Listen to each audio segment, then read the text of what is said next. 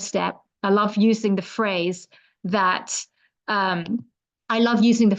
this is something that you have to crawl before you can walk, before you can run. And this is exactly what the process here would be. You start off small, you start off step by step. You would have an indirect to direct elections taking place. And in principle, this would be open to the current UN member states and then more. So it goes from the philosophy of having a digressive now to having a direct proportional representation. And we'll look at a couple of slides coming up more about that. This would be more consultative functions from there going to the co-legislative powers. Initially, there would be no UN charters changes needed. So that would be something, again, a small step. There's no rash decisions or anything rash processes taking place here. But ultimately, it's going to be including, we think of making the UNPA, the UN, ultimately more inclusive, more current, more listening to the voices of everyone out there. The purpose is to make this more inclusion of the opposition and minorities, so everybody's voices are heard. And then you'd have committees that would actually be looking and tackling the different issues that affect us all around the world.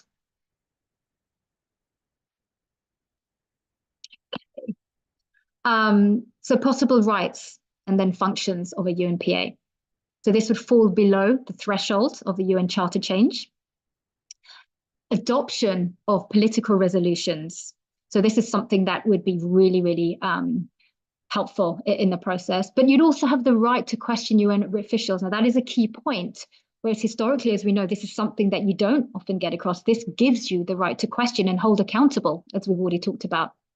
There would be reading and the co-decision making of UNGA resolutions and participation in UN negotiations as well. So there would be the establishment of inquiry committees, a co-decision at election of top UN officials, as well as a co-decision for the adoption of the UN budget as well. So these are all points to kind of think of how us as civil society can get involved, how the decisions taken part and made in this as well, and have a voice, and also have the right ultimately to submit questions to the ICJ, the International Court of Justice. So this is something that we would all actually have a say in, a part in, have equal ownership in, so to speak. So what are the possible stages of this global constitution that we talk about, and ultimately the formation of this World Parliament? As we mentioned, it's initially baby steps, it's a step-by-step process, an incremental process, initially coming from national parliaments, and then they would be directly elected. You could have some sort of a consultative body to start with. It could start with a small knit group to start with UNP rights and powers expanding over time as you get to trial and test how things work, eventually becoming a real world parliament. So here is just some mock timelines to just give you an idea of how this could potentially work in practice. So think of 2030, establishing just a high-level United Nations Parliamentary Assembly, establishing it then. 2040, the UN Charter process, a review process can be launched. And then 2045, you could have a global referendum on the global constitution that we just spoken about. This could be free and fair direct elections for a world parliament. So step-by-step process, no running before we can walk in. This is something that everyone could have a say in over time of how this would work. Now, let's look a little bit at how things are currently done and also really to hone in why we need to do something about this. So if you think of citizen representation at the UN General Assembly, and as an example, let's take the 128 least populous countries. So here we can see the least populous countries are marked in the dark blue, with the other countries being in the gray. So the least populous countries get the majority of votes. 2/3 of the votes goes to the ones that don't even have that many people by population. What is going on there? So that's the first question that this raises in the first place. Look at this slide here. Take that same process, but now look at what does that mean for citizen representation at the UN General Assembly. Now let's look at the 10 most populous countries. Look at the 10 most populous countries, this time in the blue, with the other 183 countries in the gray. And you can see the key there of some of the examples of the countries that we mentioned as the populous countries. Only 5.2% of the vote goes to the 10 most populous countries. So that in itself gives you an example of how there isn't necessarily the most fairest sharing of decision making, of issues, of things that happen at the moment. So these are part of the issues that we are trying to address and overcome with the formation. So how are we doing this? Well, we are part of, a campaign, a global campaign to for having a UNPA. You're all welcome to take a look. Our website is given there, unpacampaign.org, endorse. These are some of the examples of organizations, civil society organizations that have already endorsed. Here it says individuals, organizations from 150 countries and over 1,600 current and former MPs have endorsed this already. That figure's actually gone up now. But it gives you an example of how this is growing. It's grown. This is something that is the future, and it's just a matter of working towards this goal together. So on that, I wanted to thank you for listening to this presentation. I'm now going to pass on to my colleague Andreas Bummel, who will continue the presentation, and then we're happy to take any questions that you may have.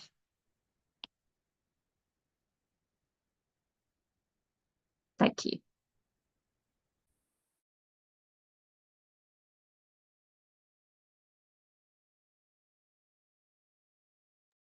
There you are, Andreas. Okay, thank you very much. So excellent to be with you, and thank you, Rita, for this wonderful presentation. I would like to first commend Alex, Erica, and everybody else who's been involved in organizing this conference for doing this. It's wonderful, and especially that tomorrow some of you will be participating in the model simulation on the UN Parliamentary Assembly Committee. Not the plenary, we heard about that already just now. So there are a number of challenges that have to be addressed and overcome as we move towards establishing a UN Parliamentary Assembly. And I will not delve much into it, but I was asked if I can perhaps address the question of popular support, and that's what I'm going to do. Oftentimes there is this idea amused perhaps that there is popular disagreement with the idea of creating a parliamentary assembly at the UN and radically transforming the UN. And if we are to believe surveys, international surveys that have come up over time, this is not true, and I would like to show you the results of a 15-country survey that was carried out last year, and for this purpose I will share also the screen.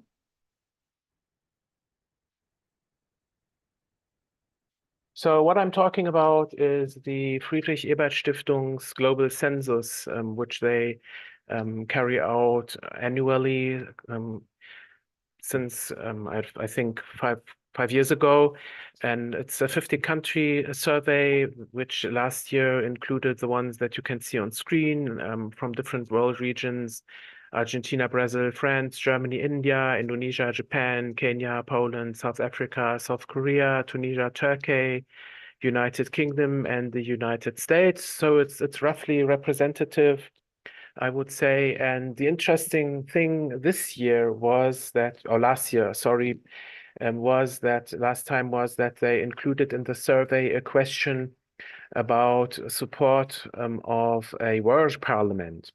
And what is interesting here is that they were asking this question, which is now on screen. They were asking respondents whether they actually endorse a world parliament where the seats are allocated according to population size, and that can take binding legislative decisions. So we heard already that we can look at the UN Parliamentary Assembly project as a process that starts modestly and moves towards the vision of a world parliament. So this question is not addressing the idea of a consultative body like we are promoting it at this time, which is really pragmatic, but the situation further down the road, perhaps, where we have a global legislative system with the world parliament at the center. And the results, they are quite amazing, and that's also why we wanted to show them to you today. So you can see them here on screen now. You can see that there is major support of the idea of a legislative world parliament, especially in the global south. You can see on the screen, like in Kenya, which is the country to the left, which has recorded the most support from respondents, where 81% overall either said they strongly support or somewhat support the idea of a legislative world parliament, whereas only 17% either said they strongly oppose or somewhat oppose. This is quite amazing. And in India, we have similarly big numbers, like 78 leaning towards support, 78% leaning towards support, and 10% only leaning towards disagreement.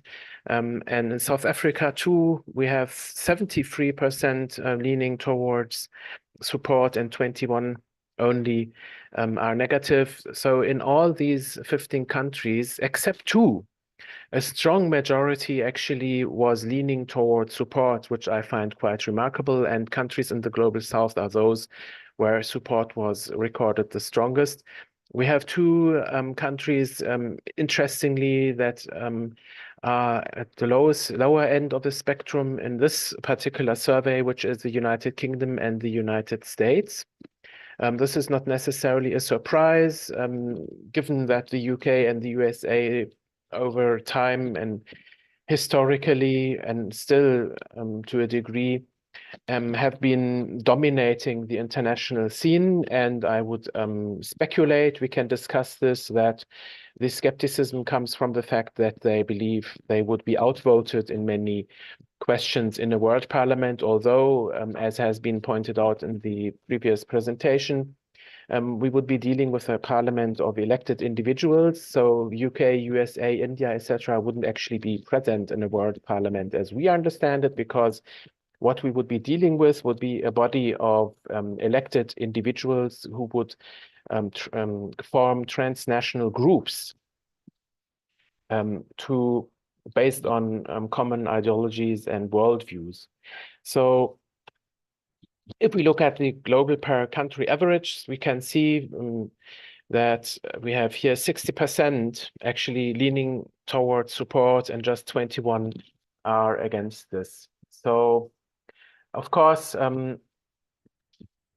if we imagine global elections to a world parliament, we face one key obstacle, which is, in my opinion, really the key single and most important obstacle towards developing global democracy and world federalism in particular, and that is the state of affairs in terms of national democracy. I think global democratization, in the sense of making the UN more democratic, and democratization at the nation state level, they are intertwined, they are linked together. And just these days, I think it was yesterday, The Economist published their annual assessment of the state of global democracy, and that's the last slide I'm showing here, where you can see how it plays out globally. And there are today still 55 authoritarian regimes where you cannot actually have free, fair, and competitive elections. So in those countries you see marked red here, it is virtually impossible today to have actual elections for a global parliament. I mean, they don't even have proper elections at the nation state level. So this is a huge problem. However, we do argue all the time that it is still possible to establish a parliamentary assembly that has a consultative function. And even in countries that are rated hybrid regimes or flawed democracies, even in some authoritarian regimes, there are proper opposition groups, even in the parliament. They are struggling, but they are there. And we think that is one of the functions that we have here for the UN Parliamentary Assembly, that it can help these groups to have a seat and a voice at the global scale. And this is one element why we think that a UN Parliamentary Assembly would assist global democratization. I will stop here and thank you very much. I wish you a wonderful conference today and tomorrow. Thank you so much for that, Andreas. I'm going to move to the question period. So if you have any questions for our speakers, please put your questions in the chat. I do want to kick it off with one question. I think it's really motivational for all the people here to see that there's been such an elevation in the political will. What are some of the steps forward, seeing that more eyes are on this subject? There's greater awareness than ever before. It's the fight for UNPA has been a long time coming, but what are some of the next steps to keep this political will increasing? Oh, I think I have to ask you folks to unmute again. There we go. Who would you like to go first? That's the question for us, I think. Okay, well, why don't we start with Rita? Yeah, sorry, can you just repeat that, Erica? Because I couldn't hear the first Sure. part. Yeah. With all the increased political will in some of the slides Andreas has just shown us, what are some steps that the Campaign for the UNPA and maybe broader actions in collaboration with civil society, what can be done to keep this momentum going and keep political will increasing? Yeah, I mean, it's a great question. And I think, in short, if we knew the actual answer to that, and it was very, very straightforward, it would probably have been done by now. But I think what we can do is keep having discussions such as this, such as getting our voices, civil society's voices together, being that sort of almost that sort of megaphone for the voice and getting the UNP and just keep repeating the message. Recently as well, here in New York, we had a meeting with the office of the PGA, President of the General Assembly, as a start of a potential collaboration to get voices to ultimately move towards the idea of a UNP and making it a reality. So it's things like that. You just have to keep on at it. If you know somebody local that is in politics or a change maker or even a local mayor or somebody that has some sort of a say in something, get involved, have a conversation, tell them about what you're doing, see how you can help and get involved. That's it is. It's grassroots. I think one of the questions actually asked, like, is it just top down or can you do it bottom up? You absolutely have to do it bottom up. That's the way you get change happening. So I think that would be my way of suggesting it. Bottom up, grassroots, everyone do their part. Thank you for that response, Rita. Andreas, do you have anything you want to add? Yes, I think we have very different levels, which is including the grassroots mobilization and raising the awareness, bringing together civil society, which we're doing. And I think civil society is increasingly proactively picking up the idea of a UN Parliamentary Assembly because it is increasingly being perceived as a key ingredient in making global governance more inclusive and democratic, which is necessary as one element in strengthening the UN too, because if we want to strengthen the UN, it has to become more legitimate as well, and that is the institutional key to achieve that. However, the thing is that like those surveys show, the key obstacle arguably is not that people don't want this, but that governments don't prioritize UN reform, and they don't realize how changing the UN and transforming global governance actually serves their own best interest. I think that is the key issue, and that governments, mostly, not all of them, but mostly, they are entrenched in parochial national considerations only. And it is our task to actually bring together a group of credible governments that are willing to move this forward. And those surveys help because, like in Kenya and India, I think in democratic countries, we can come up with the argument that actually it is popular to do this. But most governments, they lack the courage to test this. Thank you for that, Andreas. I'm going to move to a question from our chat. I'm going to paraphrase a little bit, but the gist of the question is, how do we maintain, what do we say to people who ask what happens to state sovereignty? How do we maintain a level of state sovereignty, but also integrate a global parliament into our world and, represent those issues? Maybe this time I'll start with Andreas and move to Rita.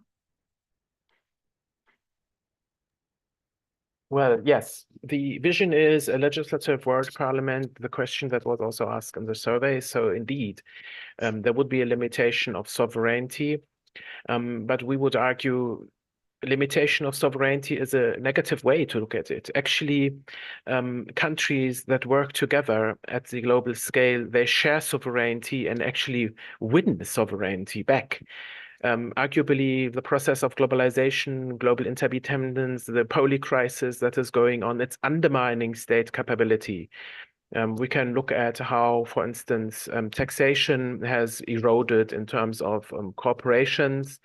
So a system with a world parliament at the center would provide the legitimacy to deliberate on how these matters can be addressed. And in turn, if that is more effective, it actually helps countries, for instance, to stabilize their tax base, to eradicate tax loopholes in other jurisdictions, etc. So we argue that sovereignty is strengthened.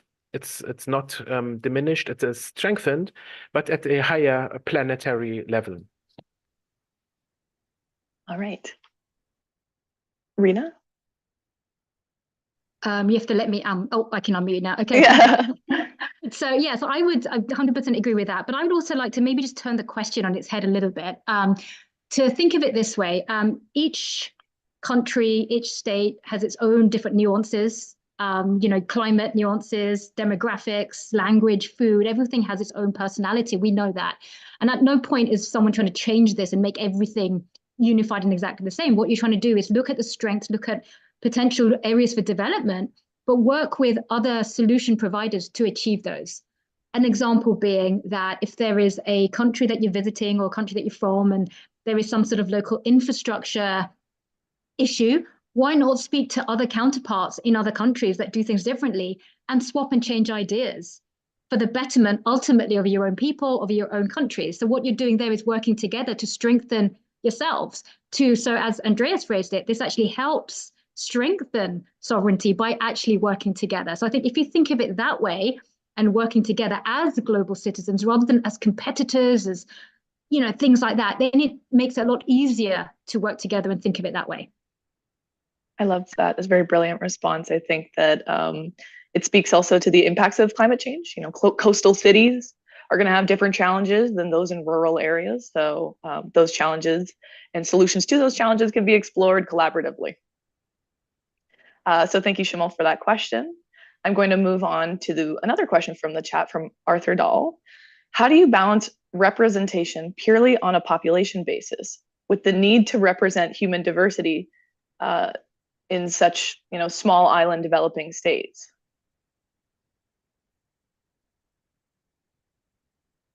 Rita, do you want to? Oh, yeah, I'm already unmuted, so I'll start first. Yeah. So I think one thing we said about when you have a UNPA and eventually a World Parliament is that you take small steps, and this is step by step. One of the reasons for that is so you don't just sort of run with all the ideas and something just doesn't work. You try things, you trial it different ways, you try see what works, what doesn't stick. So for example, and this sort of actually segues a little bit from the last question, that each state, each country, each area will have its nuanced little goals and its own kind of priorities for working on and its own budget, I guess, where it is. So the whole point of this is to kind of work together to think, okay, this is what affects you. That's absolutely fine. This is something that might be a priority. If you are the one person that lives on that one island and you are the population of one, you care about that one issue. We understand that. But having said that, the rain, the climate, the wind around you, the quality of what's growing around you is something that matters. You may need help. You may need aid from other countries. So ultimately, you do need the support of others at some point. So only segueing yourself to only think of one area in the long run isn't going to help you. But thinking of other solutions, thinking of other areas, getting involved in other conversations helps you as well. It's that almost that group, that community feel, building your tribe that works with you. So that's what I would say. Like I said, it's it takes time to kind of really see how this would work in practice. If you remember that timetable we shared in the first set of slides, we said 2030 is just a very rough date of potentially when you could enact the UNPA for the first time. But that is only just a couple of step by step and with a small body to start with. So let's see how that works. And this is the whole point. It's a collaborative process. It's supposed to take feedback. It's supposed to have tweaks. That's how you change, and that's how things work together. Thank you for that. Andreas, do you have any comment? Yeah, I mean, I would add an institutional perspective, since we are here at the World Federalist Conference, which is to stress the bicameral design that we are striving for, which has been mentioned previously, meaning that the parliamentary body that would roughly be based on population size, although not directly at the beginning, would be making decisions together with a state chamber as today's General Assembly. So that is what we have in federations at the nation state level. You have an upper body, you know, an upper chamber and a lower chamber, a House of Representatives and a Senate. And those together, they have particular competences. And the point, of course, here now is that in this upper chamber, the General Assembly or Senate-like body, countries, irrespective of population size, still would have the possibility to bring in their views and perspectives. That is, I think, a key component of federalism. And what I also would like to add here is, I mean, it's true that in a global parliament, that is roughly, you know, where the seats are roughly allocated according to population size. Small countries might have a little, you know, a little number of seats only. But imagine, like I said before, though they are not as such represented in the parliament, but their delegates would group together with others with common perspectives and interests. So it would be a completely different dynamism than what we have today at the UN. And I just recalled when we started the campaign for UN Parliamentary Assembly, a representative from a small island state at the time told me, well, they rather have little say and voice in a system that works for the common interest than a big say in a system that is completely dysfunctional. So that's another perspective.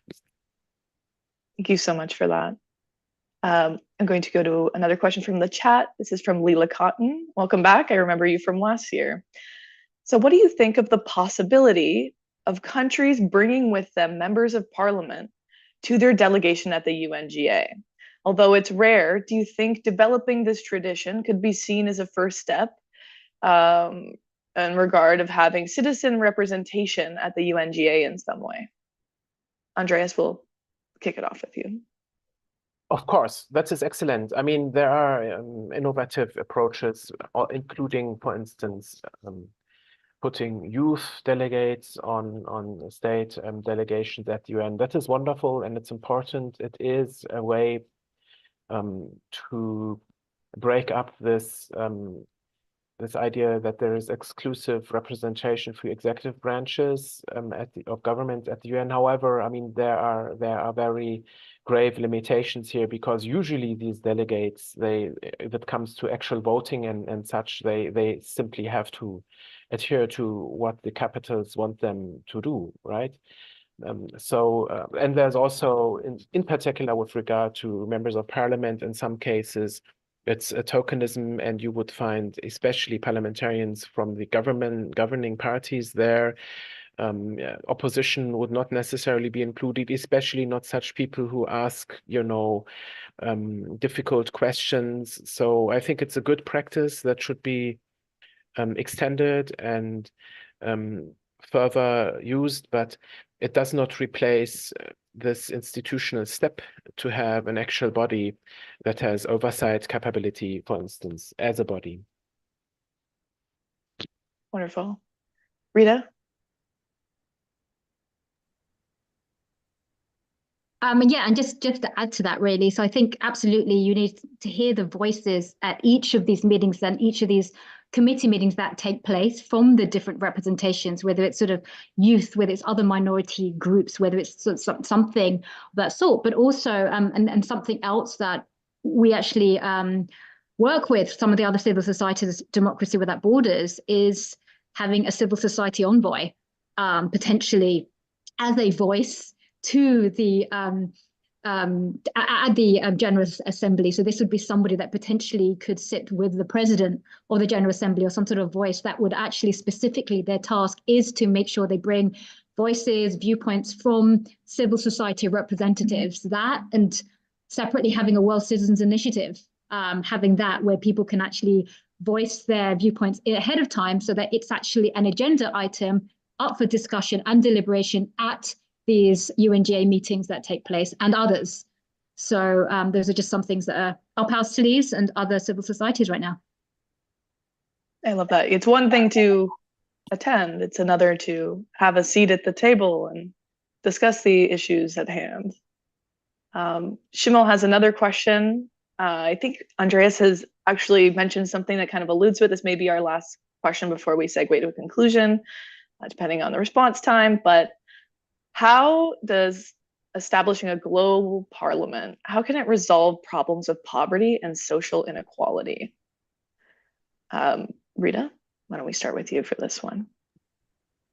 So I would say one thing we alluded to before is having the idea of like having a global think tank, another way of describing what we're just talking about. So in a way, different countries, every country in some way has its own version of social inequality, has its own version of poverty in its local state, borough, area of where it is.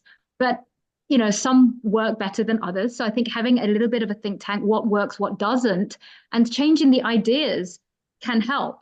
So having this idea of the global parliament, world parliament, having these ideas of folks working together can, again, only help with this. And it's not just a matter of having ideas, but you know, how do you split the budget? How can you engage youth differently? How can you work in different areas that might be of a problem area in your particular area? So I think these are all ways you could work together. This is all part of the larger agenda of how social inequality, how problems of poverty could actually be long-term solved over time if folks work together. Thank you so much for that, Rita. Andreas, I know you mentioned it a little bit, but please share your thoughts. I think it's a good question because, of course, the point about setting up a world parliament is not just to provide unrepresented groups, minorities, opposition, etc., a voice and a seat at the global table, but actually have a system that can take decisions quicker, more effective than today, and in the ideal case of a universal nature. So Democracy Without Borders, we are not prescriptive in saying what the system would do, but it would have to have proper competences, I think, in the important areas that would allow it, to also implement decisions in an effective way. And addressing poverty and development is one of them. And in my opinion, in my personal opinion, a global parliament should have the power to tax, right, for taxation within defined boundaries, of course.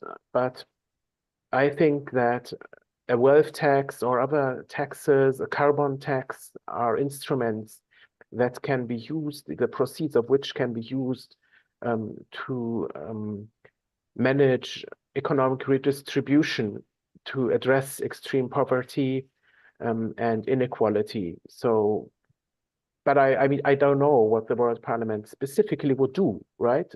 For us, the point is that we need a system that can do this and that can have global deliberation. Absolutely. Alex, let me know, would you like me to close the Q&A? Are you ready to segue to conclusion? Or can I take one more question in the chat? Maybe we would have time for one more question. I think that would be fine. I think there's one question. It comes from Holly Weeks in the chat. Can a government by and for the people be established by lottery rather than elections? Andreas, why don't we start with you? Well, I think no. Okay. I don't think this is possible. I think that deliberative assemblies, they are a wonderful complement in a democratic design and toolbox. So I support deliberative assemblies in this sense, but elections and representative democracy cannot be replaced, in my opinion. Rita? Yeah, and I would agree with that. I think in theory, you can obviously try something like that, but it would just collapse on its face. I mean, you've seen historically, you've seen the research out there that if anything doesn't have some sort of a structure, some sort of democratic process involved, it doesn't actually work out. And the whole point of what we're doing with the UNPA is trying to get more democratic views across in the voting system. So I think having that, getting wider people in consideration for these positions is the way forward. Thank you so much for your presentations, for your responses, and to everybody who put a question in the chat. Thank you. It makes my job as the moderator very easy when they're that engaging. So I'm going to pass it off to Alex now. Thank you again. We have our next presentation, The Significance of International Tribunals, beginning at 11. Here we go. Thank you. So yeah, I'll be introducing our next set of speakers. Thank you again to Rita and Andreas for the wonderful presentation. So our next set of speakers is on the significance of international tribunals. So we will have first off Rebecca Shute. Rebecca is an international lawyer and democracy and governance practitioner with over 15 years of experience spanning the non-governmental, intergovernmental, and private sectors. Her career has been devoted to advancing human rights, democratic processes, and the rule of law across 5 continents.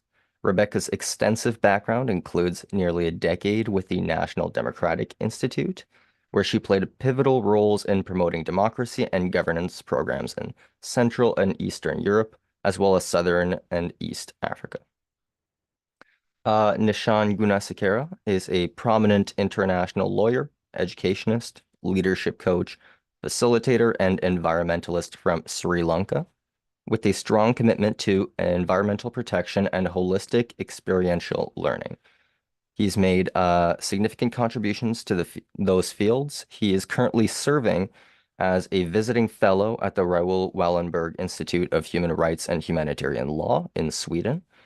Nishan's careers spans advisor roles with international organizations, including the United Nations agencies, and active engagement in various international associations. He's received recognition for his work, including the H.E. Judge C.J. Ware Mantri International Justice Award in 2020, and continues to contribute his expertise to peace building, conflict transformation, environmental conservation, and education projects worldwide. Finally, we have Mr. Alan Ware. He is a peace educator and international peace and disarmament campaigner. He is originally from New Zealand and has lived in the United States and Switzerland, now residing in the Czech Republic. Mr. Ware is co-founder and global coordinator of Parliamentarians for Nuclear Nonproliferation and Disarmament, Peace and Disarmament Programs Director of the World Future Council, Director of the Basel Peace Office, and International Representative for Aotearoa Lawyers for Peace. He previously served as Executive Director of the Lawyers Committee on Nuclear Policy, and he is the founder / director of the Mobile Peace Van Schools Outreach Program in New Zealand. He is also our newest new interim Executive Director at World Federalist Movement Institute for Global Policy. So a big welcome to you, Alan, and thank you all 3 of you for preparing this presentation. So I'll hand it over to you.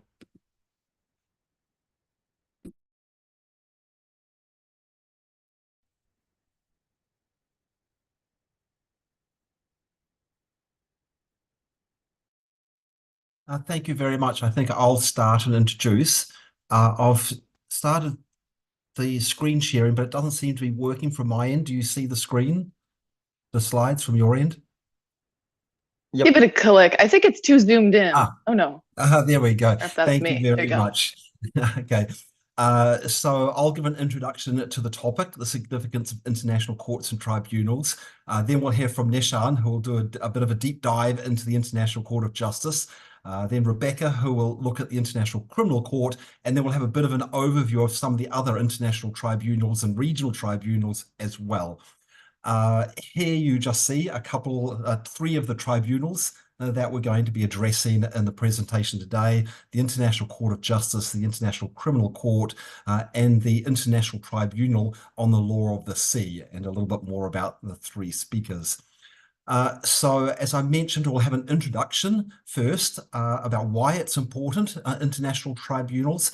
Focus then a deep dive more on the International Court of Justice and the International Criminal Court, a focus on some other courts and tribunals, and then look to the future, which is also looking at proposals for additional tribunals to complement the existing ones. Now, just to give you a little bit of an idea, that the international tribunals are not standalone, and that's not the idea of them. They're supposed to be set up complementary to regional courts, also to national judicial systems, and even local judicial systems. So it's part of a matrix of building the reliance and use and application of international law and judicial processes to help resolve conflicts peacefully. There are some gaps, though, which is why we're going to be looking at a lot more at the international system of tribunals and not so much at national, and a little bit on the regional tribunals. But here are some of the logos of the tribunals that we're going to be looking at today. So firstly, why is it important to have these international tribunals?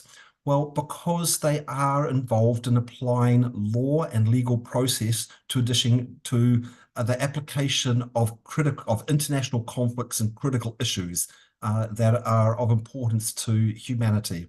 Without the use of international tribunals in these conflicts or in these international issues, usually it's the most powerful who wins. What the tribunals do is they focus more on the facts and on the law and in resolving the issues. And so in a sense, they depoliticize the issue, not entirely, but to a large degree. They provide a lot more space for an equal playing field for the various parties, and they help to forge solutions to uphold the rights of all. In addition, they're providing a third-party process, which is really important because that can help disputing parties to find some mechanism, some way to be able to move forward and come to some agreement together, when if they're just in a conflict between each other, that's very difficult to do. But finally, and this is what we say is the proof is in the pudding, not just in the ideas, the proof is in the pudding is that the decisions of international tribunals are generally accepted by all parties and implemented. Even when there's very highly disputed issues coming into the cases, and even when sometimes there is like a clear winner and a clear loser, many times it's more nuanced than just a clear winner and clear loser. Many times the tribunals are finding ways of addressing the rights of all parties, and it's a nuanced result. But even when there's a clear winner and a clear loser, generally the losing side at some stage, it might not be immediately, accepts and the decisions are implemented. So the proof is in the pudding, and we'll come a little bit more to that when we look at some of the examples. So what is it that the tribunals are actually dealing with? As I said, they're dealing with the facts and the law. And so the question is, well, what is international law that they're dealing with? And it's not all the same. I think the broadest body of law that has been applied in the tribunals is that's applied by the International Court of Justice, and it's outlined under the UN Charter and the International Court of Justice Statute, which was adopted in 1945-1946, part of the UN. Then we have some other key tribunals like the International Criminal Court, where the law implies what was agreed in the Rome Statute, but there's some supplementary principles of law that sort of come into play as well, and Rebecca will talk a bit about that. And the International Tribunal of the Law of the Sea, it's the UN Convention on the Law of the Sea. But again, there are some principles of law dealing with the oceans that are supplementing the convention, that have some play in the tribunal. And the Permanent Court of Arbitration, these are now updated. The Permanent Court of Arbitration was the first of these tribunals, but its rules were updated in 2012 to look at how the Court of Arbitration works and what rules it should apply. Now, of course, there are other tribunals that also have other bodies of law that are applicable, but these are the key ones which we're going to be addressing today.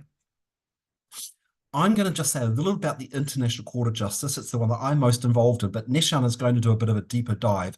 But why I'm just introducing that is because it gives you a bit of an idea of how the courts can often go beyond what is just accepted in conventions, treaties, or international agreements. We see this laid out in black and white in the International Court of Justice statute, where it says that the court, whose function it is to decide in accordance with international law the disputes that are submitted to it, shall apply. And the international treaty is only the first part of that, the international treaties. That's what most people think is the body of international law, but there's a lot more to it than that. They can also apply what's called international custom, which is general practice accepted by law, and there are a number of other ways of determining what is international custom. There's also the general principles of law. This is sort of more the rational approach. What makes sense to be law? What are the general principles that govern the international legal system? And then there's also like precedent, judicial decisions, and teachings. So there's a broad body of law that the International Court of Justice can apply, and that can really help bring in some really interesting and innovative results from cases that are taken to the court. So that's pretty much me, except I'm just going to add one more thing before I pass on to Nishan, and that's why I got involved in the International Tribunals, because I come not as a lawyer. I come as an educator and a campaigner, a peace and disarmament activist. But I saw the value of the courts when I saw the results of some of the cases. Firstly, the nuclear test case, 1974. Australia, New Zealand took France to the International Court of Justice against nuclear testing.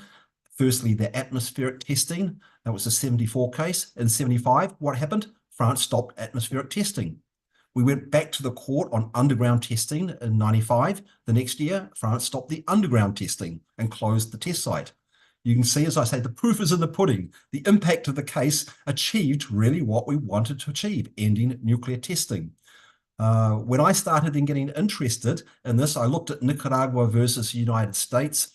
And the general belief of that is, that was a problem because US lost, when they lost the case against Nicaragua, they withdrew their acceptance of the decision of the court.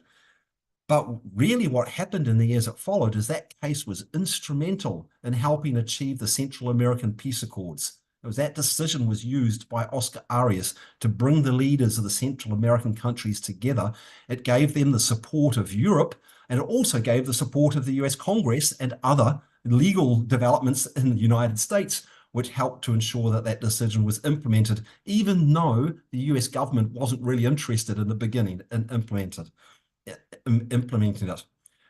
Another case is really interesting. I mentioned Nauru versus Australia. Nauru was basically destroyed environmentally from phosphate mining. This is an environmental case. The interesting thing about this, and this often happens with court cases in domestic jurisdictions, sometimes the court case doesn't end in a final decision because it pushes the parties into negotiating a settlement. And that's exactly what happened here. Australia and New Zealand settled with Nauru and gave compensation for the environmental damage they'd done. And then what was mostly involved in was the advisory opinion on nuclear weapons in 96. This was a citizen-led initiative through the UN General Assembly. We got an incredible decision from the International Court of Justice. The picture you see here is us outside the court as we're welcoming the New Zealand Attorney General, who was one of the speakers in the court.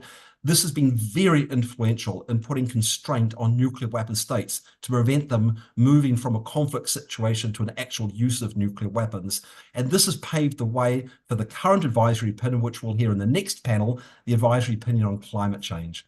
So I relay this because to me, as a non-lawyer coming into this, I see the incredible value of these judicial bodies to be able to take forward key policies and to assist with the campaigns which we are trying to do to make the world better. And that's why I see the engagement of non-lawyers and lawyers, along with other constituents of this as so important. With that, I'm now going to pass over to Nishan. Nishan has had a bit more experience in the International Court of Justice than me because he used to work for Judge Weeramantri, who was a vice president of the court, and can say a little bit more about the incredible value of the International Court of Justice and its cases. Nishan, the floor is yours. Thank you very much, Alan. I just wanted to check whether you can hear me. Yes. the great privilege to follow Alan, and I don't think it needs to be stressed further the importance of the interdisciplinary application for international law and the lived experiences and the inspiration that people like Alan bring to the implementation of international law and influencing the behavior of states, which I think is at the heart of the wider mission of international law, so that states start behaving in peaceful ways. And with that note, again, thanks to Alex for the wonderful introduction and for the work that Erica has done, and Rebecca, incredible presentation put together, and so happy to support this wonderful panel. I take everybody back very quickly to 400 years ago, almost into 1625, to talk a little bit about origins of interstate arbitration to a prison cell in which a Dutch jurist called Hugo Grotius was writing his seminal work on which is called War and Peace. Now, he was imprisoned for his opinions of the time. As some of you will know, between 1618 and 1648, there were the 30 Years of War in Europe, and it was not the best time for pacific settlement of disputes. But Hugo Grotius, not alone, but his seminal work contributed to what was to come in 1648, the Peace of Westphalia and the resurgence of the so-called sovereign equality of states here in Europe. And that paved the way for kind of the international legal regime that we consider as the beginning of modern international law. And in fact, Hugo Grotius is referred to in many instances as a father of modern international law. But the beginning of international law goes way beyond that to the 7th, 8th, 9th juristic work of Islamic scholars, such as Ibn Rushd, who was known in the Latinized words as Averroes, and others that contributed magnificent work for international law and treaties. That's one aspect that I wanted to share on the origins. The other goes back to the 24th of August, 1898, where the European powers or the states or the state leaders were invited to the usual briefing by the Russian leadership of the time. And it caught everybody by surprise that rather than the usual briefing, there was a letter of invitation signed by Nicholas II, the Tsar of Russia, basically indicating that all sovereign states should come together to pave the way for a 20th century to be a peaceful century, because the 19th century, building on the Clausewitzian century as a extension of diplomacy, normally leading to war, had to pave a way for a century of peace. And this led to the first peace conference convened at The Hague under the aegis of Princess Wilhelmina, and the birth of the Permanent Court of International Arbitration, perhaps one of the first international institutions set up for peaceful settlement of disputes. I think this conference is of great value. It's 125 years since the 1899 Peace Conference, and this is something that we need to really understand as a step taken at a time to move the 20th century for a peaceful century. This led to a series of events following the First World War. The League of Nations and the Permanent Court of International Justice was established in 1922, which was the predecessor of the International Court of Justice, which was established under the United Nations in 1946. Just to highlight that many sacrifices had to be made for these institutions to be established. And beginning 2024, there is a resurgence of interest in the International Court of Justice and its working. And it's also in memory, we owe a duty to those who have sacrificed their lives to put these institutions together in order to ensure that we move disputes from a violent way of resolving them to a peaceful way of resolving them. And I think that's a key aspect. And finally, this is something we probably come back to later in the presentation, is that the San Francisco Conference, which led to the Atlantic Charter and which later on became the UN Charter, the Statute of the International Court of Justice is a part of the UN Charter. So all members of the United Nations who adhere to the Charter of the United Nations become parties to the Statute of the International Court of Justice. Alan, may I go to the next slide? Quickly, a few observations on the composition, jurisdiction, and working methods. It's easy these days. There is a ICJ proceedings can easily be followed online, and I encourage anyone who's interested to follow the proceedings because it's incredible learning, even for practicing international lawyers. But just to give a quick glance at the composition. So as I mentioned, the Statute of the International Court of Justice is part of the UN Charter. The bench comprises of 15 learned judges from all parts of the world. Interestingly, the statute states that in appointing these judges, that their nationalities are not taken into consideration. So it says 15 judges selected with regard to their reputation and moral character and having the necessary qualifications to be appointed to the highest judicial office in their respective parts of the world. And that's actually quite important to understand. They might come from national jurisdictions, but when they are appointed to the International Court of Justice, they become part of an international corpus of law that is applicable across the world. And Article 9 of the statute actually specifies a very interesting aspect, that these judges, when they are to be elected, they not only represent their own civil law, common law jurisdictions, they are supposed to represent all forms of civilization and all legal systems, which would include indigenous legal systems and other forms of legal systems as well. Moving on to working methods, a quick glance at what they call interim measures, given that there is a lot of interest on interim measures. Between 1947 May, when the first case was filed in the International Court of Justice, and you see several cases even being filed earlier this year, there has been more or less 10 to 12 interim measures between 1947 and 2000. Between 2000 and 2023, there have been a similar number of interim measures entered into by the International Court of Justice. And just to echo what Alan said before, large majority of these interim measures has been respected by those parties to these cases. That is one of the most important things that need to be understood. And the interim measures are also a way of quickly addressing possible situations that could really lead to catastrophic ends and trying to mitigate them. So I think that's another important aspect to mention.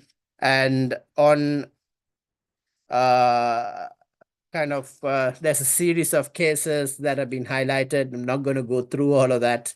But just to echo the importance of the value of respecting international law, I'll just pick the very first case, which is the Gabčíkovo-Nagymoros project, which is a case between Hungary and Slovakia with regard to building kind of a dam on the river Danube. It was one of those significant cases that took the concept of sustainable development from a conceptual basis to being a strict body of international principles, which led to the International Law Association adopting the principles of sustainable development law in 2002. And Judge Veeramantri, who was vice president of the court at the time, wrote a superior opinion in this case, which is one of the most outstanding precedents ever set, which looks at to religious, cultural, and philosophical systems which support the basis of international law. So as opposed to 400 years ago when Hugo Grotius wrote his treatise, Judge Veeramantri and the judges who came during the last 25 to 30 years has expanded the body of international jurisprudence to include cultures and systems from across the planet, including indigenous systems. And I think that's something that has to be highlighted, that it furthers the principles of international law. And if I may just take one other case between Libya and Chad, which was decided in 1994, all over over a quarter of a century ago and quite relevant in the discourses of today. There was a dispute between those countries with regard to a small strip of land called the Aouzou Strip. Now, the Libyan army was massive. The country was massive. Chad was a small country with almost comparatively a very small army. But they decided to go to the International Court of Justice. The International Court of Justice held in favor of Chad, going into historical records, saying the Aouzou Strip belongs to Chad. Now, Libya, what could they have done? They could have ignored the International Court of Justice and said, oh, no, we are not threatened by Chad. We can do whatever we want. But what actually happened was Libya respected the International Court of Justice opinion, decided with Chad to ceremoniously remove the Libyan flag from the Aouzou Strip and host the Chad flag, and marched out of that strip, allowing Chad to move in and take occupation of the land that belongs to them. These are examples of, unfortunately, hasn't had much media coverage, but we should know that this is actually how international law is respected. Should have Libya violated that opinion, maybe we would have much more coverage on these issues. But I think as international lawyers and educators, it's imperative that we sell these aspects or these examples to further international law and its application. And finally, just to kind of wind up this part of the focus of international courts, the jurisdiction involves contentious issues, advisory issues on legal matters that the International Court of Justice could deliver, as well as interpreting treaties. And finally, the compulsory jurisdiction of the International Court of Justice. Right now, out of the 196 countries, there's 74 countries that have adhered already to the International Court of Justice. But remembering that all members of the United Nations are party to the Statute of the International Court of Justice, there is a imperative to recognize the compulsory jurisdiction of the International Court of Justice. And this is a matter that we will come back to later on. And this is just the final point is to highlight one of the criticisms of the International Court of Justice is saying that it does not have an enforcement arm or an army to go around to ensure that the International Court of Justice opinions are respected. But I think that will be futile to the memory of those who have already sacrificed their lives to build this future for us. It is not about having an army to enforce international law. It's about respecting the international rule of law and the principles that have been achieved after much sacrifice. Thank you very much. And I hope to connect after Rebecca.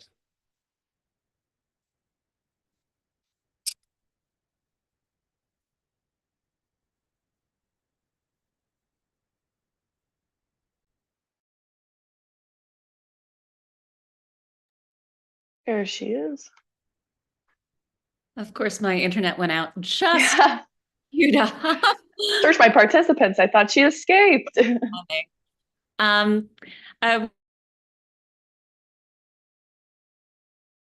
Rebecca, you're frozen.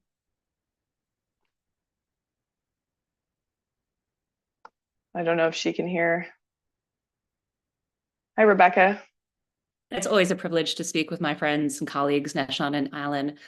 I think this piece, this whole panel, actually, before I get started, is a wonderful companion to our opening from Rita and Andreas. If we consider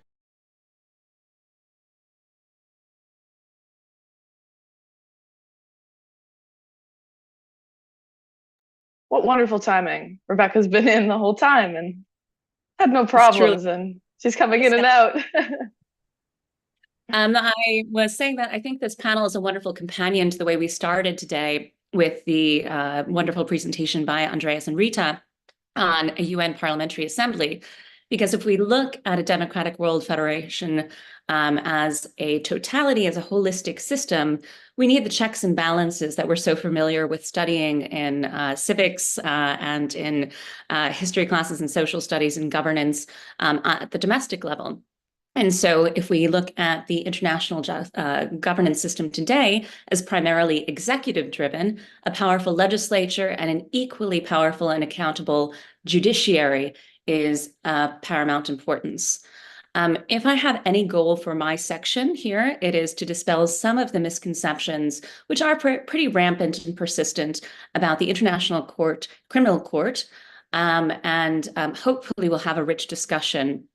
I'll start a little bit with the history, and I hope not to be too pedantic or too boring here, but I think it is necessary to understand how the ICC came into being, especially as Neshan has given such a rich background to the origins of international law.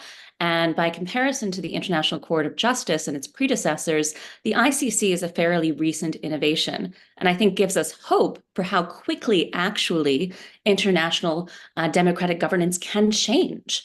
And here I recall the words of the former UN Secretary General Kofi Annan about the court, that this cause, the cause of creating the ICC, is the cause of all humanity. And so the establishment of the ICC can be traced back to various historical events, but I'll situate us first in the post-World War II tribunals. And so following World War II, the international community came together to establish the Nuremberg and Tokyo tribunals to prosecute individuals who were responsible for crimes against the peace, war crimes, and crimes against humanity. That was the jurisdiction of those two tribunals. And they marked the first instances of international criminal justice and laid the groundwork for future efforts. I distinguish international criminal justice because what Neshan has just given you as an overview of the ICJ is justice among and between states. And international criminal justice is justice over individuals for specific crimes. And we'll talk a little bit more about what the current jurisdiction of the ICC is and how those crimes are defined. So in the 1990s, in response to the atrocities being committed in Rwanda and the former Yugoslavia, there were two ad hoc tribunals that were established, the International Criminal Tribunal for Yugoslavia and the International Criminal Tribunal for Rwanda. And they really demonstrated the international community's commitment to deal with these issues in a judicial way, in addition to various peacekeeping and military interventions in both of those conflicts. They live on today, actually, in the residual mechanism for the International Criminal Tribunal, which has concluded its proceedings, but there's still some upkeep and housekeeping that's being done, which gives you a sense of kind of the longevity or the tenure of some of these proceedings. So the Rome Statute, that is the foundational treaty of the International Criminal Court, was established came to being in 1998, but it was actually the subject of many extensive negotiations between New York and Rome and capitals, et cetera, over decades. And civil society played a critical role in this process. Some of you may be familiar with the name Bill Pace, who was the former executive director of WFM and the initial convener of the Coalition for the ICC. And it would not have been without civil society that we could bring states to the table to at times have very contentious discussions over very thorny issues. And some of the big issues in Rome ranged from jurisdiction. Some countries like mine, I join you from Washington, D.C., the United States, which is not a state party to the Rome Statute, not a member of the ICC. We're very concerned about the ICC's potential to infringe upon their sovereignty. And in the United States, there is a very complex history that maybe we'll get into in the discussion of our relationship with the court, definition of crimes. Going into the genocide was clearly defined, and the definition in the Rome Statute mimics that of the Genocide Convention. However, crimes against humanity and war crimes were not as clear. And moreover, they're evolving all the time, as I will continue to discuss, I think, in this session. There was a lot of debate, for example, over whether to include terrorism or drug trafficking or corruption within those crimes. They do not currently exist within the Rome Statute.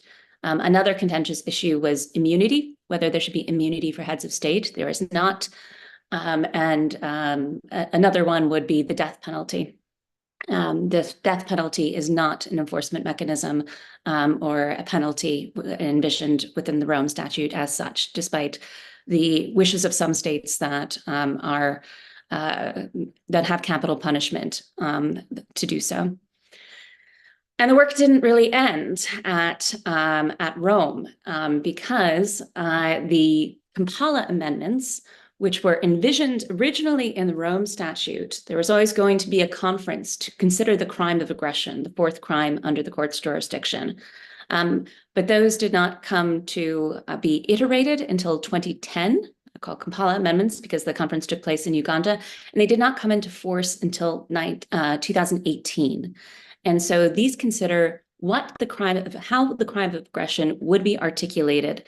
And only after 60 states parties to the Rome Statute accepted the definition arrived at in Kampala, Uganda, did in 2018 the crime come into effect.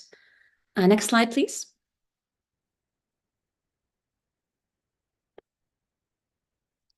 So before I get into some technicalities, just to give you, and this might be a little bit drier, but I think it is important to give some of the working methodologies. I will say that the jurisdiction of the court is probably one of the most important developments of international law in our time, and it's continuing to evolve. So regarding jurisdiction, I'm going to go to that first, then I'll talk about composition a little bit. Sorry, I gave this in the wrong order on the slide. I mentioned that there are 4 crimes within the court's jurisdiction. Those are genocide, crimes against humanity, war crimes, and the crime of aggression. And these continue to evolve. For example, the current prosecutor has said that cybercrime can be considered a crime against humanity and a war crime within the current definition of the Rome Statute without the need to amend it.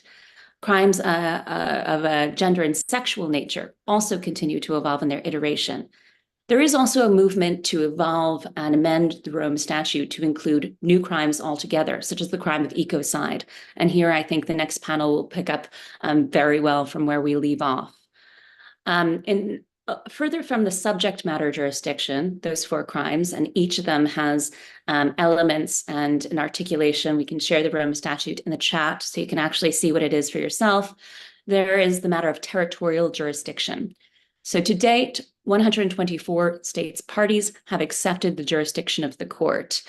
It was 124, then 123, because one state, Burundi, withdrew. Now we're back at 124 with a very recent accession of Armenia to the Rome Statute system.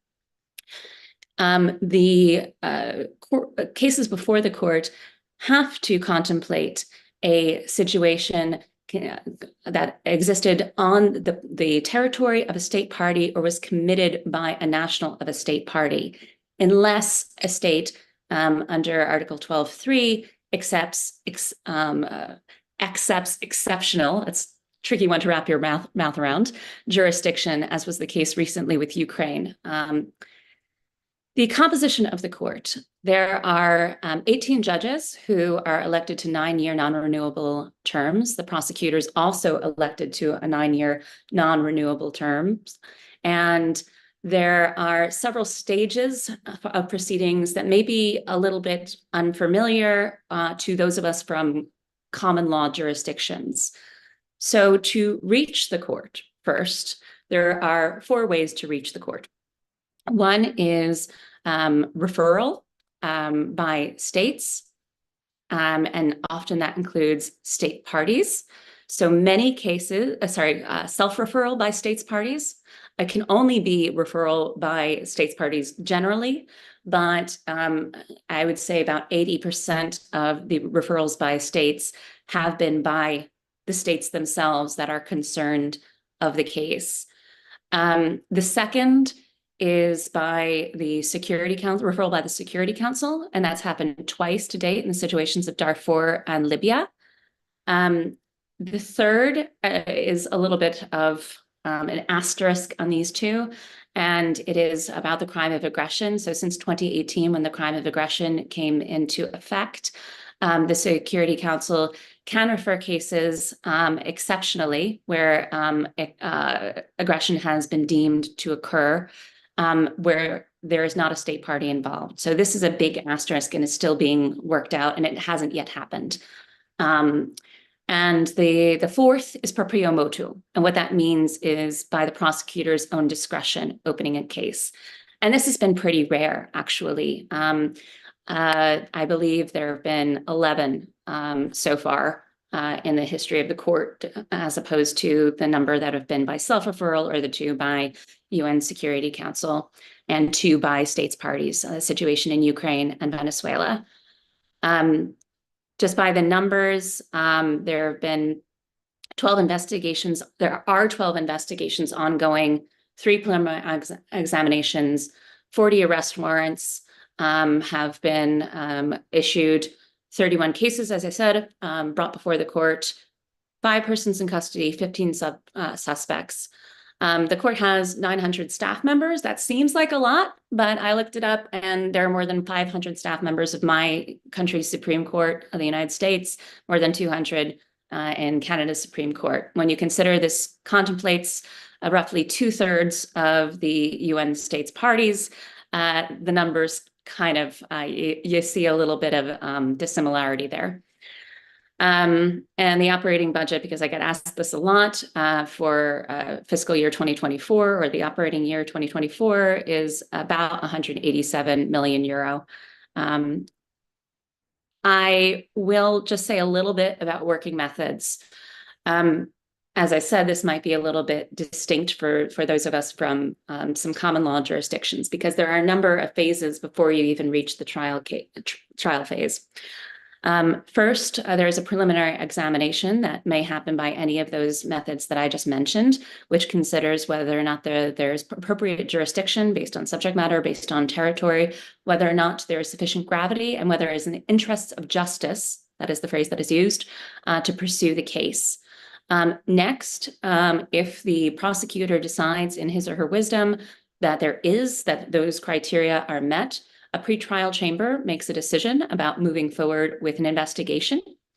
And should the investigation yield sufficient evidence connecting the burden of proof to specific individuals for specific crimes in the Rome Statute and under the court's jurisdiction, then we have a case.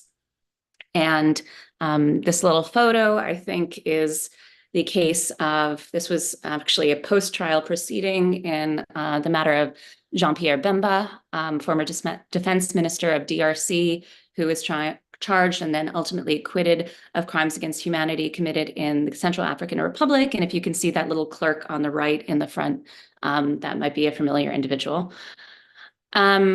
I won't go too much more into the detail of working methods. I'm happy to engage with that later, but I want to get on to some of the more perhaps controversial subject matter with the court. So next slide, please.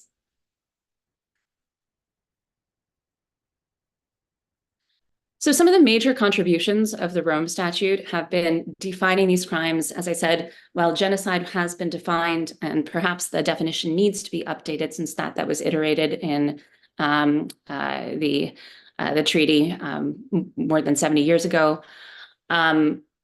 The definition of war crimes and crimes against humanity, and certainly the crime against aggression, has been an innovation of the court. Complementarity. Complementarity is the premise that the ICC can only take a case if a state is unwilling or unable to have prosecuted these crimes domestically. Moreover, there's something called reverse complementarity. There are many states parties, and actually a few non-states parties, that have internalized and domesticated these atrocity crimes within their frameworks, thanks to the definitions laid out by the Rome Statute. So this is actually strengthening national law. Victim participation. At an ICC proceeding in the courtroom, you were only seeing the bench. There are 3 sides. There is the prosecution, there is defense, and then facing the judges are victims' representatives. Victims are not part of the prosecution. They are given their own rights and their own counsel under the ICC system. And this was incredibly new. This was not even a facet of the ad hoc tribunals. Cooperation, coordination among states, and then advancement of legal policies. And these are ongoing. In fact, this week, I think we'll see next steps in civil society contributions on the OTP, the Office of the Prosecutor's policy on gender and sexual crimes. Now, on the other side, we have a lot of persistent criticisms and challenges that the court faces. And some of these are earned and some of these are not. The first is the impression of selective justice, primarily since so many of the early cases and situations before the court on the continent mentioned the ways in which situations and cases reached the court. When you realize that very few of those cases actually came proprio motu, almost all of them were self-referrals, that changes the dynamic a little bit. And I'm happy to get more back to that. The last prosecutor was the National of the Gambia, and had a lot to say on this. And the president that I served under when I served in chambers was a national of Nigeria. Limited enforcement mechanisms. The court depends on states to arrest, detain individuals and suspects. The limited jurisdiction, both in terms of subject matter and the number of states that have acceded to the Rome Statute, which is why we continue to work towards universality. Resource constraints. I mentioned above the budget of the court and the number of staff might seem a lot, clearly not in the scheme of things. And then in terms of the perception of politicization, in addition to the bringing of cases before the court, there are claims about the lack of independence. There have been claims about the lack of independence of the judiciary. I don't think that those are valid, but greater steps have been taken in recent years and led predominantly by civil society as well, to ensure that judges are of the highest caliber. The election system for judges is incredibly complex. I don't have time to go into it, I think, on this slide, but if it comes up in discussion, I'd be happy to. The complexity and length of proceedings, we talked about there being 31 cases in the court that's been active since 2002. That's not a lot, maybe, but to some. But when you consider the gravity and the number of witnesses and the thousands and thousands of testimonies that need to be taken under very difficult circumstances, sometimes in cases of ongoing conflict, you can get an idea as to why. And then inconsistent judicial standards. I'll be honest, this is something that I witnessed myself when I worked in chambers. You have judges from all sorts of legal backgrounds, and harmonizing that and coming up with judicial practices that are consistent while reflecting the expertise and the variety of legal traditions has been a challenge. This is being codified to a greater and greater extent every year, and we definitely see the court as a work in progress. Next slide. So I think with that, I'll end my discussion of the ICC. So we have time to briefly delve into some other courts and tribunals, and of course, time for discussion.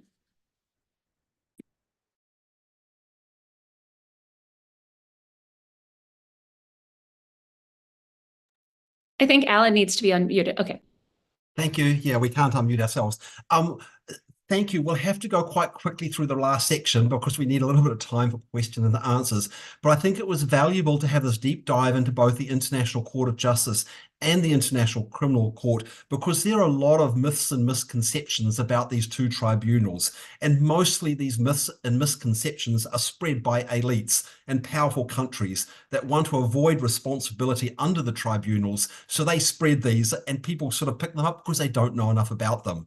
So I think that deep dive has showed you how valuable these courts are, how that the process for setting up the judges is pretty good. It may not be perfect, but it's pretty good. That the judges in the tribunals are pretty much independent, that they are taking into consideration the facts and the law, that these systems are also done consistent with national judicial systems. They're not a replacement. And so that connection between the international tribunals, national law, regional law is really important to these. So I think it's a really good basis then to be able to build the support for both of these tribunals and help move the key campaigns for universality, to get those states which haven't accepted or haven't ratified the International Criminal Court to do so, and also to get those states which haven't accepted the compulsory jurisdiction of the International Court of Justice to do so. We'll quickly mention a couple of the others. The International Tribunal of the Law of the Sea, because it's playing such an important role in managing territorial space in the oceans and resources in the oceans, and now also other environmental issues like climate change has come through the International Tribunal on the Law of the Sea. And again, some of the same sorts of processes and principles as we've seen in the International Court of Justice and the International Criminal Court are playing out in the International Tribunal on the Law of the Sea in order to help resolve a lot of these conflicts and protect the oceans. The Permanent Court of Arbitration, Neshin has already talked about, but it's useful just to mention again, because in the UN Charter, there is a requirement for member states to resolve their conflicts peacefully. That's Article 2. And then in Article 33, it talks about the ways that you can do that. And this includes negotiation, mediation, arbitration, and adjudication.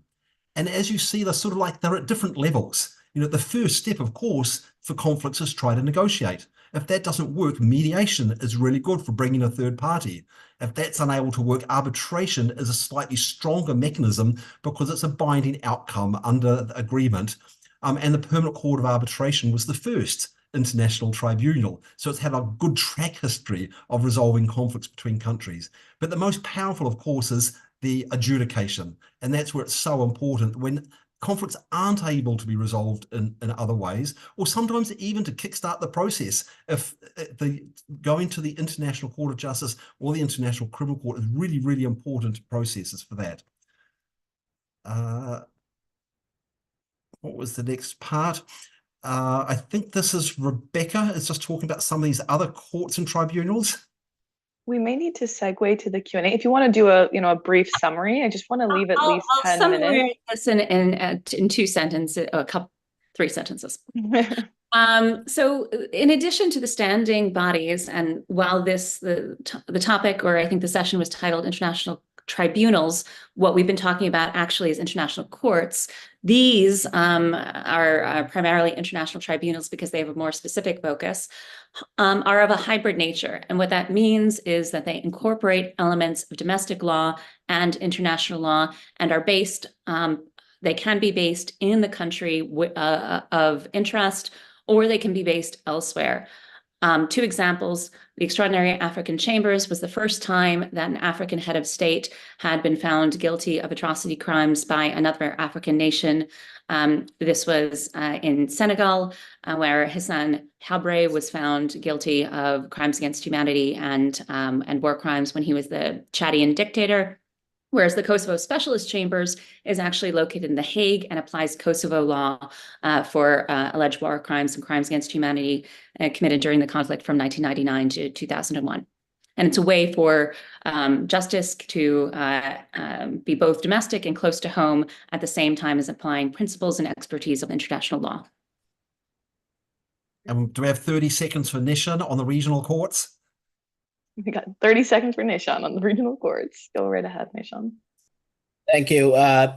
Just to kind of echo what Alan said at the beginning, and Rebecca, also mentioned in the presentation, the regional courts are set up by regional conventions and treaties, but we need to take the international system together. There is momentum between and a conversation that goes on between what goes on at the international level and regional courts such as African Court, the European Court of Human Rights, and Inter-American Court of Human Rights.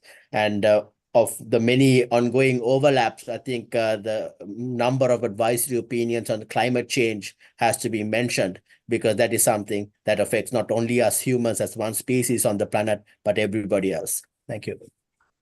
Thank you very much. So we should open up to questions now. All right, wonderful. Let me add myself to the spotlight. Thank you so much for that presentation. You went through a lot of content, and I am really appreciative of the in-depth nature of your responses. So I want to kick it off by asking a little bit about your thoughts on the limitations of jurisdiction. So you mentioned that drug trafficking is not included. How do you think this impacts the effective nature of the court? Do you think it's a shortcoming or an advantage? Rebecca, we can start with you. Thanks. Well, we didn't have time to explore our proposals for new courts because there are lacunae, there are gaps in the international legal system. Regarding drug trafficking, there is a lot of international cooperation at the transnational level. You have Eurojust, you have Interpol, you have bilateral agreements.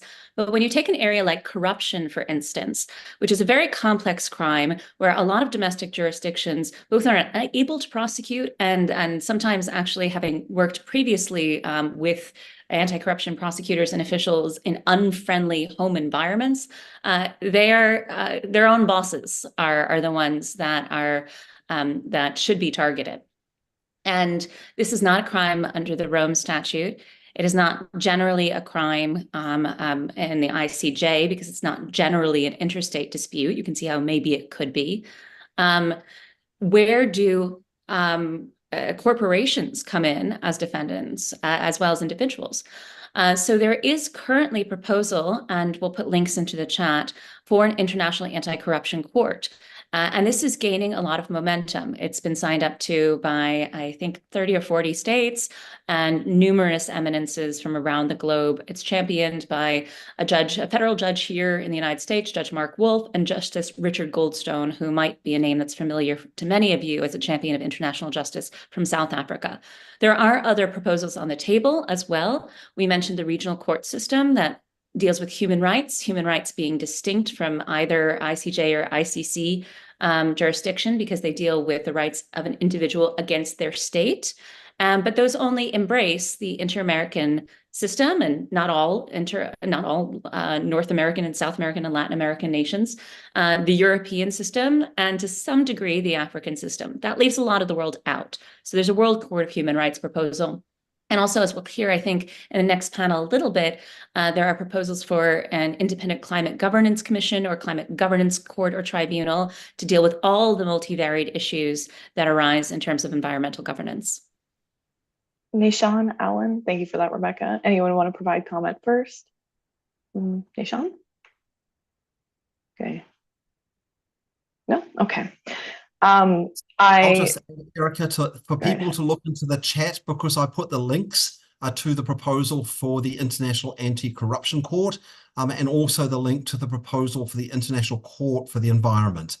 So they're in the chat, and also the link for the global campaign to build acceptance of the jurisdiction of the International Court of Justice, which is called Law Not War, Legal Alternatives to War. And if people are really interested in that, we are having a meeting of the participating organizations on Tuesday, and people can just find the information on the Law Not War page. Yeah, if I might just come back, whilst it is important to have international tribunals to deal with transnational issues, we must also look at the other way around. For example, the ongoing cases on South Africa versus Israel before the International Court of Justice has all these national jurisdiction. For example, in the Netherlands, last week, they sued the Dutch government for having agreements on defense agreements with Israel, and the Dutch government, the national jurisdiction said you have to stop these agreements because you could be complicit in committing violations under international humanitarian law. There are many, many such examples that we need to look at this complementarity at the national, the regional, and international levels as we deal with more and more transnational issues, which I think increasingly most, if not all, are transnational issues. Thank you for that, Nishan. Rebecca, I saw you had your Yes, contribution. thank you. I keep forgetting I should just stay unmuted. Stay unmuted, please. So there's another element here that complements what Nishan just said about domestic jurisdiction, which is the increasing use of universal jurisdiction. And we've seen this in novel ways by several countries where there isn't an immediate pathway. For example, they don't have the territorial control over a subject who is alleged to have committed some of the atrocity crimes, or there is a massive corruption issue. And so we've seen particularly European states, but I think in a couple occasions Canada as well, exercising universal jurisdiction. And this is gaining steam in terms of compulsory international law. And it's gaining acceptance. And all of these pathways are complementary and not competitive. In many of the cases that might be of interest to you, Ukraine, Israel, that are very much in the news, there are so many different avenues that are being pursued. If I take a different one, Myanmar, for instance, there's currently a case before the ICJ on genocide. There's currently a case before the ICC on the crime of deportation. There's currently the independent investigative mechanism for Myanmar of the UN, which looks at all crimes allegedly committed by the military, and not just against the Rohingya people, for a longer period of time, I think since 2011. And so these coexist rather than conflict. Okay, yeah, there is a question in the chat, somewhat related. What is the policy of international courts and tribunals on terrorist organizations, such as ISIS? Al-Qaeda, and they list Hamas as well. What are some of the, how do they factor in? While terrorism isn't a crime in the Rome Statute, the crimes that emanate that have been committed by ISIL Daesh of crimes against humanity and in some instances perhaps war crimes are, and there is a situation under investigation in the investigative stage in Iraq that contemplates war crimes and crimes against humanity committed not only by what I guess might be called terrorist actors, but also by the coalition of the willing that engaged in the conflict. So while terrorism is not an independent crime, I think many of the acts are already crimes within the Rome Statute. There is a question about jurisdiction, especially with the ICJ, because these are not state actors, and to elevate them to the level of a state would be in some ways to give them to give them legitimacy. And actually, this is something we saw with Myanmar, that the ICJ made a very preliminary decision that by hearing arguments from one side, from the current government of Myanmar, it was not acknowledging that the junta is a legitimate government of Myanmar. And so that comes up with ISIL Daesh. With the ICC, there's the further problem that you really need to be able to collect evidence. And so while there is an investigation ongoing for these crimes, it's very difficult in an active conflict zone. And there has not been, for that reason, really, a furtherance of issues in the Syrian Arab Republic, for instance. And this is, of course, to the deficit of many ongoing victims and survivors. Alan, thank you for sharing the treaties on terrorism. Please share your thoughts. I'll just add a little bit to that, Erica. So there are about 15 treaties that deal with state responsibility to prevent terrorism. And there's also some UN Security Council resolutions that deal with state responsibility to prevent various terrorist acts. That includes, hijacking airplanes, and includes providing nuclear materials to non-state actors, financing of terrorist organizations. There are a range of them. So there is state responsibility. That state responsibility can be tested in some of the international tribunals, but it's not comprehensive yet. And that's partly due to the fact that not all those conventions do have reference to jurisdiction of the International Court of Justice. They're very light on that. So there have to be other avenues, primarily, through the avenue of the general acceptance of jurisdiction of the court. And secondly, because there's still some, as Rebecca mentioned, there's some difficulties in how to look at the criminal responsibility of those actors themselves under international law. So there's gaps, but it's not absent. And there are ways of taking some of these issues up in the international tribunals. And I would just say that part of the reason it's absent is due to the politicization of the term terrorism.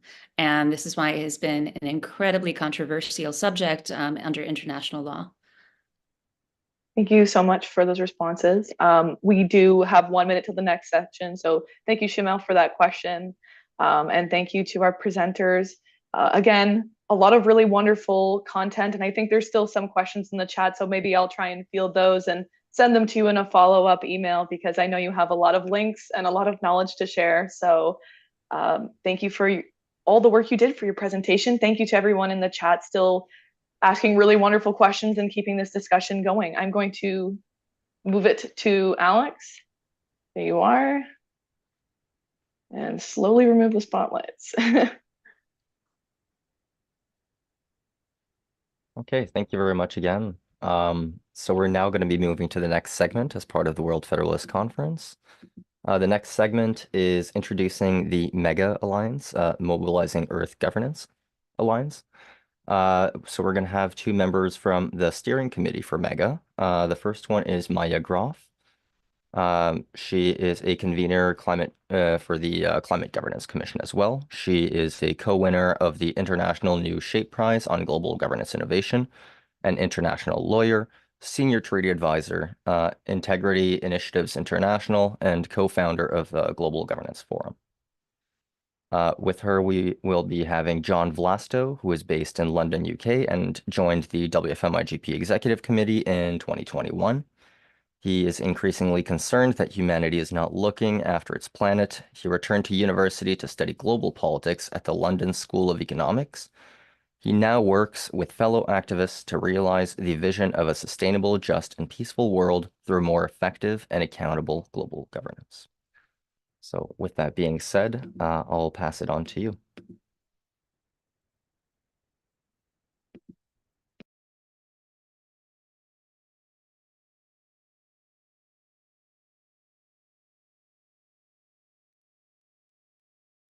There you are. Thanks. It wasn't allowing me to unmute myself there. And I'll share my screen, shall I, Erica, with the PowerPoint?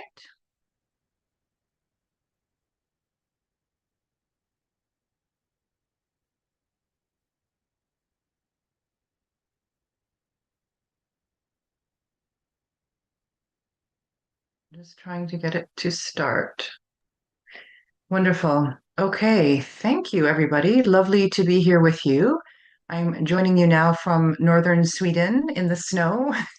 So I hope my internet connection holds. It should. But as mentioned, John and I today will be introducing the Mobilizing an Earth Governance Alliance, which is a global civil society and stakeholder coalition that we're just getting up and running around the world across all regions. And I'll first be sharing a little bit about the Climate Governance Commission, as Mega really comes out organically of the work of the Climate Governance Commission, which was initiated back in late 2019. So the Climate Governance Commission, our reports, what is MEGA, and then John will take over in terms of what we hope will be the impact of the Mobilizing Earth Governance.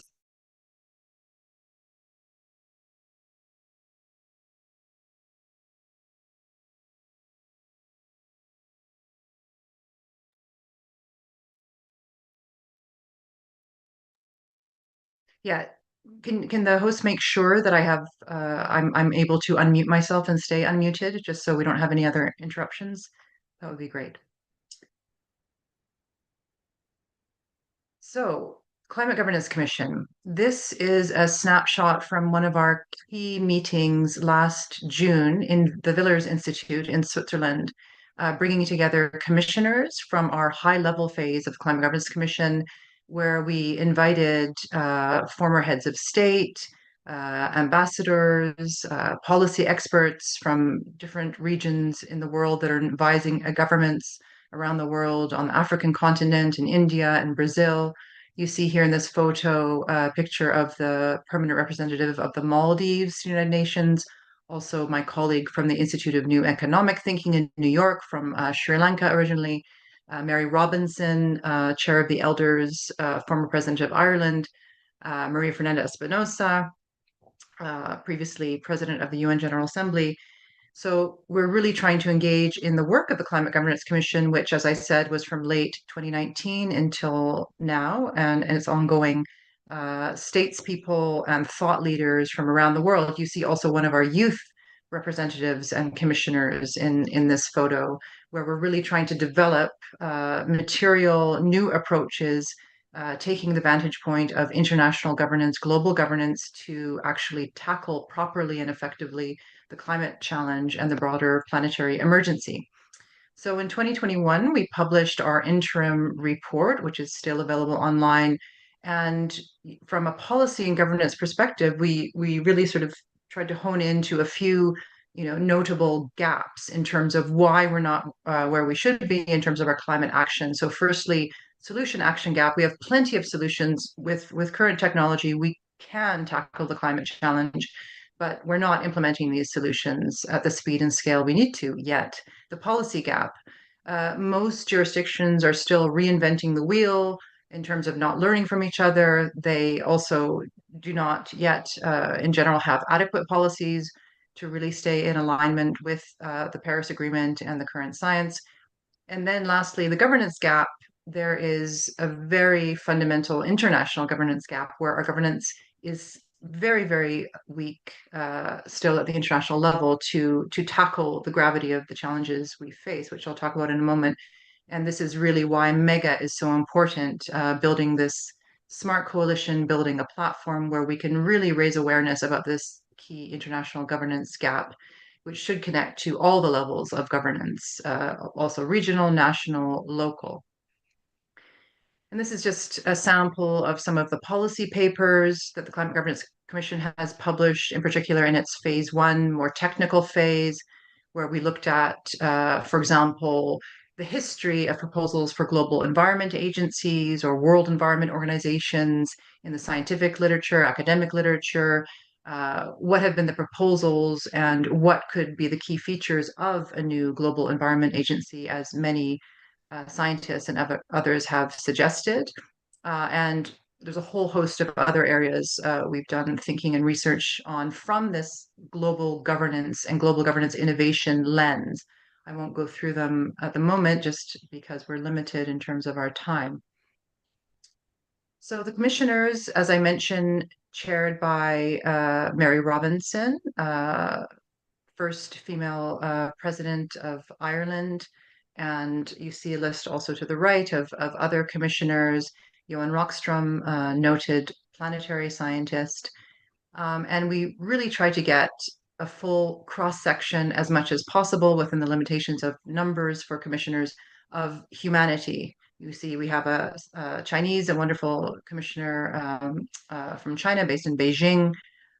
We have another youth commissioner, Chido Mapemba, who's the youth envoy for the African Union. Nobuo Tanaka, who's a Japanese commissioner, who's former head of the International Energy Agency.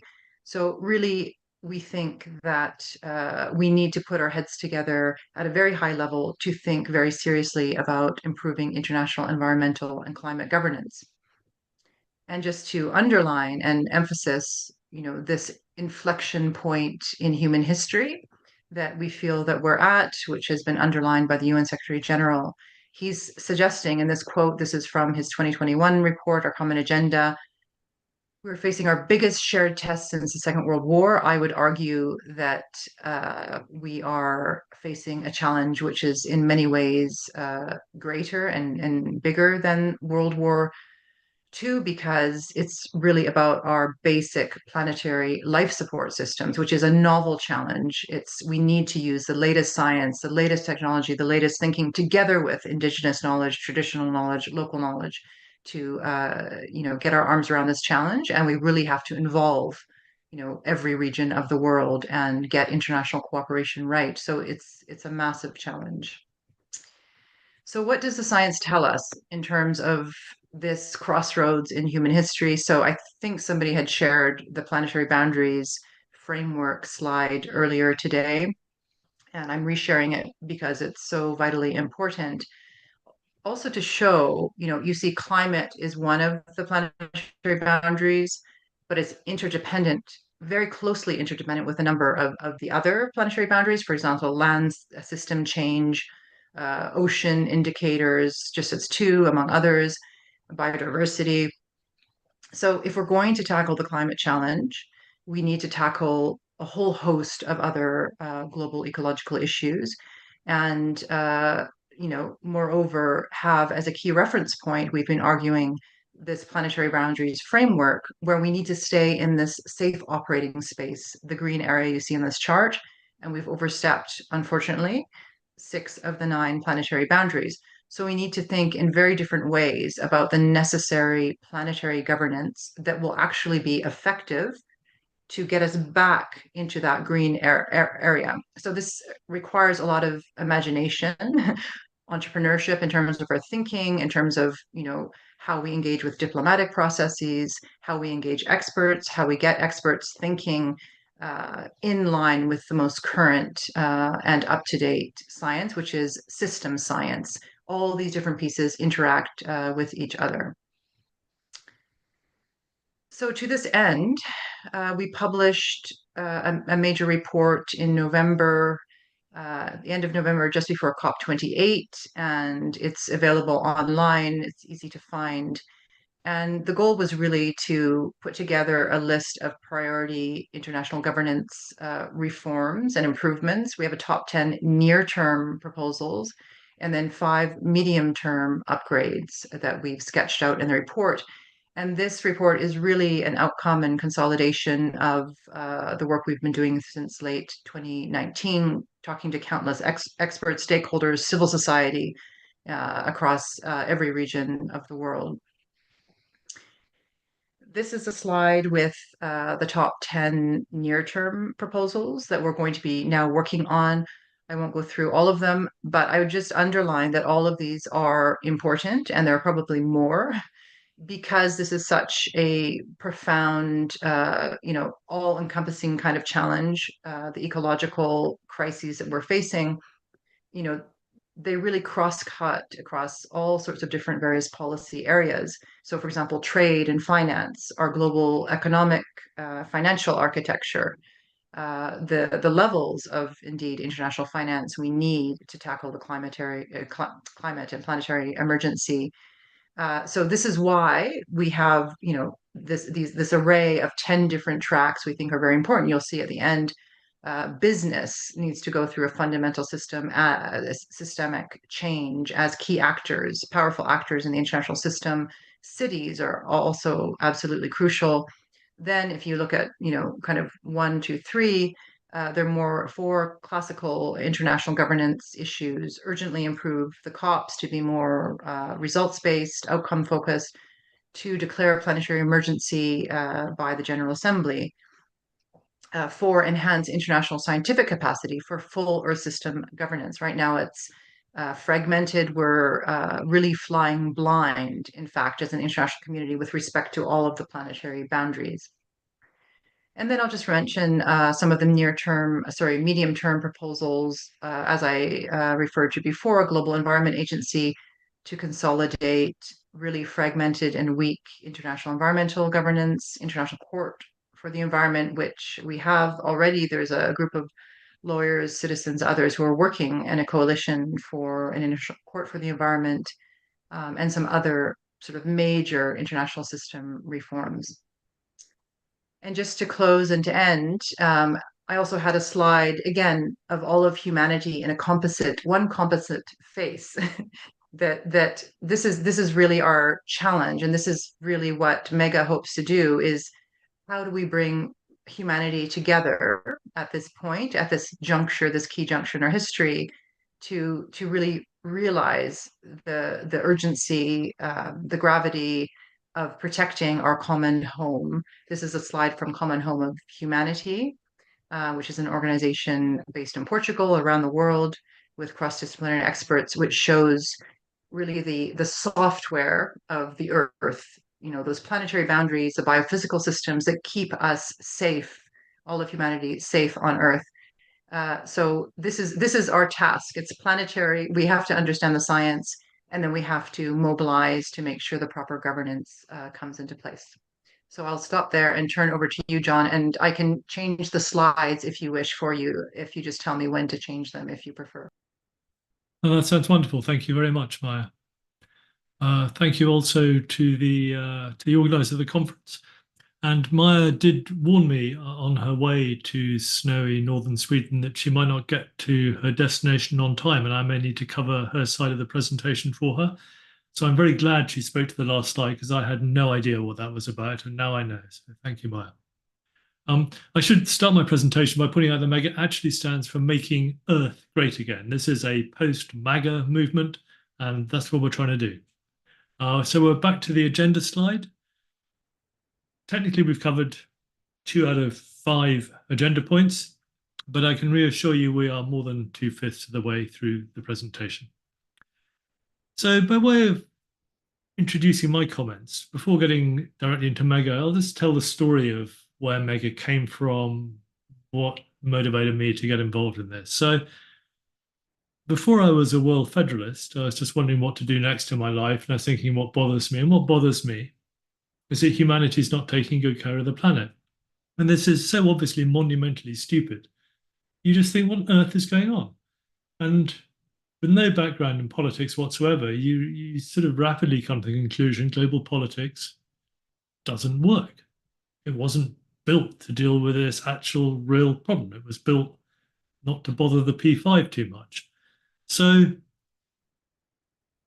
from there, I went went back to university as a very mature student and touched on global politics in a master's, and came across Andreas Bummel's wonderful work and the UNPA proposal. And I thought, well, Andreas is a guy who seems to talk sense. So I asked him what I could do to help him. I started working with him on the UNPA campaign.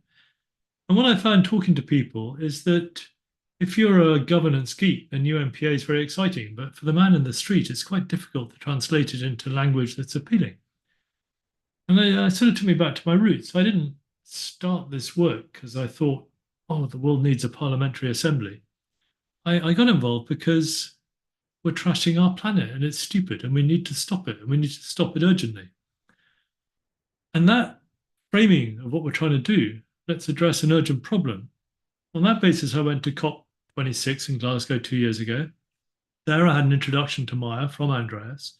So I chatted to Maya and found she was already 2 years into her work on putting together this governance report. And so I suggested, as a brand new chair of the World Federalist Movement with really no clue whatsoever, that WFM built smart coalitions. That's what we do. So we'd build a coalition to implement the recommendations of her report. So that's what Mega is. That's where it comes from. So yes, next slide, please, Maya.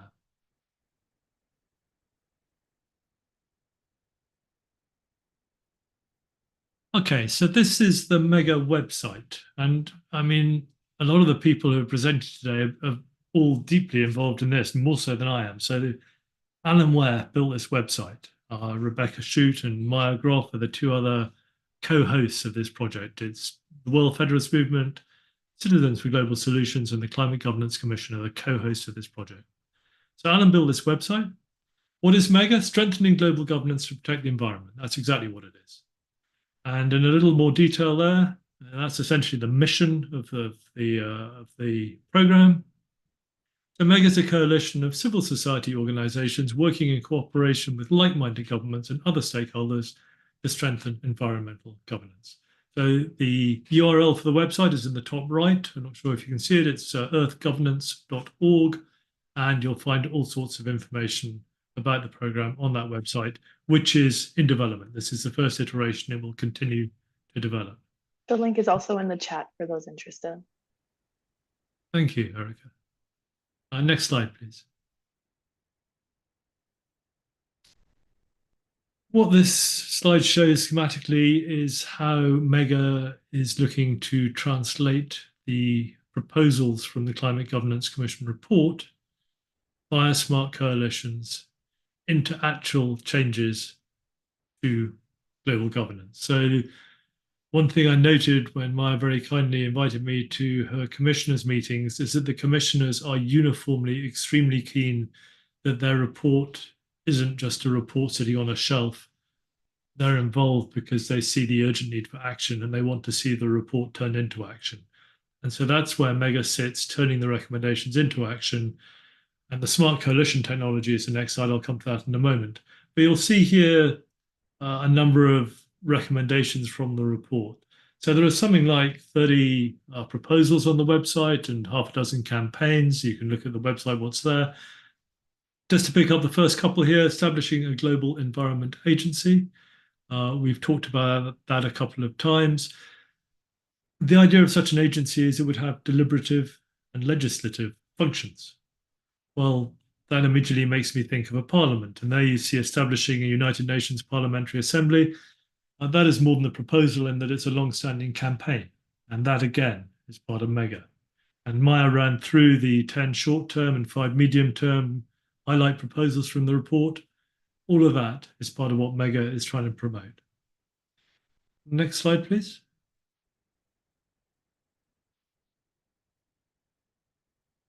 So this is the smart coalition strategy. Just stepping back for a moment to how all these proposals tie together. If you imagine the United Nations with a deliberative and legislative World Assembly, with a General Assembly, which we already have, representing the states, and a Parliamentary Assembly, which we talked about many times, representing the people, and that should be a familiar structure to those of you living in Canada or the United States, for example. And then around that World Assembly, you have a number of councils, the Security Council, and also a new Environment Council or Global Environment Agency or a Resilience Council, call it what you will. And alongside that, courts like International Court for the Environment, and then we have a lot of lawyers on this call who can debate whether that should be a new court or a chamber of the ICJ, or I have no clue. One can envisage a structure for global governance that's perfectly coherent. We have examples around the world already. It would be a lot more effective than what we have now. That's kind of where we're trying to go. Now, these smart coalitions, this is from a paper, it's mentioned here. I don't even know how you pronounce Boutelard, but Boutelard and Poncio's Smart Coalitions paper from around about 2017. This was a paper saying what's actually worked to change global governance over the last 20 years. And the answer they came up with was that these, what they term smart coalitions of state and non-state actors, can actually impact the world. It isn't theory, it isn't reports sitting on shelves. Governance is strengthened. And one of the two key examples they gave was the International Criminal Court. And as many of you on this call will know, the World Federalist Movement took a leading role in putting together the coalition for the International Criminal Court that resulted in its creation. So WFM has form here. We've done this work before. Another example given was the Mine Ban Treaty, which was another coalition that had an impact on the world.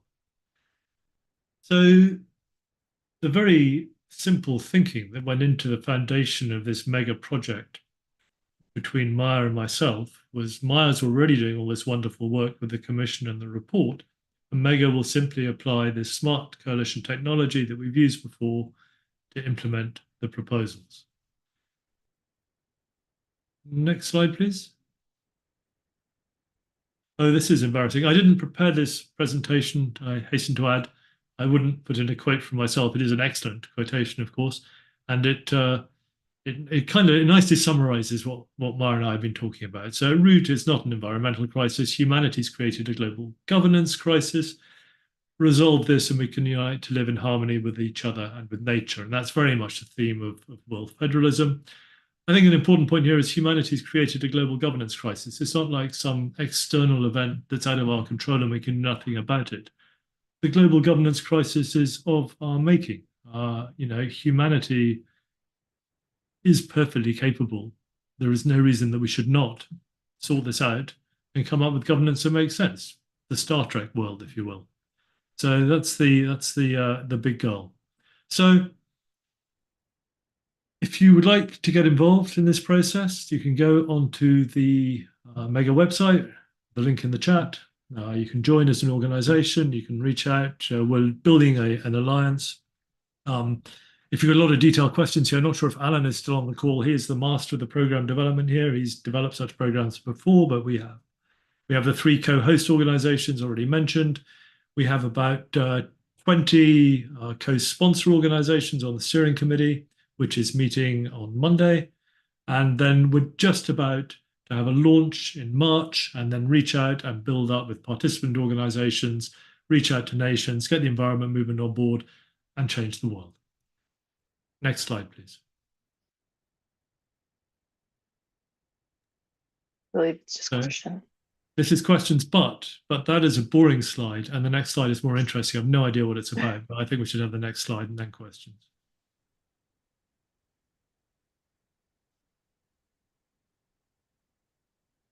I think this may be Maya's addition to the presentation. It's cool. All right, well, you're welcome to stop the screen share if you'd like. We can move to the question and answer period. We'll have lots of time to field questions. So, moment. There we are. Thank you so much for your presentation, for sharing the relationship between the Climate Governance Commission, their report, and MEGA, which I like your Make Earth Great Again, but I also mobilizing an Earth Governance Commission. So I love that you really clearly shared your strategy for making this happen, smart coalitions. I think maybe to provide a little bit of perspective, do we want to talk a little bit about maybe the coalition for the ICC and the relationship between the World Federalist Movement, this initiative and the processes behind it. What is really behind a smart coalition? I don't know how much we can reach out to other people on this call, but I know for a fact that Rebecca Shute knows a million times more about the CICC than I do. She's been involved in it for years and years and years. So if Rebecca's on the call, she'd be very welcome to pick up I would that question. happily see There that. she is. What a relief. Add spotlight. Sure. So the CICC came together in 1995 as a group of 25 scrappy civil society organizations and basically put enough exertion and pressure on states to not only will the ICC into being, but to determine many of the thorny questions that we discussed in the earlier panel with regards to the Rome Statute and jurisdiction. Moreover, what I think is probably even more impressive is that it continues today to play a fundamental role in the functioning of this institution, the ICC. Of course, MEGA is bigger than one institution. It embraces a whole panoply of different potential institutions. But today, the CICC constitutes more than 1,000, I think it's more than 1,200 actually, civil society organizations ranging from the hyperlocal to the eminently global. And you cannot contemplate the court's work without it. It convenes we talked about the Assembly of States Parties, and I put in the chat the electoral process. It convenes side events from those. It plays a major role in the organization thereof. Roundtables with NGOs that are held in May or June of every year. We're just discussing those that are upcoming. And it helps articulate ongoing questions such as new crimes. We talked about ecocide, questions of procedure, what the qualifications of judges should be. So when we look at a smart coalition, it's, I think, bringing a diverse array of actors together, including civil society at a local level, experts of subject matter, and recognized international organizations to do the thing, establish the thing, and then keep it on track, to be very, very succinct. Was that helpful, John? Very, yeah. So, I mean, what I'd like to add to that is I could not have given that detail on what Rebecca's just said. And obviously, she's been working there years and knows a whole lot more about it. So the point I wanted to say to supplement what Rebecca's just said is Rebecca's been with CGS for a bit less than a year. Alan's been with the World Federalist Movement as program director for a bit less than a year. I met Maya a couple of years ago. None of these people were working with the World Federalist Movement in any form prior to that. And here we have three incredibly experienced people, each of which knows vastly more about these things than I do, who have come together in WFM, in CGS, working with WFM Canada, because you got also on the steering committee for MEGA. It's a really powerful team of people coming together here with a very important idea for humanity, and it's an incredibly exciting time and an amazing project. Thank you so much for your response to that question. I know MEGA is relatively new. This question comes from Bob Flax in the chat. Have you had any preliminary dialogues with any of the major environmental organizations? If so, how have they reacted? And maybe if not, what would the presentation of that look like? Right, so we did with the WWF have a conversation and they were going to come back to us and they haven't yet, and we've chased them once and we're due to chase them again. Obviously, Maya in her work, I'll let Maya speak to this, Maya has been talking to everybody under the sun about environmental governance. And so you see that in the commissioners and you see that in all the reports she refers to. In terms of building the movement, that is the next step in the process, in that we have the co-hosts, we've built the co-sponsors and the steering committee, and the next step is to do the outreach. But that is definitely something that is very much on the agenda. And Maya, let me hand over to you. Yeah, to answer that question in part and further, yeah, we have already spoken to various representatives, officials, and various large environmental organizations alongside many, smaller organizations, alongside a lot of experts in policy think tanks, also government officials. And yeah, I think it depends on what the organization per se is working in. Many environmental organizations are focused at the national level and still have that orientation. But in some conversations that we've had with some of them, sort of a light bulb comes on and they're like, Aha, yes. The international governance, and sort of, kind of remembering actually a lot can be possible at the international level, reminding people of all the smart coalition successes, and also, just connecting with the very, very high levels of frustration amongst many environmental advocates, no matter what level they're working at, is what we're doing at the moment just does not have, the clout, it does not have the efficacy to actually tackle the problems.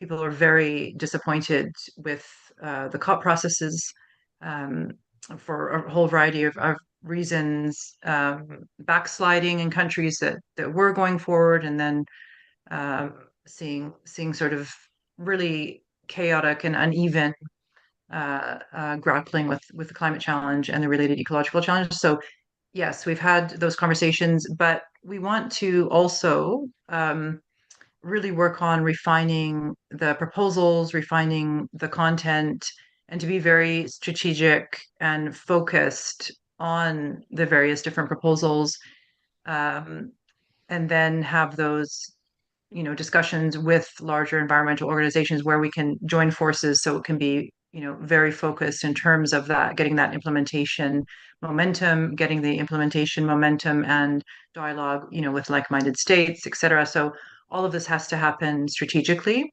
And I'll just mention also, I mean, there's been the Coalition for the International Criminal Court, which Rebecca mentioned and described very well in terms of its longevity, also in terms of, supporting the ICC on an ongoing basis. But there have been multiple other very successful smart coalitions. For example, the Landmines Treaty, that was an international civil society smart coalition. The Coalition for the Abolition of Nuclear Weapons, the treaty adopted in 2017 to ban nuclear weapons. UN Convention on Rights of Persons with Disabilities was also an incredible global transnational civil society sort of operation to have that most recent UN Human Rights Treaty, not to mention a number of smart coalitions recently for the advisory opinion at the International Court of Justice, the Ecocide campaign at the ICC, focusing mostly on the ICC, the Fossil Fuel Non-Proliferation Treaty with civil society experts around the world, as well as various states. So there are lots of examples. It's an active field, and yeah, there's huge potential if the larger environmental organizations really see, if they are indeed frustrated with the current architecture as it is, it's just not yet delivering the results that we need to see. And someone had asked in the chat about the UNFCCC and where's the UNFCCC.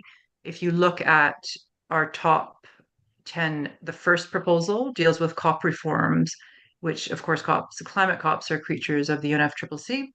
But we talk about, different tweaks and adjustments. How do we make those results focused? But we also propose a very interesting, I think, next step in accountability, monitoring, holding to account of states under current COP processes under the Paris Agreement within the UNFCCC at the moment.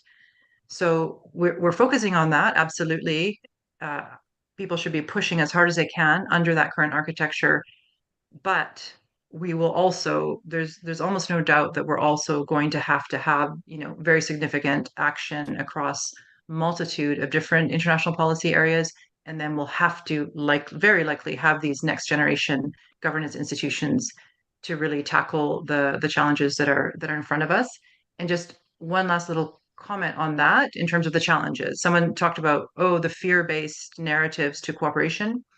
Completely agree. We have to focus, there's so much. John, you mentioned Star Trek. I'm not a Trekkie. I haven't watched a lot of Star Trek. I'm sure it's great. I probably would enjoy it. But in terms of, there's a very, very, very positive future for us if we just, follow the rational, science-based, and also these collaborative different paths, getting our house in order across these various policy areas, working together, protecting the environment, which is, our life support system. So there's our immensely positive narratives, and we should all be, of course, emphasizing that again and again and again. However, we still have to understand the gravity of the challenges. We have to go to the depth of really the type of this new crisis that we're in terms of these planetary systems. So we kind of have to hold both at once. We have to understand that this is serious, but then there's so much that we can do, and there are indeed pathways, and we need to get going and work together in this spirit of collaboration with this, holding this very, very positive vision in our minds. John, please. Yeah, just comment. Yeah. Briefly coming back to environment organizations and tying into an earlier presentation. So Andreas Bummel is obviously, of course, also reaching out to environment organizations because a UNPA would be helpful for them in achieving their goals. And after many years of work, he has got Greenpeace and the Nature Conservancy have signed up to the UNPA campaign. It's on the slide he showed earlier. So there is progress there, and they're very much on our radar. In the photo that Maya showed at the beginning of her presentation was Gia Bastido, who is a climate youth activist, Fridays for Futures, working with Greta Thunberg. So, there are links there as well. I would like to see Extinction Rebellion in the UK to stop demanding the UK is climate neutral in 10 minutes' time and to start demanding that we do something about global governance. So this is something where everyone can help out. I mean, how do we communicate to the environment movement that the solution to their problems, the solution to pandas and polar bears is actually governance? And if we can get that message across and have the placards outside the gatherings demanding that we have governance that's effective, accountable, equitable, just, then we're on our way. And then when the people are moving, so a guy in New York told me, then the politicians can start to move. If there's demand from the people, the politicians feel licensed to take action to whatever you want to call it, full sovereignty. Thank you for that, John. I think it's a really wonderful building off point. I couldn't have directed the conversation better. And I am really glad you brought up COP and perhaps some of the criticisms that have arose in recent years and how Mega does in fact have proposals that would address that.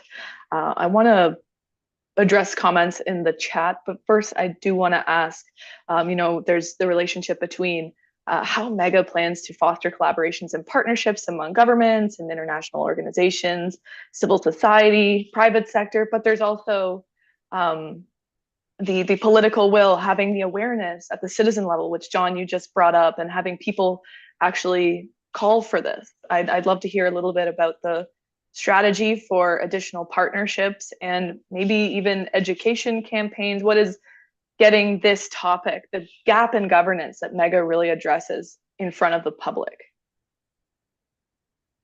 When you talk about political will, I'll jump in and I'll move to Maya.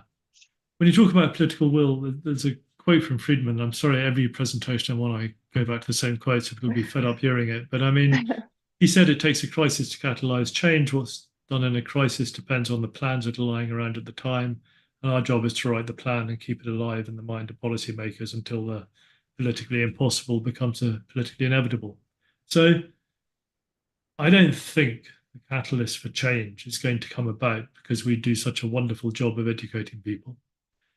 I think it's fundamentally going to, although that is part of keeping the plan alive in people's minds, but this will need a catalyst. And 10 years ago, climate change didn't headline the news in the UK very often. Now I see climate change headlining the news over and over again. And the scientists are telling us things are moving a little faster than they anticipated. And there's a time lag in all of this climate change impacts. So we can be confident the impacts are going to ramp up dramatically going forward, which is good in the sense the catalyst is there. It's bad in the sense, it takes such a big catalyst to make things happen. But really the political will is being generated now and again.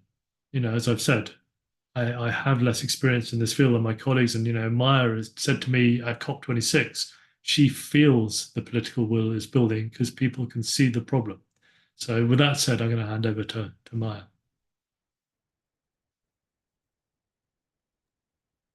Yes, and Erica, to your question about public engagement, Indeed, it's very important, obviously. Also, because if you want to have sound governance, if you want to have also upgrades in governance, you need citizens around the world to understand the way that current international institutions function or don't function, and the theory behind new institutions in harmony with sound principles of governance that we can all commit to, that we can all feel very comfortable within, and recognize those values and those principles of governance legitimacy. So citizens should feel that their governments around the world are taking care of them, that they're looking out for the public good, that it's not partisan. Also, we need so many more leaders in every office of government, who are really working towards technical, humane solutions for our really key challenges. And at the Climate Governance Commission, we work with our commissioners. In fact, some of them are policy think tanks, like the Club of Rome was mentioned in the chat, or one of our commissioners is the co-president of the Club of Rome. And indeed, they are interested in this governance issue just because they see that things are not happening. This is a real gap. And civil society organizations, of course, gets to populations to some extent. But we have wanted to collaborate with partners on global communications projects from the very beginning. And we already have a few projects in that respect in the works with some really incredible collaborators, actors. So I think the challenge is, as someone was saying earlier, kind of worried about the fear narratives, worried about partisan kind of concerns. It's like, no. We have to like educate ourselves on the planetary science, which is extraordinary. It's a very new system science, which is really about how the whole planet functions. The big biophysical systems. We're all interdependent. We're on this Earth where we have to now really actively tend to the systems that have kept human societies in this safe operating space. So I think the science is also very exciting. It's very, as John was saying, it's very, very, very worrying. We have to again realize this inflection point that we're at now, how urgent things are, but then we can calmly, again together and sort of help try to transmit information about the science, about these problems that we're confronting at the planetary level, and then getting these hopeful narratives and then realities. Let's just work together on these issues. Let's work together on these solutions. So I think one of the challenges, and again, we have these big aspirations for global communications through a very successful media company in the Netherlands, for example, and also very prominent documentary filmmakers. So we have top talent that wants to work on these things.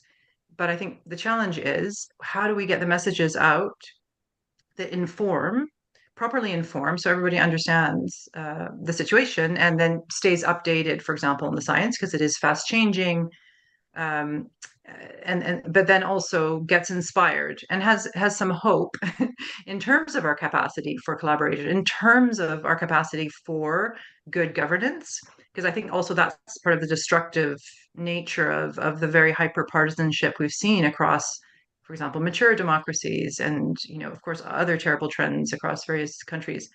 So I think for me, this is also a project about trying to rebuild confidence in our shared governance, that it can serve the public good, and working together as citizens, but also as professionals, as diplomats, like really working together for a very, very positive history, positive future around shared goals in like a very exciting and harmonious way. I think we should also strive for harmony, and I think that's possible in the international, because this is, we work with unbelievably diverse actors, stakeholders from every sector, corporate stakeholders, people from every region, indigenous groups, indigenous peoples, people from the global south, who have a colonial history that they're often angry about.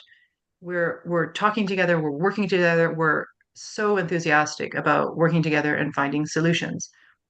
So I think this is part of the messages we have to get out, and we have to also invite citizens to take up that mantle also of of action and positivity and hope and collaboration and, you know, these shared values to protect our common home.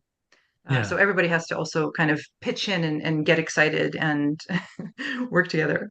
Yeah, my always sparks off thoughts in me. So I mean, like nationalism's had a good run of late. Obviously, MAGA's performing mega right now, and maybe it's the case. I mean, I don't know. It's possible that every sort of few decades, a world war is what humanity needs to remind itself of the benefit of not having a world war. I hope not, but it's possible. On the other hand, if you look at the fall of the Berlin Wall, that didn't take a massive war, and no one knew when that wall was going to come down. Even shortly beforehand, the people closest to it didn't know what was going to happen when. But pressure builds and builds and builds, and then when change comes, my word, it can come fast. And so, I think that's the world we're in. But you know, you look at your generation, Erica, the generation of my children, they're all online. There's a huge common understanding of the mess the planet's in, and we know how to sort it out. We know how to govern effectively at a big level. We can try and avoid some of the mistakes that are made in some of the current mature democracies. We know what to do. Let's do it. Thank you so much for that. You are a wonderful panelist. Really, you bounce off each other so naturally. I can tell you're, you know, interact a lot through the steering committee. I did want to bring it to, you know, some of the proposals. I do want to get to that, but you've just both brought up two really important points I wanted to get to, which is the involvement of Indigenous stakeholders and youth. So I was wondering if you could highlight some of the ways that youth and Indigenous communities are specifically given platforms within MEGA. Is it through external collaboration? Is it at the start with the Climate Governance Commission's report? Right, I'm not sure Maya is still there. So I mean, I'm going to hand this over pretty much straight to Maya. I mean, she's I only jumped in, Maya, because you had disappeared off the screen. Otherwise, I mean, the commission, building the commission, this has been central to Maya's work. In terms of MEGA, we're just starting to build. So I'm going to hand to Maya. Sure. Yes, I would say, I mean, MEGA is still very young, and so we're just getting up and running. And everybody is welcome. We already have youth and regionally diverse. We haven't had any, as far as I know, John and Alan, you can correct me if I'm wrong, Indigenous per se organizations potentially join yet, but of course, they are very welcome, and we will reach out actively as MEGA gets up and running, because indeed we do really want MEGA to be fully representative of as much as humanity as possible. And of course, Indigenous perspectives are absolutely vital in talking about, you know, rebuilding our relationship with natural systems. And so, indeed, as John mentioned, in the Climate Governance Commission, we've had consultations with Indigenous leaders, an Indigenous commissioner who's also a youth commissioner, and 3 youth commissioners, other youth experts who have informed our work and been working with us closely. We also work with other youth platforms. So that's, again, been interwoven and integral, and it will continue to be. And for example, with MEGA, we've been talking to the Youth Negotiators Program, for example, where they have youth who are part of many delegations going to the climate COPs, and they want to help more broadly, even beyond COPs, in terms of these international governance reforms. So it will just be continuing, ongoing. And if you have any, you know, specific organizations or people to recommend, let us know. We'd love to have those recommendations. All right, then we'll move on to the proposals of MEGA. I saw Bob Flax again asked about your support of the Crime of Ecocide. So I know that you do in fact support the Crime of Ecocide. I know it's on your website. I saw Alan Ware responding to a lot of questions. Rebecca Shute, thank you so much for fielding so many of these really wonderful questions.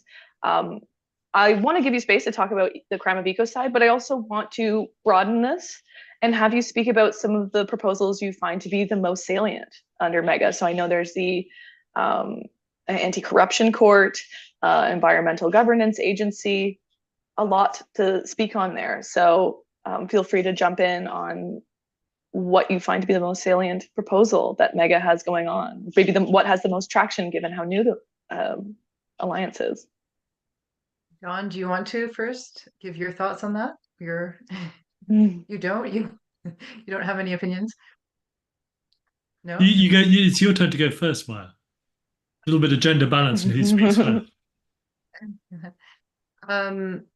Yeah, so in the Climate Governance Commission report last November, we broke down those near term, longer term, and some of those, for example, the near term proposals, there are other groups that perhaps are spearheading, like for the COP reform, the Club of Rome has done a lot of work on that, and they'll probably be, leading that. We'll just support as much as we can. But I think that is a very live issue, of course, because so much energy and attention is focused around the COPs. However, it's sort of like this balance between how much attraction can you get in existing processes, which already have, kind of their own momentum and inertia, versus, okay, really working hard on new institutions, which take the governance paradigm to another level. So because of those sort of dynamics, we'll be working on these near-term proposals, being opportunistic, being strategic, seeing where we can take steps forward in the existing system, but then also in parallel, working with the experts to develop those medium-term proposals. So those medium-term proposals are really important, I would say, and I think their time has come. In terms of a proper defragmented global environment agency with a judicial capacity, international court for the environment, however that will be designed. I think there has to be a lot of dialogue still on sort of the design features of such institutions, how they would work together. And also the international economic architecture is very much overdue for reform. That's also, of course, a very heavy lift. And there's ecological issues should be core to that rethink.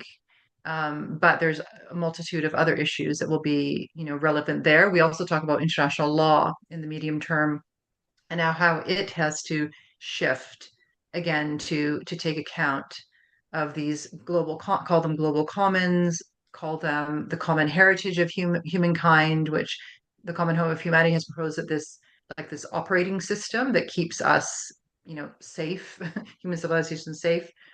The biophysical system should be the common heritage of humankind. So these legal shifts in the way that we think about our Earth system. So we could govern, for example, the software of the Earth system, the planetary boundaries, all these biophysical systems. We could govern that as an object in common, and then keep our sovereign state system, more or less. So anyways, those sort of conceptual shifts also I think are quite interesting for the medium term.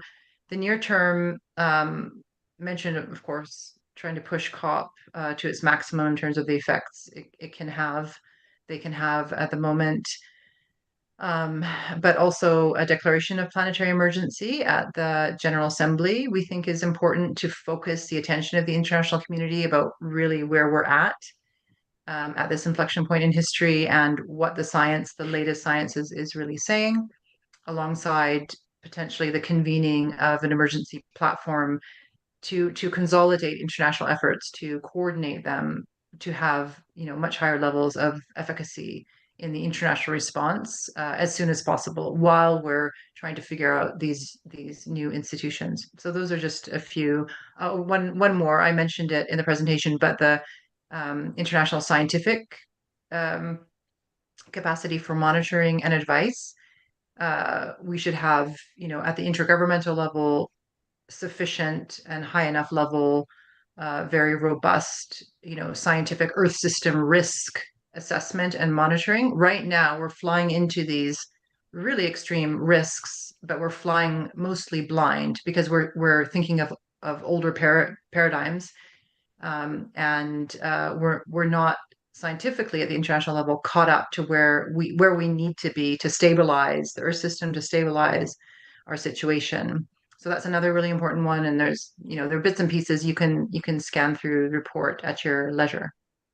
So I can reassure readers of the report that in my conversations with Maya and in the drafting process, I wasn't aware of Maya saying, "Oh, I'll chuck this in. It doesn't really matter, but let's put in some padding." So it's everything's in there for a reason, and it's all important.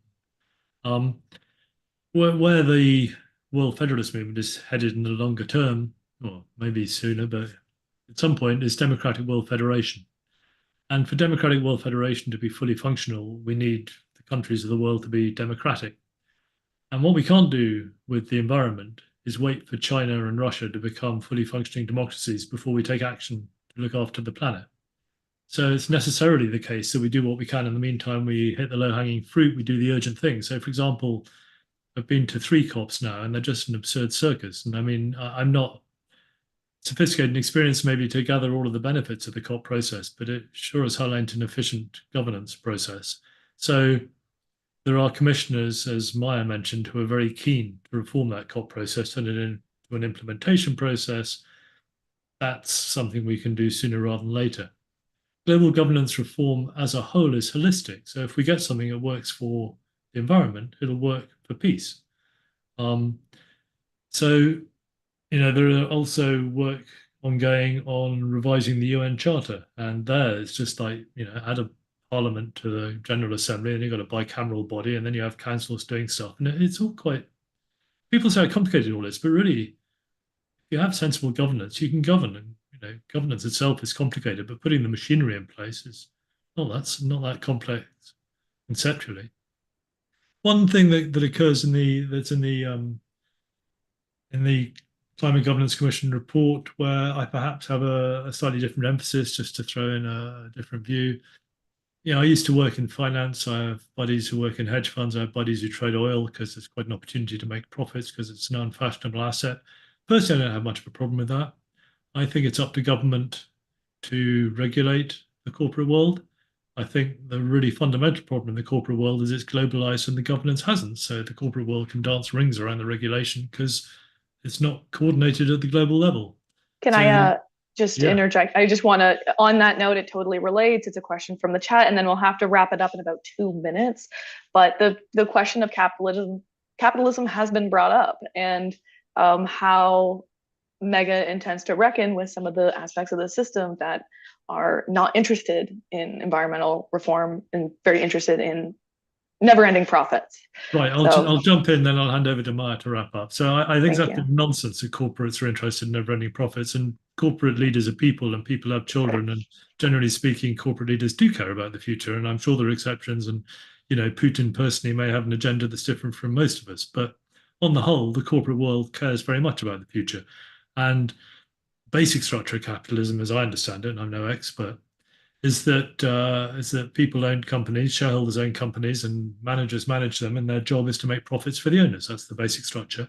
And the job of government is to manage the externalities and make the rules such that corporate activities serves the common good of humanity.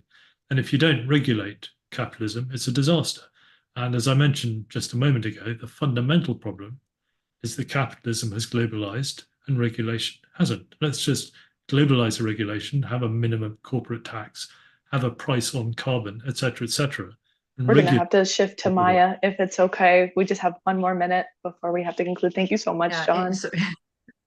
In 1 minute, in terms of tackling, economic ideologies theory, a couple of quick points. I think now in the mainstream discussion in ecological expert advocacy circles, the economic paradigms are shifting, radically and quickly, and they're not ideologically labeled. When I think that's healthy. We're not like, oh, it's communism versus capitalism, or the ideological sort of trends. But anyways, we could talk about, what is commonly labeled capitalism and the nefarious parts of that. And I agree.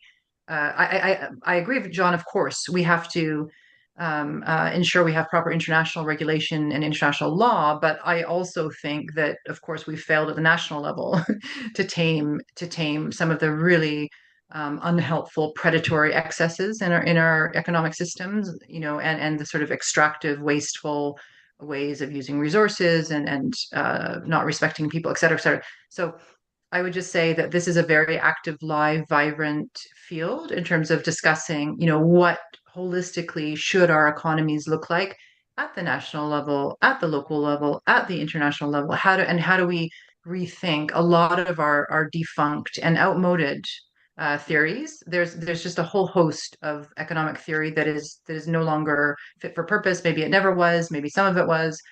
So there's ecological economics, for example, which is now more and I'm more gonna have mainstream. to You have businesses. close it Just now, one last point. Sure. They're triple bottom line businesses that, according to their legal obligations, serve people, planet, and make a profit, but within a frame of ethical activity. So it's just a very active live field, and it's on the move.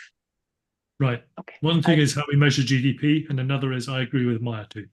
Okay. Thank you so much for introducing Mega to a new audience. I wish you the best of luck in launching this initiative and growing it to what it deserves to be. Thank you again to everyone in the chat. Alex, I'm going to put you here to introduce our next speaker. Thank you very much. Thank you to both speakers as well. It was a wonderful presentation. So our next presentation for the World Federalist Conference will be by Roberto Zamora on the ICJ cases between Costa Rica and Nicaragua. So Roberto Zamora is a dedicated Costa Rican human and civil rights lawyer, renowned for his unwavering commitment to justice, human rights, and social advocacy. He has a distinguished career spanning several decades. Roberto, he's played an instrumental role in championing the rights of individuals and marginalized communities in Costa Rica and beyond. His legal expertise has been instrumental in challenging systemic injustices and advocating for meaningful change in his country. Roberto's dedication to civil and human rights has not only led to landmark legal victories, but also inspired a new generation of activists and lawyers to follow in his footsteps. So without further ado, I will pass it on to you, Roberto. Hello, everybody. Thanks to Alex and Erica and the World Federalist movement for the opportunity and the invitation. I will talk on several litigation cases where Costa Rica has been involved. Roberto? So, I'm having some trouble hearing you. Could you just make sure you're speaking, I think, straight towards the mic might help. It's a little bit tinny. Okay, I will shut a door.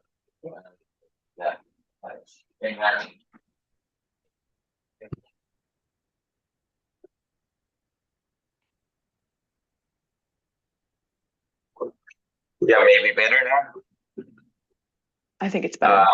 Yes, I will share the presentation in a minute. So, just to introduce, I will be talking about cases on domestic level and at international level. And Costa Rica has been both like good and bad.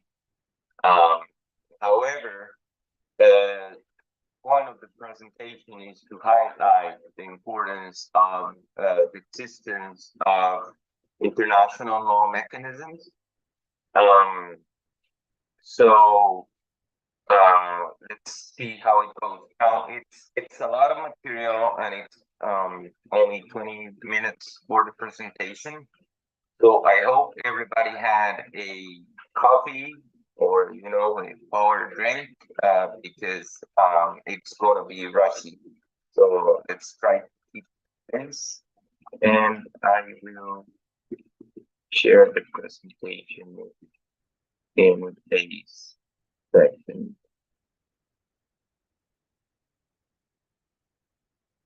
All right. So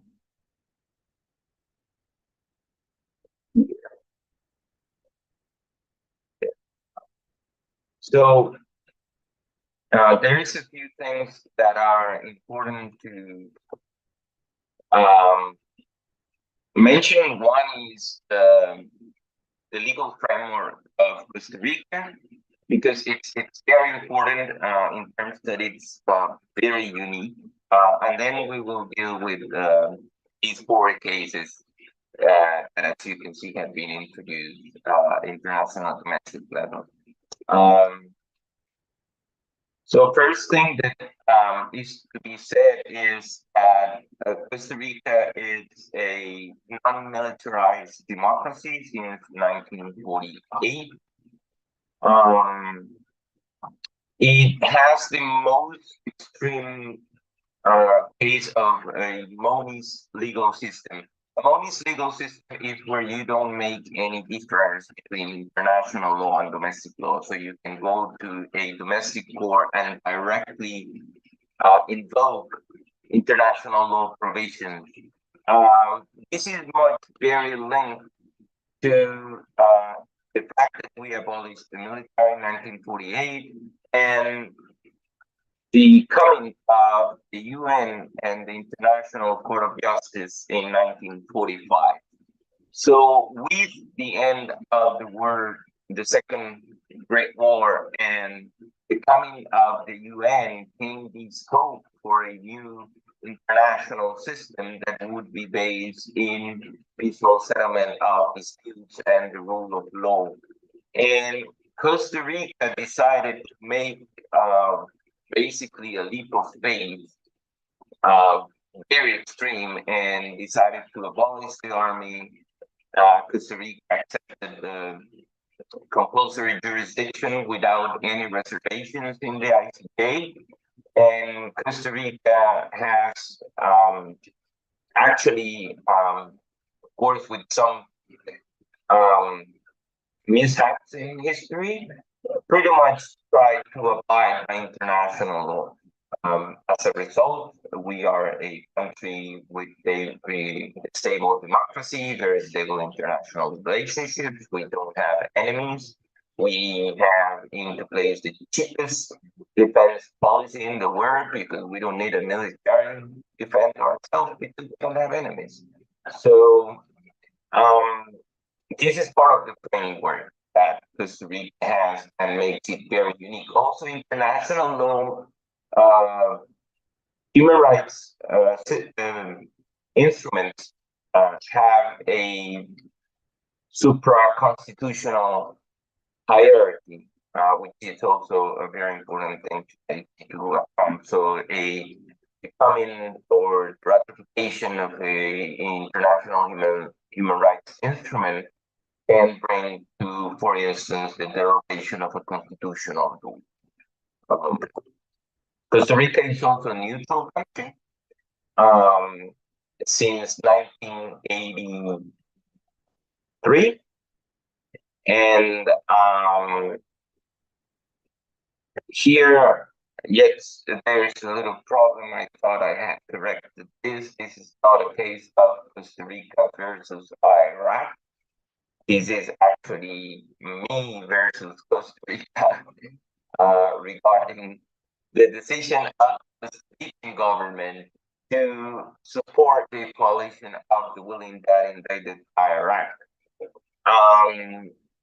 Back in the day, I was a law student. I was 22 years old, and since in Costa Rica, you don't need a lawyer to claim for constitutional or fundamental rights.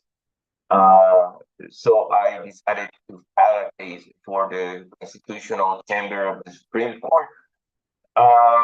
In the allegation that Costa Rica supporting the coalition of the willing was against international law, was against the UN Charter, it was against the right to peace, and court ruled in my favor and order, well, not in my favor, because it's actually, I mean, it was for Costa Rica, let's say. Roberta, I just want to let you know people are having some trouble hearing you, so just make sure you're speaking towards the mic when possible.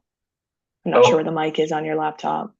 Okay, I normally don't have this issue, and I'm normally very loud, but I'll talk louder. So the court found that indeed the support of the Costa Rican government had violated the Constitution under the obligation to abide by international law.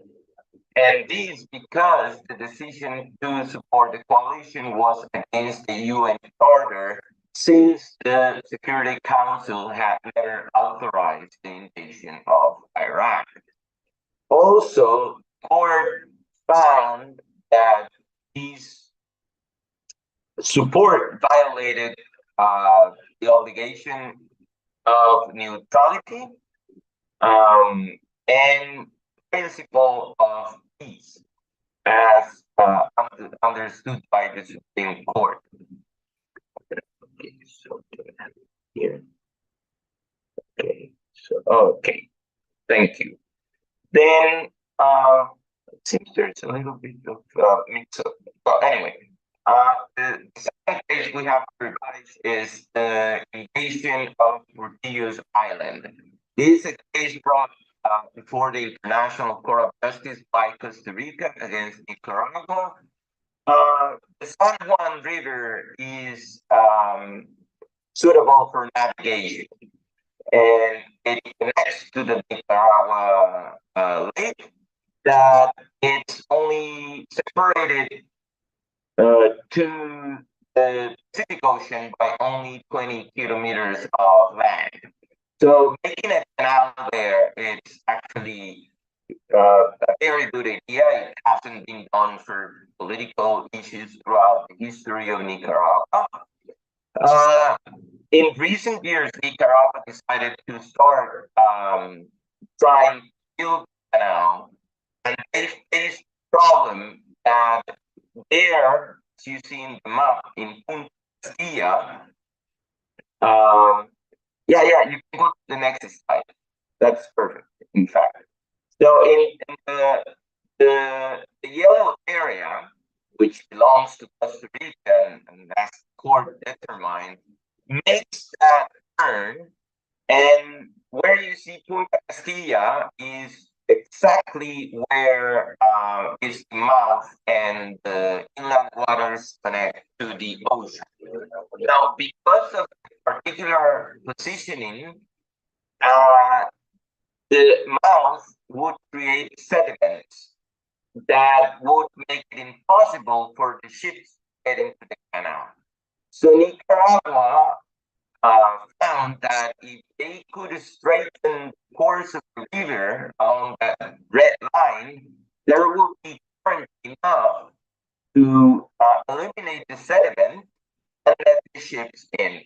So Nicaragua decided that it was going to cut that, and then the land on the left would belong to them. And Nicaragua invaded that area and started dragging. As you can see, the damage was quite significant. The court did find that Nicaragua had violated the Rica territorial sovereignty, and that it had violated several international environmental law principles, like the cautionary principle, the no harm principle, and finally, Nicaragua paid reparations, was ordered to abandon Costa Rican territory, and Costa Rica, I believe, has finished repairing the damage. At least the tax area has been filled and trees have been replanted, so that should be right in a few years. And we can go to the next case, which is a case that was submitted simultaneously by Nicaragua against Costa Rica, because since Nicaragua had invaded Costa Rica, the government issued an emergency decree which had the intention to build a road to have access to the area, because that area that Nicaragua invaded, as you can see, is jungle. There is no signs of civilization for 30 kilometers around, and like no roads, no nothing. The only way to get there is by the river, and the river is Nicaraguan. Costa Rica only has navigational rights on the river, but it's under Nicaragua sovereignty because President Cleveland decided it that way. San Juan River is one of the only two rivers in the world that are bordered but not shared jurisdiction. So after the emergency decree, Costa Rica went on to build this road that was a mess on our side of the river, and court did find Costa Rica had violated international environmental law, not because the road caused any harm on Nicaragua's side, because it didn't, but because Costa Rica didn't conduct the environmental impact assessments. And that was a violation of procedure and a violation of the precautionary principle. So Costa Rica, I mean, since the road was already there and there was no damage to Costa Rica, the court just declared the violation, but no orders were issued. And Costa Rica abandoned the road, so it's just God's will at the moment. I mean, it's a mess.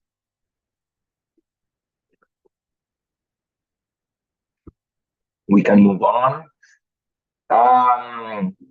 Yeah, we have a mix-up of cases, but it doesn't matter. The fourth case that we have is the nuclear weapons case. That it follows on the case of the Iraqi of the position of the Costa Rican government regarding the invasion of Iraq that we just saw. So what happened in this case was that in 2006, during his second term, President Arias decided that it would be a fantastic idea for a peaceful, demilitarized, and neutral country to start building nuclear reactors, nuclear fuel, and to allow the extraction of thorium and uranium, which we have in the country. The purposes for the uses of these reactors, fuel, and uranium allowed military uses. So I once again filed the case against the decree before the Constitutional Chamber of the Supreme Court, saying that the authorization for corporations to start doing those activities would be in violation of international law, particularly obligations that Costa Rica has acquired under the Non-Proliferation Treaty, the Tlatelolco Treaty. And I further argued that there was a domestic customary rule of international attack on Costa Rica regarding the right to peace that Costa Rica had built through strict state practice and a unilateral domestic obligation that happens to have international effect. And the court accepted my thesis this time and declared effectively went beyond. I mean, the court did somehow a very, very good work here, because the court found a bunch of violations. I mean, obviously, it found the violations to the nuclear obligations.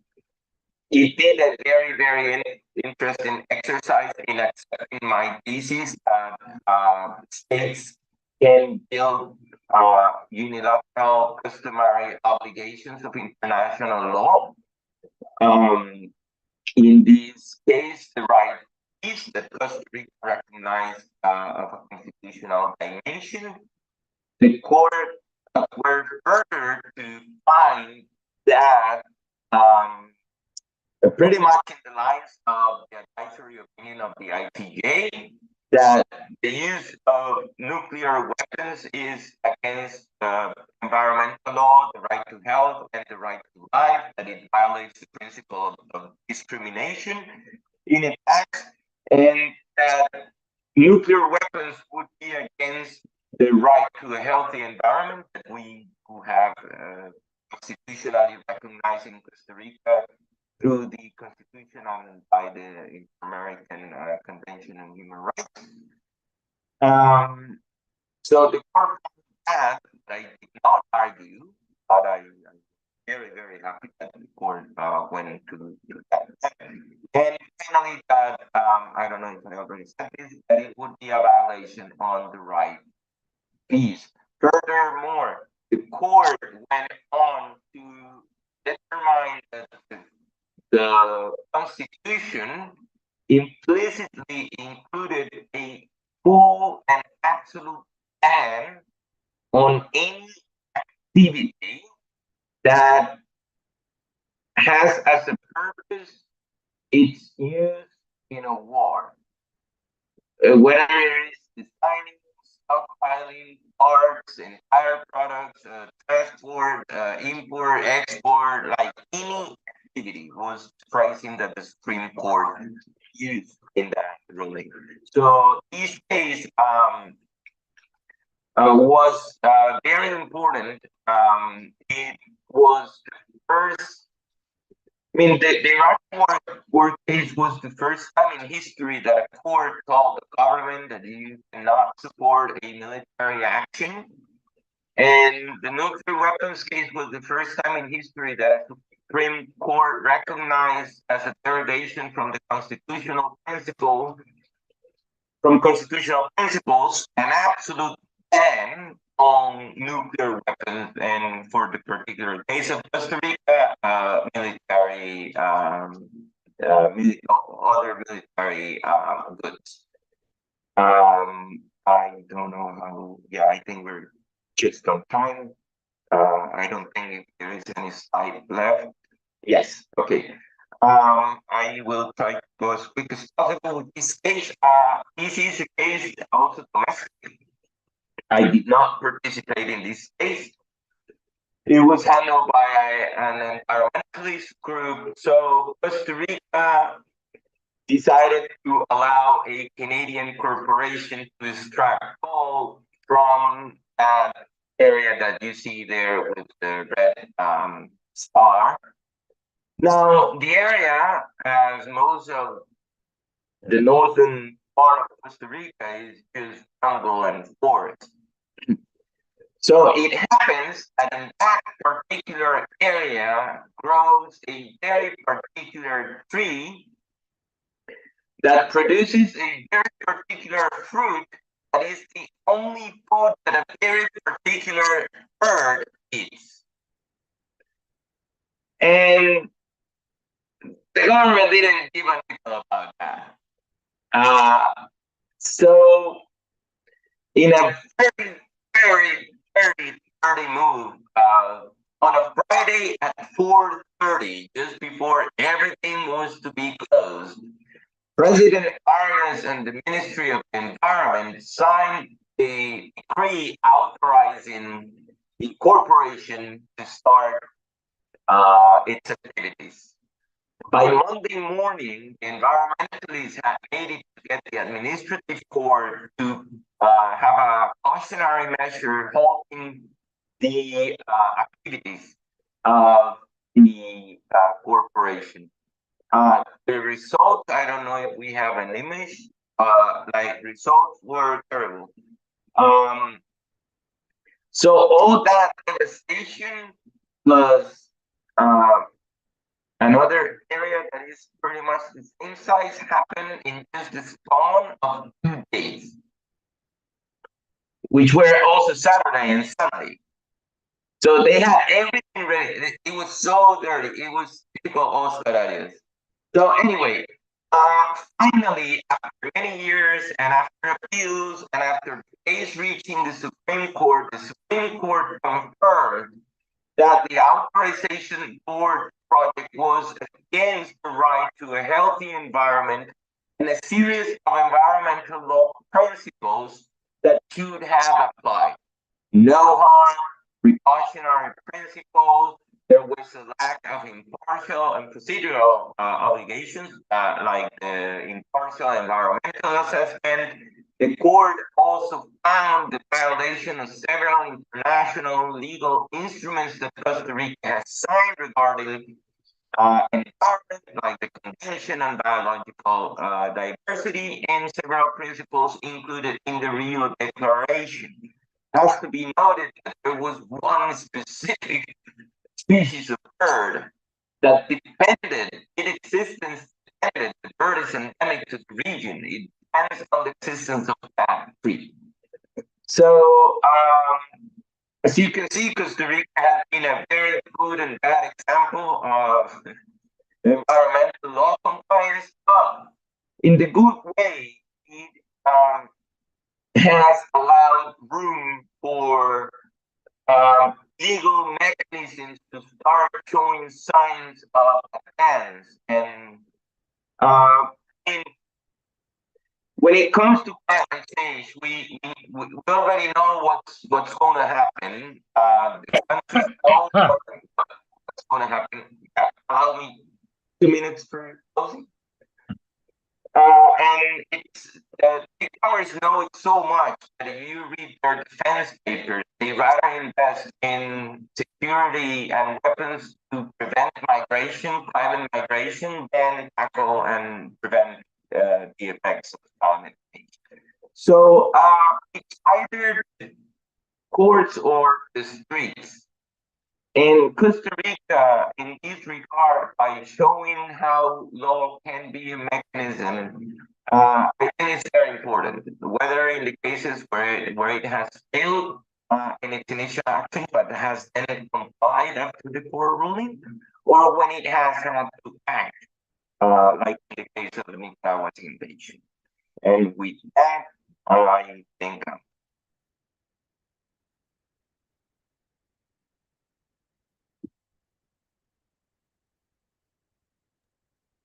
All right. Thank you so much for your presentation, Roberto. Let me add myself to the spotlight.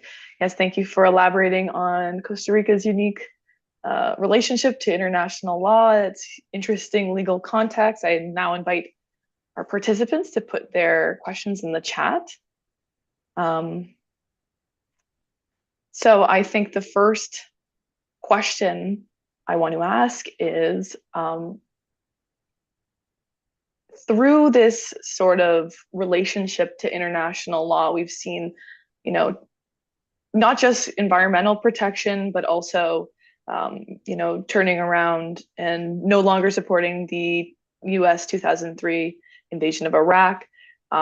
Multiple facets of international law have been upheld. Other than the fact that Costa Rica doesn't have a military, what are there avenues for other countries to enshrine international law in their existing system? Actually, I'll let you answer that, but I will go to Rebecca Shute after to ask a question. right. Unfortunately, international law is very ill equipped in many, many aspects. And one of them derives from the issue that its application is still based pretty much on state consent, right? And that state consent does and can be translated into domestic affairs.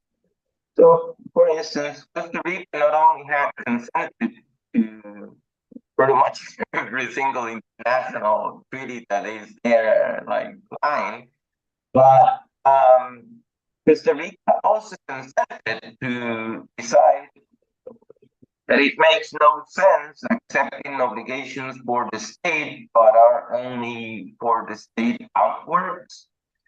So, in that regard, also, as somebody works in international law, I really don't understand the dualist system. It does make no sense to me. So, what we need for states to allow the introduction of international law in domestic legislation if they wanting to do so. I think the courts in some countries have stretched a little bit certain principles to integrate slowly certain international legal principles like the Paris Agreement. The very recent Urgenda case is very interesting in that regard, as the court in the Netherlands determined that the Netherlands had to raise its fair share to at least 25% of reduction of emissions, because the Paris Agreement is binding. I mean, that obligation for maximum ambition is binding. So, in the case here, which is very recent, is fundamental. So I stress on the importance of the courts can play here if the legislative are, as normally happens, influenced by lobbies and corruption and, the industrial complex and all these people that, for economic reasons, they'd rather suffer the effects of climate change than act on it. Thank you for that response, Roberto. I'm going to spotlight Rebecca Shoot. One moment.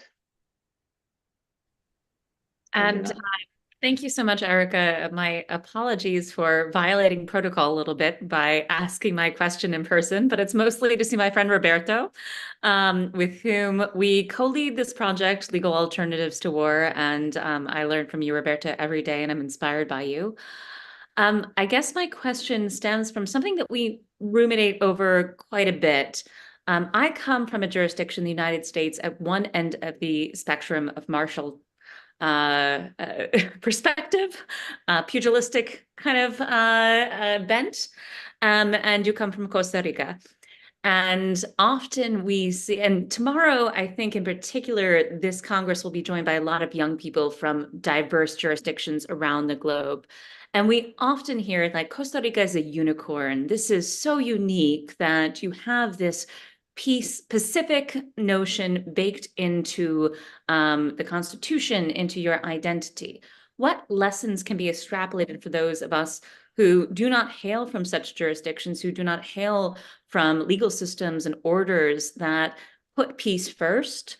From your experience as a young lawyer, as a law student who's gone through this process, that we can take forward in our journey for international peace and justice. So thank you, Roberto, and thank you, Erica, for the spotlight.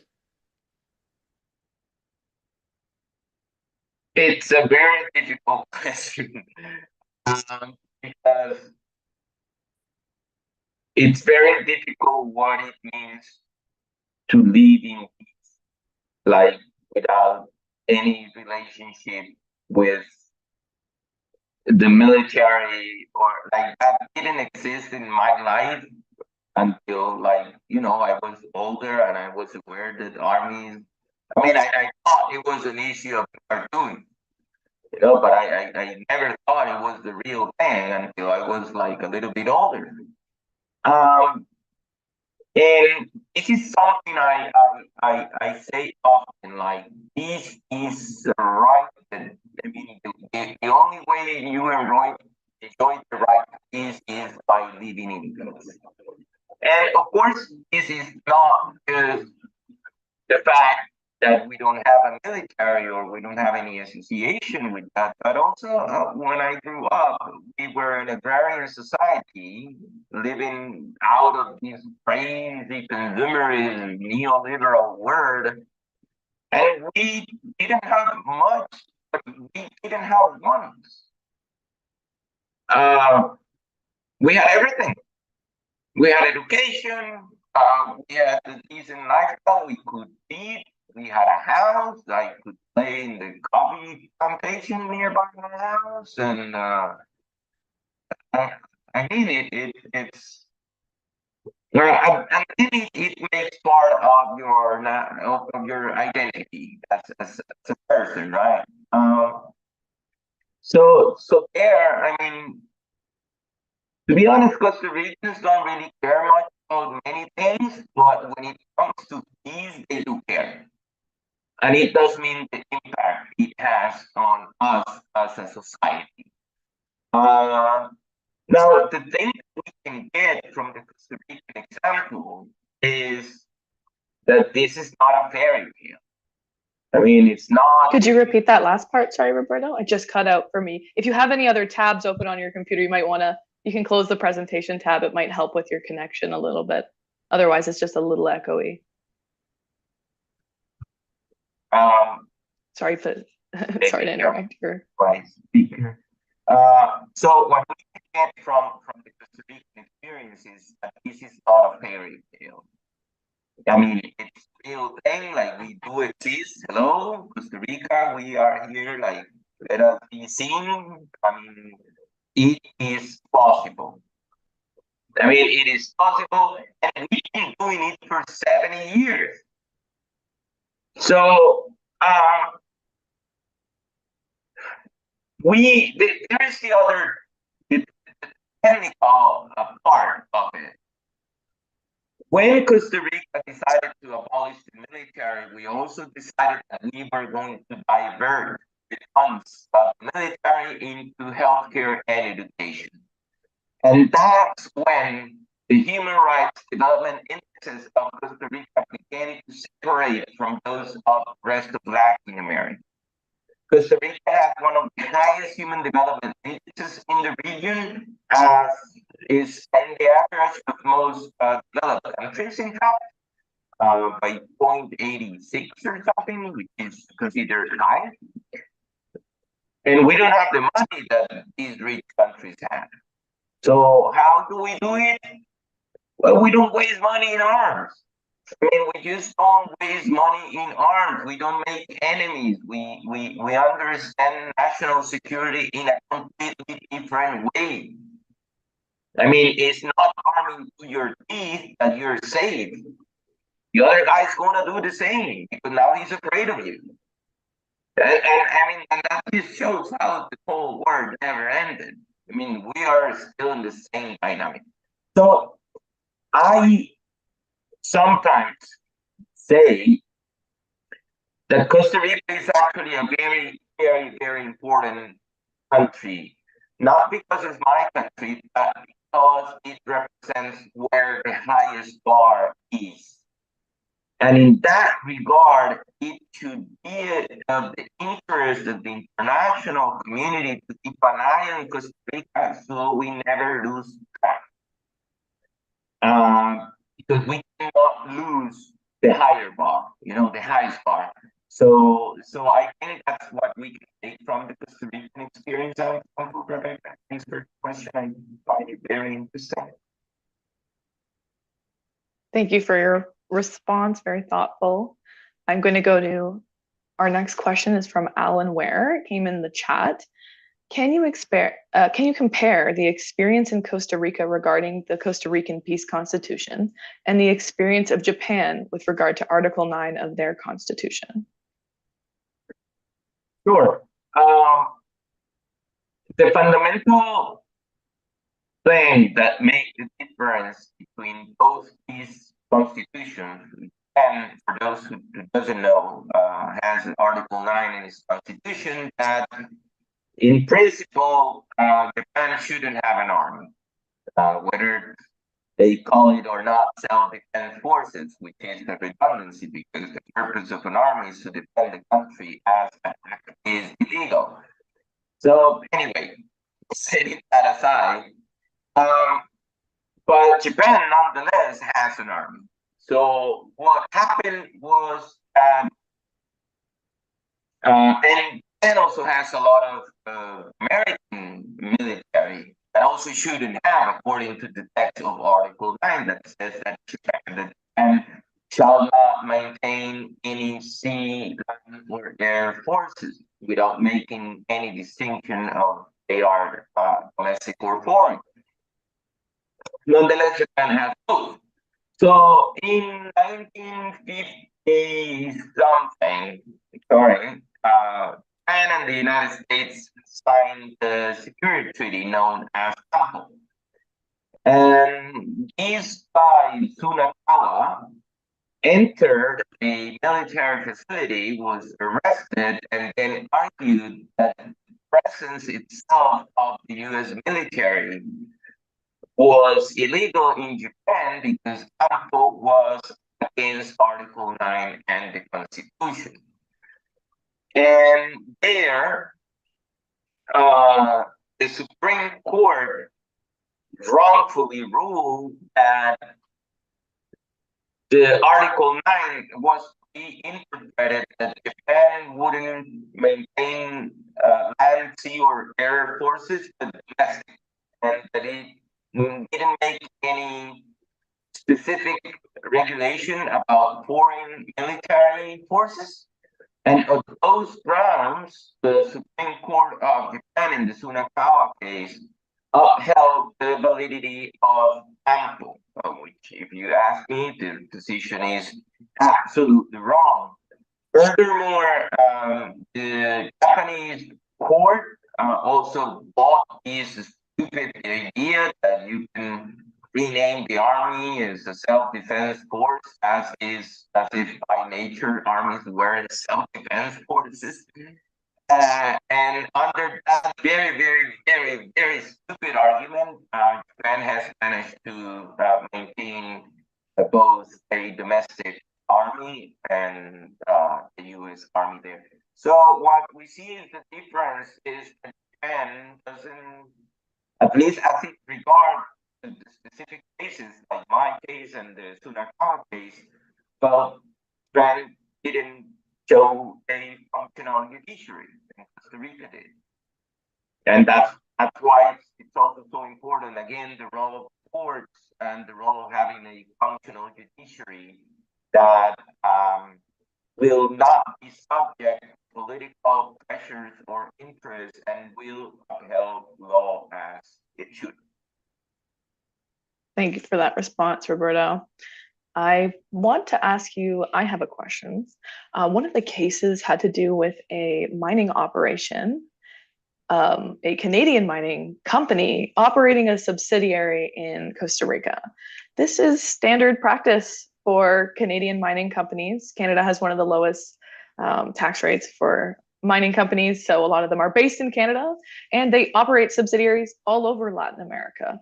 Do you think this could be an avenue for other Latin American countries to seek justice through international institutions? And if so, you know, or maybe what are the barriers, if not? Yes, and it's important also to note that since the Cruzitas case with Infinito Gold, this Canadian corporation, since the Cruzitas case, there have been several very important developments in international law. Many of these mining corporations do create what is called sacrifice zones, which are areas where, pardon my French, but life is here.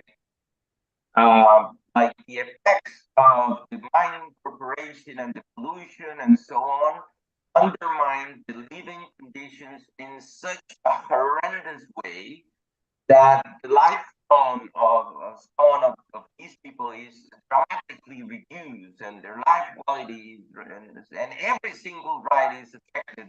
Right. Roberto, I think people are having trouble with your question. It's just not picking up all of your words. You don't have a microphone or headphones with a mic on you. Sorry to break the question.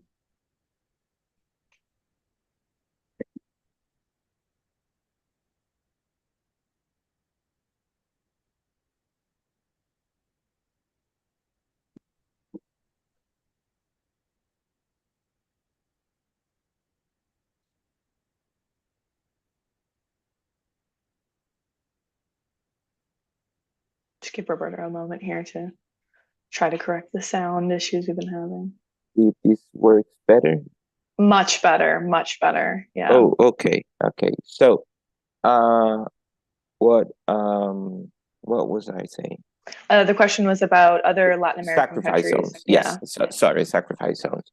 So there is some advances in the proposal of understanding that sacrifice zones amount to inhuman degradement or even torture. And as such, they should be prohibited, which by default would have a massive impact on these projects because they cannot survive without the sacrifice zone, right?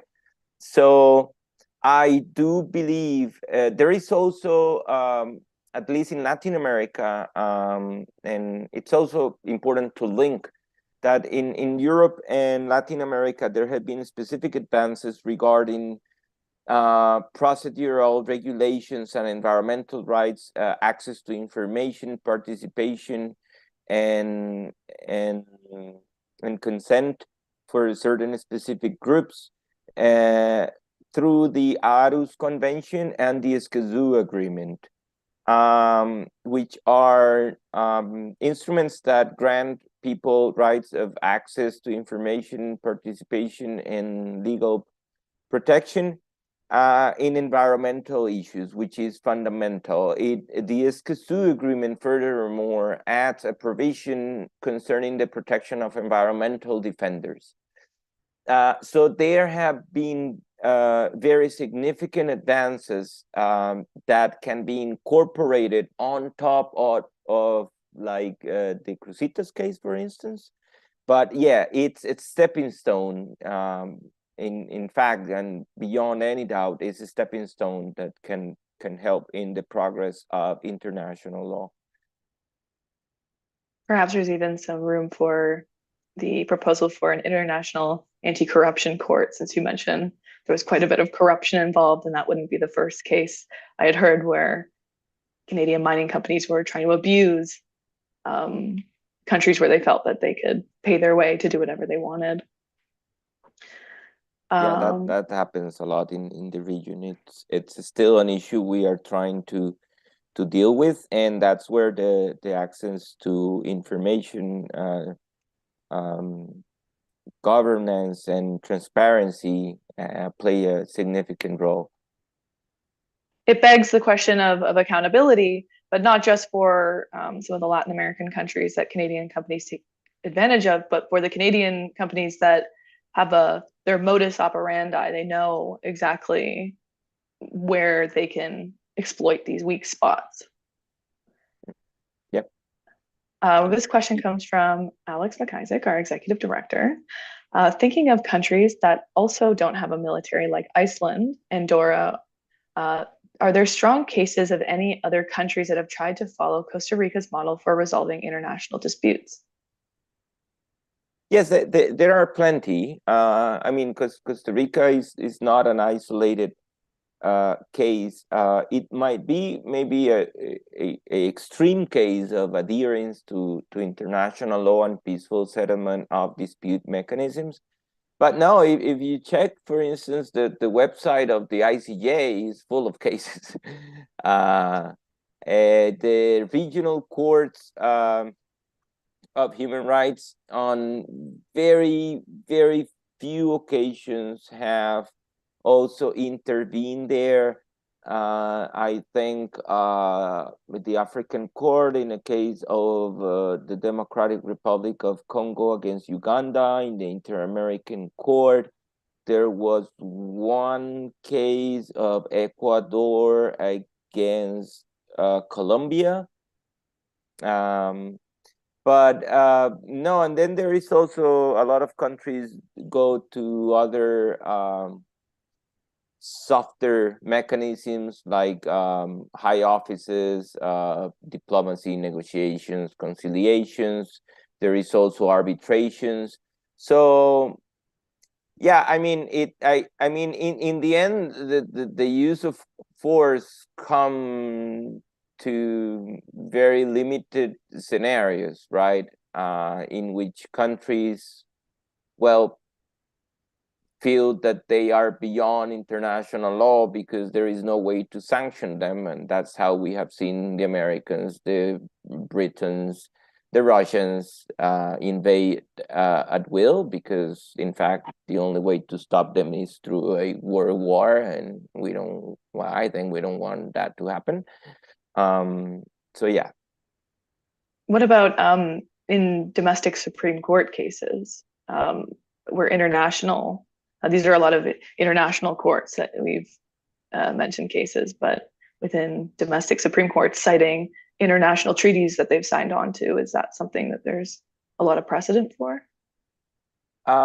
It's coming more often, at least in the Inter-American, as it comes to the human rights regime in the Inter-American system, according to the court jurisprudence, as a matter of principle, domestic courts should apply the Inter-American Convention on Human Rights by default. I mean, domestic courts should apply conventionality control. So that is a door fully open. And actually, there is a little bit of a push there to go through the door for states in order to apply international law. Now, in other jurisdictions, it's starting to happen. As I said, the Urgenda case, it's very, very important. And I think that environmental law,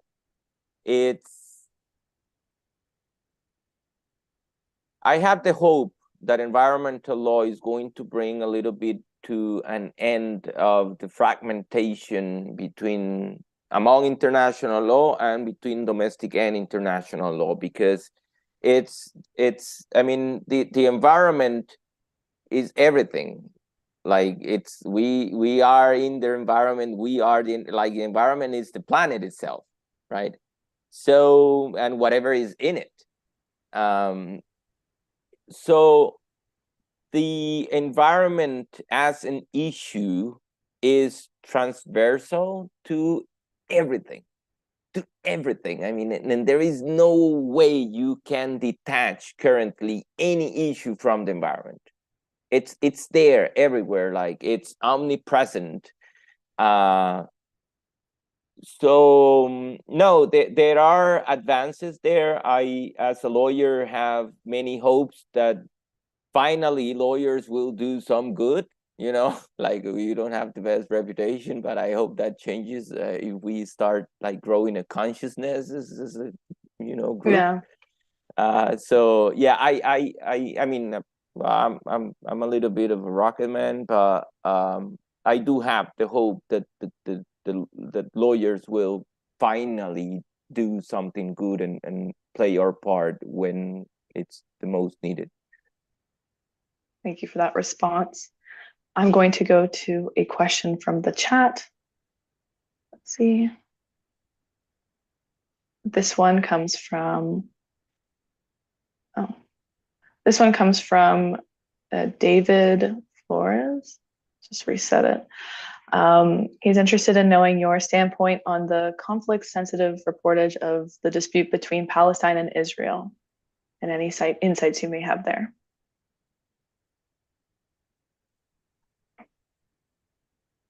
If you ask me,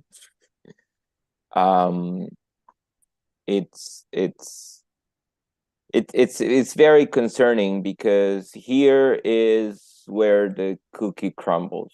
I mean, it's to me, it's the breaking point in international law. I mean, the occupation of any state in the 21st century, it's an aberration to me.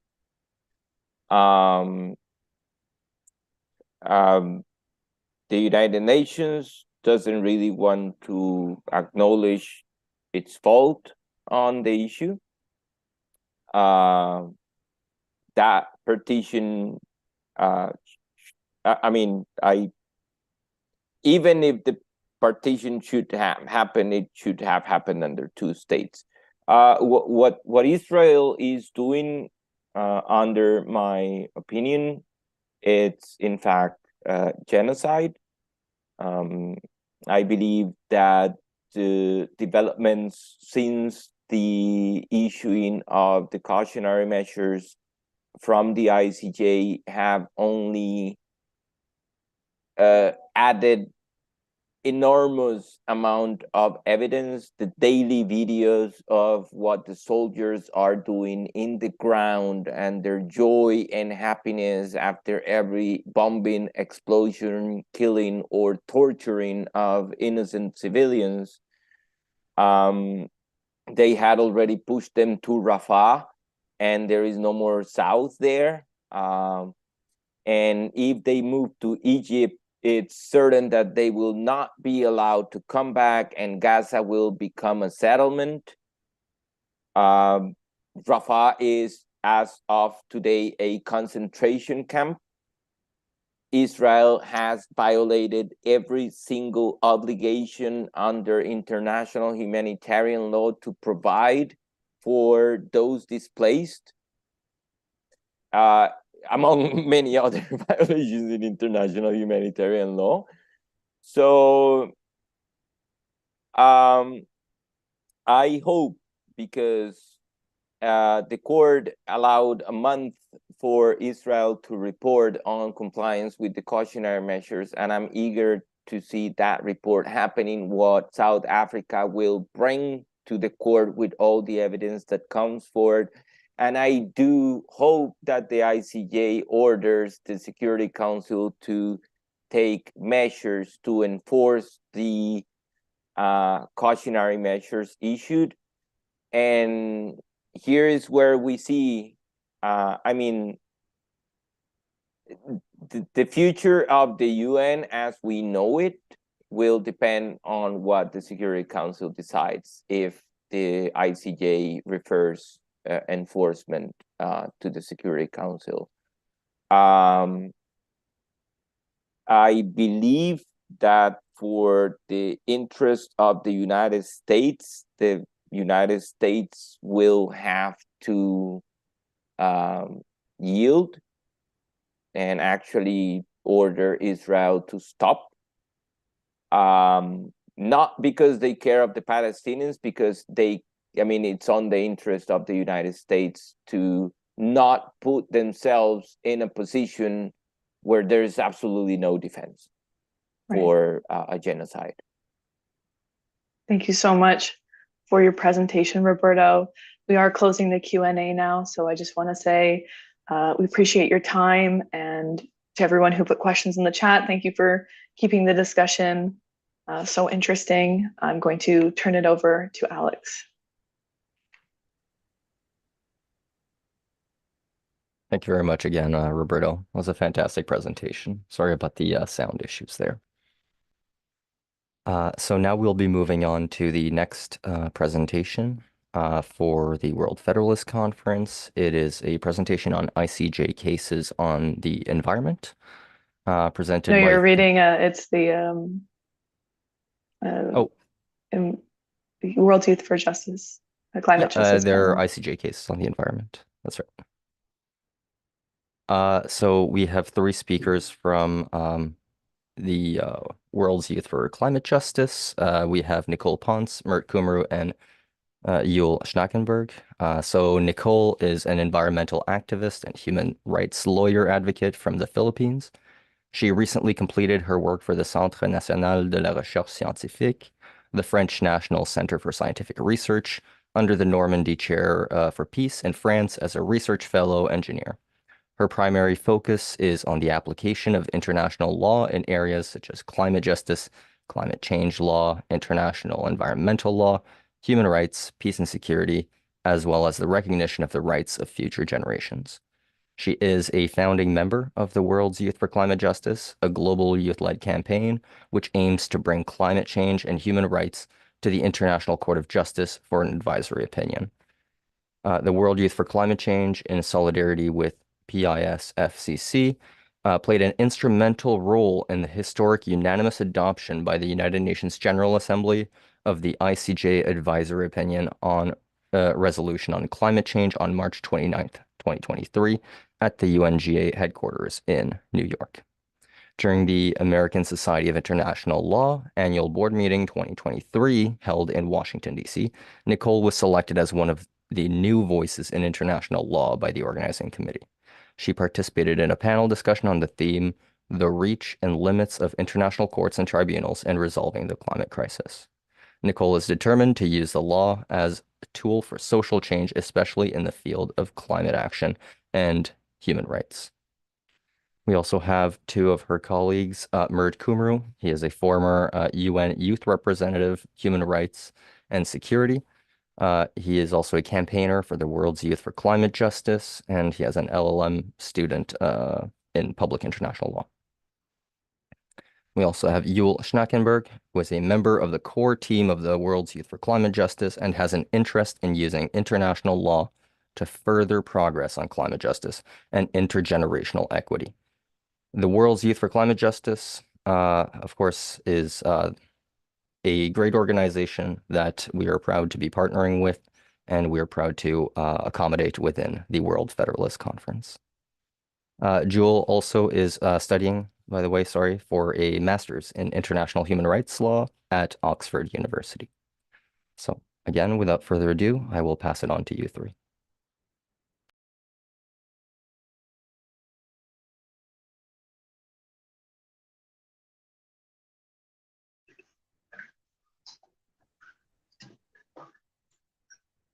Maybe I just thought, thank you so much. We weren't quite sure if the session was going to be moderated or not.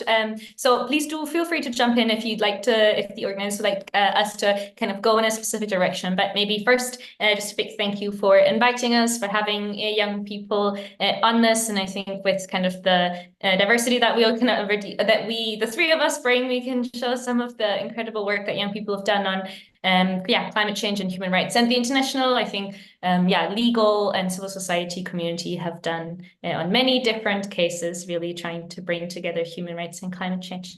But yeah, I'll pass it maybe to my colleagues, and maybe Nicole, you can kick us off just to give the audience a bit more of an kind of an introduction to the case and the work we do. Yeah, thank you very much, Jewel. I'm just about to share my screen.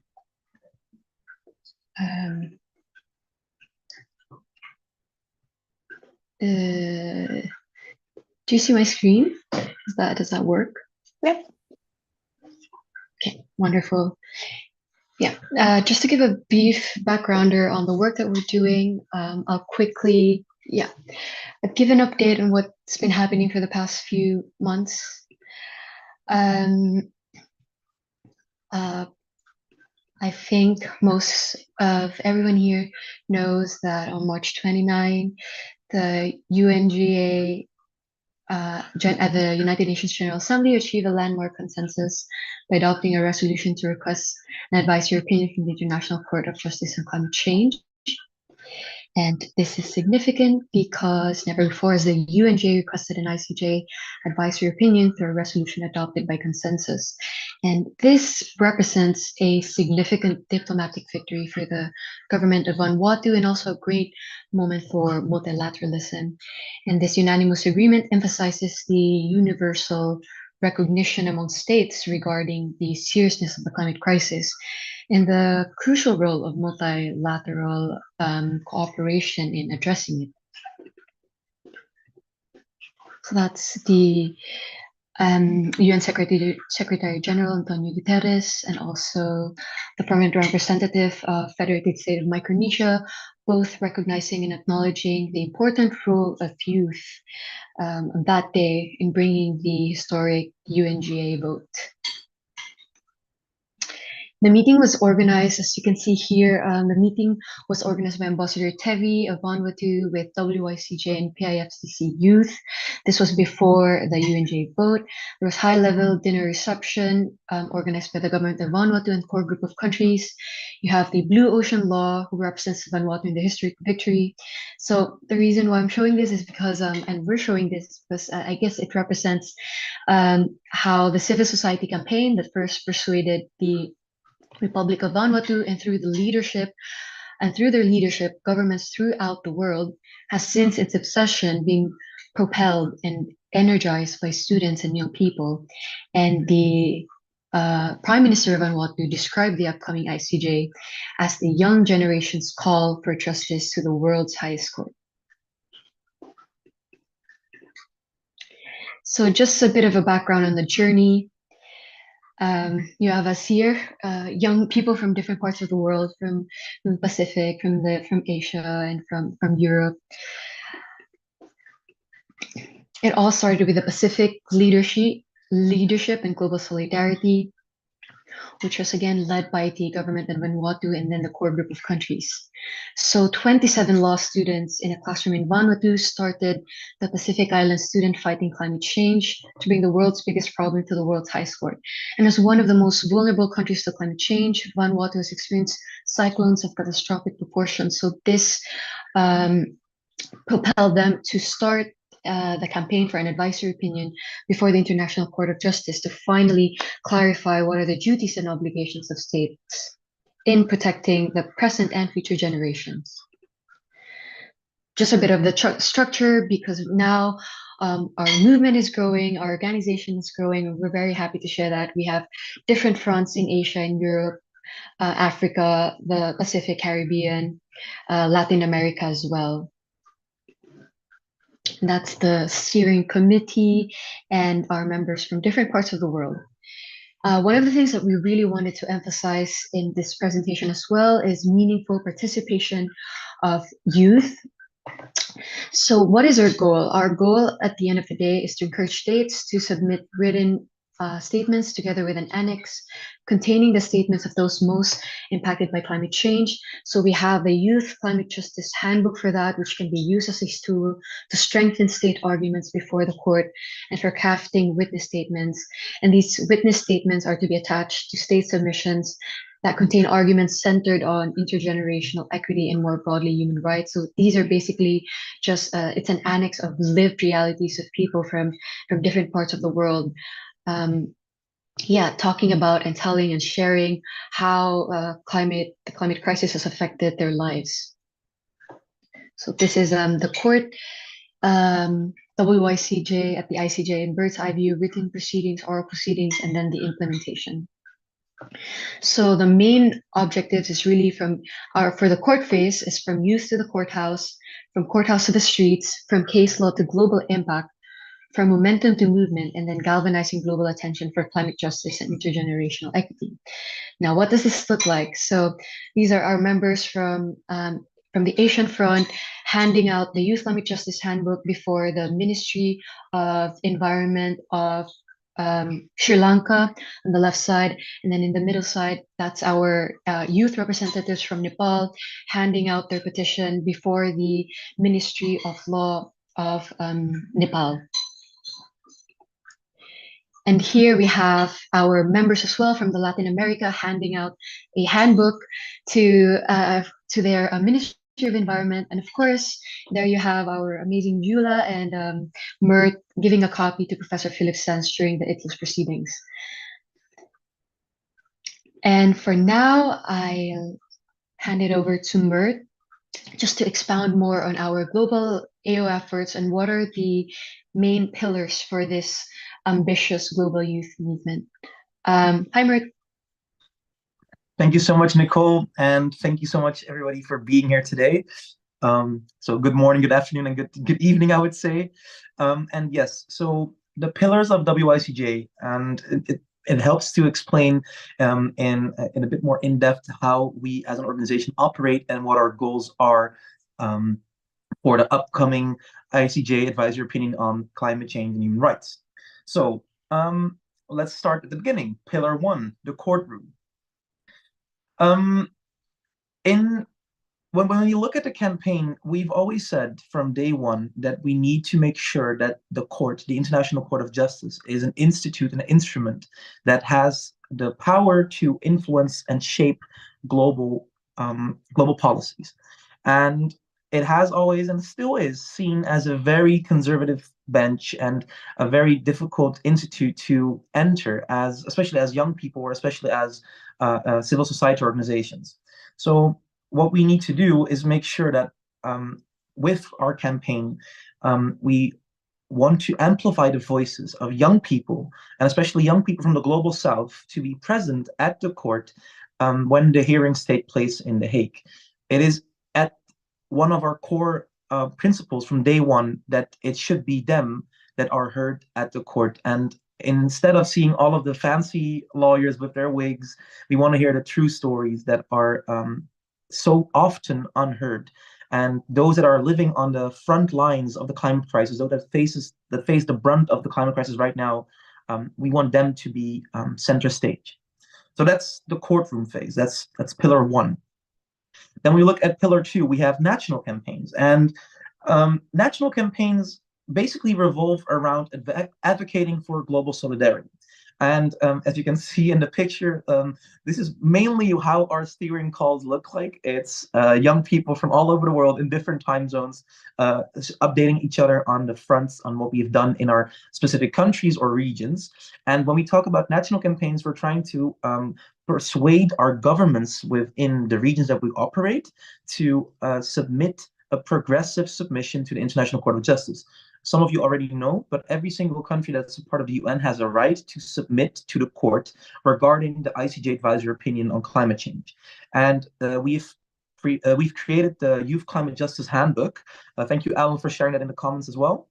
And with that Climate Justice Handbook, we're trying to create a legal basis for states to use in their arguments, and to also explain why we're doing this work and for who exactly we're trying to make sure that this advisory opinion is as progressive as possible. Because an advisory opinion might not be legally binding for all states, like a contentious case. It still can influence the future of international climate policy making, due to the importance that countries and the effort that countries put into it. So that's why having national campaigns with our amazing campaigners and our volunteers all over the world is so crucial, trying to get as much of our progressive arguments in those state submissions. And we can proudly say that it's looking very good and that we have a lot of success on this front, all due to our grassroots movements way of operating. And pillar three is exactly also how we try to get our sort of civil society coalitions. And we therefore have a Friends of the Initiative system, which basically entails high, well, I wouldn't say high level, but it's also high level figures, but it's mainly people from the field of international law that have experience, that have endorsed us officially. So that's why we're trying to engage with them as well. For example, Mary Robinson and Cristiana Figueres and Dr. David Boyd have officially endorsed the campaign, and that's why we're proudly proudly showing that we as an alliance are an intergenerational movement. We do not only use young people, we are intergenerational from the core, and that's why it's good to show that as well and reflect it as well in our Friends of the Initiative. When we talk about the fourth pillar, we're trying to also get our academic conversation ongoing, and that's why we have some research writing and legal advocacy. So we attended Climate and Law Governance Day at COP26. We participated in writing our flagship legal report on human rights in front of the ICJ. And of course, we created our Youth Climate Justice Handbook. So we are also trying to act in the more academic way. We're not only advocating for climate justice, no, we're actively contributing to the legal framework in order to achieve climate justice. In that way, we're trying to be constructive in our advocacy work. Pillar 5 is my personal favorite. It's coalition building with stubborn optimists around the world. And you can see on the pictures in front of us that it started out at COP26 as a small youth reception, and in COP27 you see how much it has grown in just a couple of years. And that's exactly how this movement is growing every single day. It's young people from all over the world, from all corners of the world, that are trying to advocate for our ICJ advisory opinion and trying to advocate for a progressive interpretation of international law in order to protect our human rights and in order to prevent climate disasters from happening. And it's exactly this pillar which is so important for us, because capacity building and coalition building with optimists, what we call stubborn optimists, is at the core of our work, and especially at the core of the work of our front coordinators. So Nicole, for example, is our Asian front coordinator, and I'm the European Front coordinator. And what we need to do is basically trying to get all of these people together and allow them to cultivate more and new contacts in order to spread the word as much as possible. And then of course, Pillar 6, telling stories of impact. Climate justice is at the heart of our message. And when we say that, we mean that. We're trying to let the world understand that our entire campaign is based around a sole principle. It's justice for all. And justice needs to be interpreted in such a way that we can see, finally, for the first time in the history of the court itself, that the consequences of the climate crisis are officially recognized, and that we as a global community can work together in order to make sure that the rights and that the futures of our friends and families in the global south are as much protected as for those who are more lucky in life. And that's why we also believe in telling those stories of impact. And we want to make sure that these stories are heard throughout the entire world, but especially within the chambers of the International Court of Justice in The Hague. And we hope that we could all welcome you there at the end of this year when finally the hearings will take place, hopefully. And now I would like to give the floor to one of my colleagues.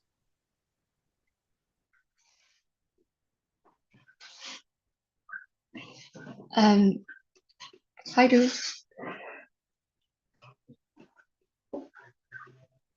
Sorry, was that for me, Nicole? Yes, are you ready Yeah, to sorry. take up this one? there was a little alarm outside, so I do want to turn on my microphone. Yeah. No, thanks, Nicole, for preparing the slides. I know we are rushing maybe through this for all the non-lawyers in You the have call. quite a bit of time, actually. No worries, too. You have at least 20 minutes until we would have to start the Q&A. So no worries, no pressure for time. Thanks. Yeah, sorry, maybe more rushing through us, and I think we assume maybe kind of just a lot of knowledge from people knowing what advisory opinions are. And I see Alan is on the call, so this is usually, of course, I think everything we know from Alan. So this is usually where I would probably hand over to him. But I'll try, and I know he's carefully watching.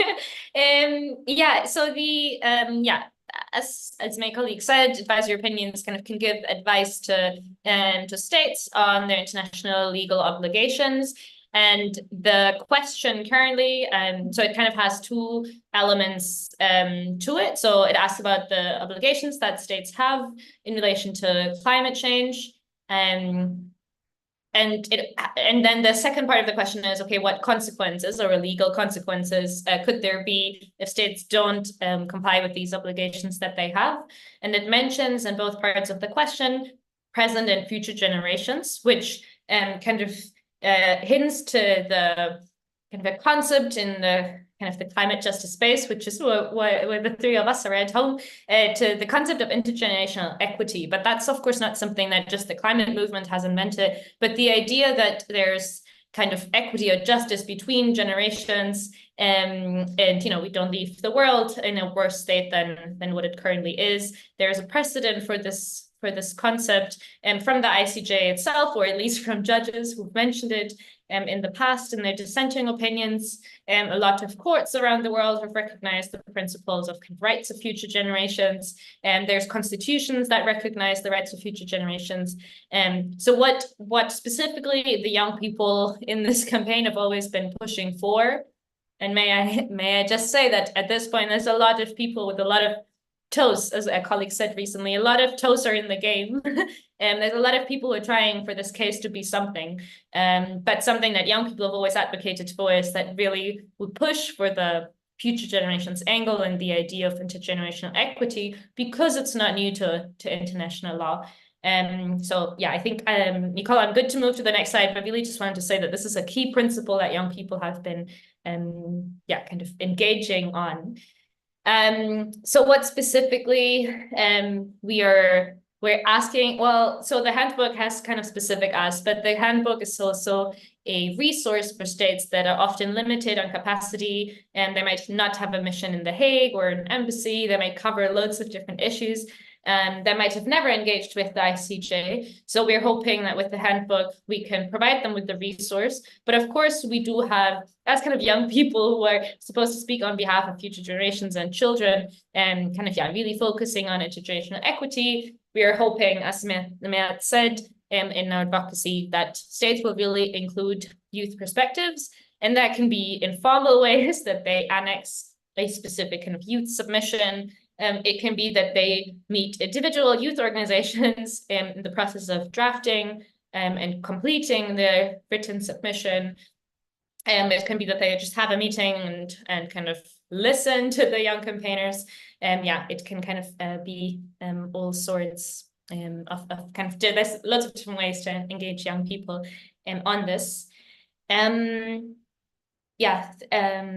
Thanks, Nicole. And I can't see the slides anymore, but feel free to jump back in at any point. I think something in addition that Nicole and Matt and I had spoken about sharing with the audience today was also just, and I think we maybe should have started with that also, but I think you can't underscore the importance that this case has for the world, for frontline communities, for really, the majority world, for the global legal order, for the international climate policy. This is a hugely important case. And it comes at a very important and interesting time where the International Tribunal for the Law of the Sea is also working on a climate change case. And we're expecting it in late spring or early summer for it to come out.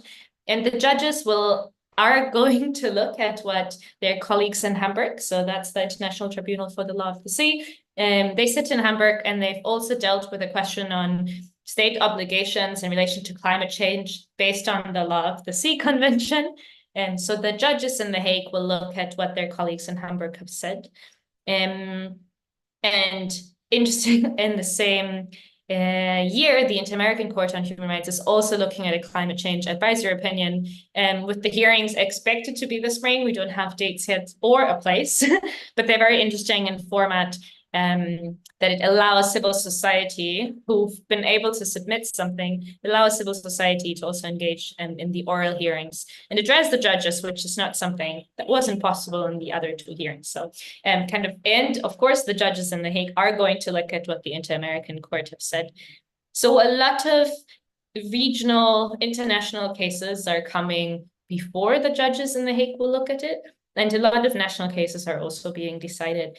The Orgente case in the Netherlands is a big one, the Neubauer case in Germany. But really there's a lot of countries where there's a climate change litigation case currently at a different stage in the judicial process. So it is a hugely interesting time. For the law nerds in the room, we're happy to speak about it afterwards some more. But I think what's important, or what in our advocacy, what we always try to focus on is that these cases are not just, this isn't just law, but there has to be a connection to the people, civil society, young people, local communities, indigenous peoples, that the people see this as their court. And I think, Ellen, the work that you and your colleagues did for the Nuclear Weapons Advisory Opinion, you showed us that it's possible that people, the people can be in the courtroom, the people will be outside of the courtroom, and nowadays that we can do live stream within seconds, we are just envisioning the world to really be watching the judges, and just for them to understand how hugely important this is for all of us, simply because we look at the international climate policy making space.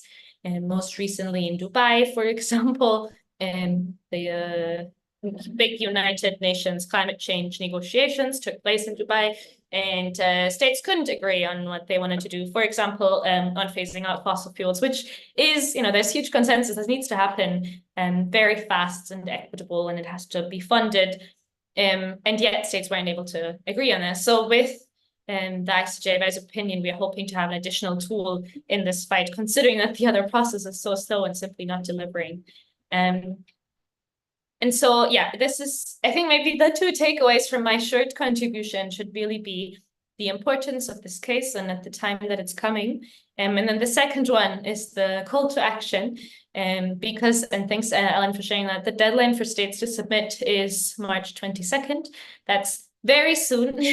And if states have not, some states are done, they've completed their written submission. We kind of just informally hear this, there's no public register of this. Some states haven't started, some are in the middle of the drafting process. We're doing intense outreach, have assembled loads of civil society colleagues to try to get a few more states in these last crucial weeks to at least make a short submission saying that they accept the court jurisdiction, they accept the question, maybe align with another state's statement if they're not able to make their own submission just with the limited amount of time that they have. But considering that this is, you know, this hugely important, crucial case, we are just hoping that every state will demonstrate to the court that there's an interest, demonstrate state practice, an interest to the judges by the global community. And of course, we've always emphasized and focused on states from the global south, those who have most to gain from a progressive advisory opinion, that we want them to engage in that process. So if you do have any contacts or if you're interested in supporting in these last 4 super important weeks, then yeah, please do reach out to us. There's loads of different ways, or speaking to the state directly, checking in with them whether they are planning to make submission, if not yet, and to do so ASAP, or get in contact with, yeah, and of course we do not work for them, but with the government of Vanuatu, they've been doing incredible support for states who are interested in submitting. So I would politely direct towards them as well. Yeah, thank you very much. Yeah, thank you very much for that, Jules. And just to, I'm pretty sure many know about this as well, but there are also advisory opinion requests before the Inter-American Court of Human Rights and ITLAS, not just the ICJ, but these are complementary. And if Mert, if you could just share our efforts also, not just before the ICJ, but before ITLAS and before the Inter-American Court of Human Rights, that would be amazing. Thank you. Absolutely. Let me just start with the ITLAS court, or the Tribunal Amasiri, Tribunal de la the Sea. So Yula and I were present at the hearings of the ITLAS case, the ITLAS advisory opinion, and this took place last year in September. We're expected to receive the outcomes of the advisory opinion later in a couple of months, actually. We'll hopefully see that this will form a basis for the judges of the International Court of Justice to understand and see how, for example, the interpretation of the UNCLOS Treaty is going to be crucial for the understanding on how, for example, maritime and marine life is interpreted by the international legal order. And from WICJ's perspective, it was interesting to participate with this advisory opinion proceeding, because we wanted to see and understand how, for example, young people are taken into account when it comes to, for example, being a part of the hearings themselves, but also being a part of the process. And what we saw there was, on the one hand, inspiring, but also on the other hand, a little bit unsettling. So we were one of the few young people present there, which goes to show that our presence there was needed. And it felt like we were representing a large group of young people, while at the same time, we couldn't represent everybody at the same time. We had the honor to see young people advocate for their islands. We had a wonderful speaker, Naima, from Tuvalu. She's originally from Tuvalu, and she spoke there on behalf of AOSIS, the Alliance of Small Island States, that was the organization that basically brought forward this request to the International Tribunal on the Law of the Sea.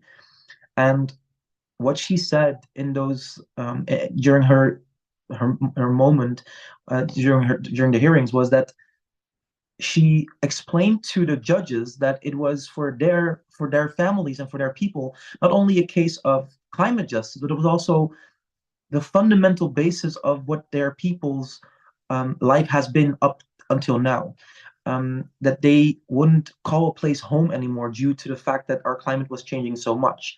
And I think that what we saw there was that when we go to the International Court of Justice, we need to have those stories present, and we need to share the stories of young people, especially, and reiterate the fact that it is those 15 judges in The Hague that will determine the future of so many cases, and will also basically lay the foundation for future litigation, perhaps, or future advocacy. So our work there was mainly to write down the oral statements and to analyze the oral statements from the states, but also trying to create new alliances for our own advisory opinion. We reached out to several states that were present there and invited them to, and handed them our Youth Climate Justice Handbook, invited them to also participate in the ICJ advisory opinion. We explained what the difference was between our advisory opinion and the ITLOS one, for example. And we also worked extensively on looking into how countries use their argumentations and how they form their argumentation. This was for us very crucial to understand, since that also will explain later on during our own advisory opinion on how to, for example, tackle arguments that, from our point of view, are not so valid. So it was a very good, I would say, a rehearsal in a way, to understand how an advisory opinion procedure takes place. And then when we talk about the Inter-American Court, it's actually very good to see that colleagues from our Latin American front are actively involved in this advisory opinion proceeding as well. And the timeline right now is I'm not very aware of the current timeline for the Inter-American Court, but the Inter-American Court on Human Rights is also going to discuss an advisory opinion on climate change. And we as WICJ have also wrote articles and have contributed to this proceeding, because we see it as a sort of an addition to our own advisory opinion procedure. And that's, I think, very good to understand. We spoke to several judges on the bench as well in informal settings, and they said as well that they were also looking forward to seeing and understand what kind of arguments, sorry for the dogs outside, to seeing and understand what kind of arguments that other judges from the other tribunals and courts will make when they deliver their advisory opinions. So in a way, everybody's looking at each other, and we like to be in the middle of all of these cases, I would say, in order to understand them most and to become more aware on how we should formulate and how we should put forward our advocacy work. Because I think it's also good to understand that in the future, after we've received our advisory opinion, so to say, our work doesn't stop. And we still need to determine with our organization, with WICJ and the PISFCC, on how we want to continue. But if you ask, I think most of us, we're only just beginning, and we hopefully will receive an advisory opinion that is super progressive in its interpretation, and which will set the basis for a future climate justice before 2030, if you ask me. Back to you, Nicole. Thank you.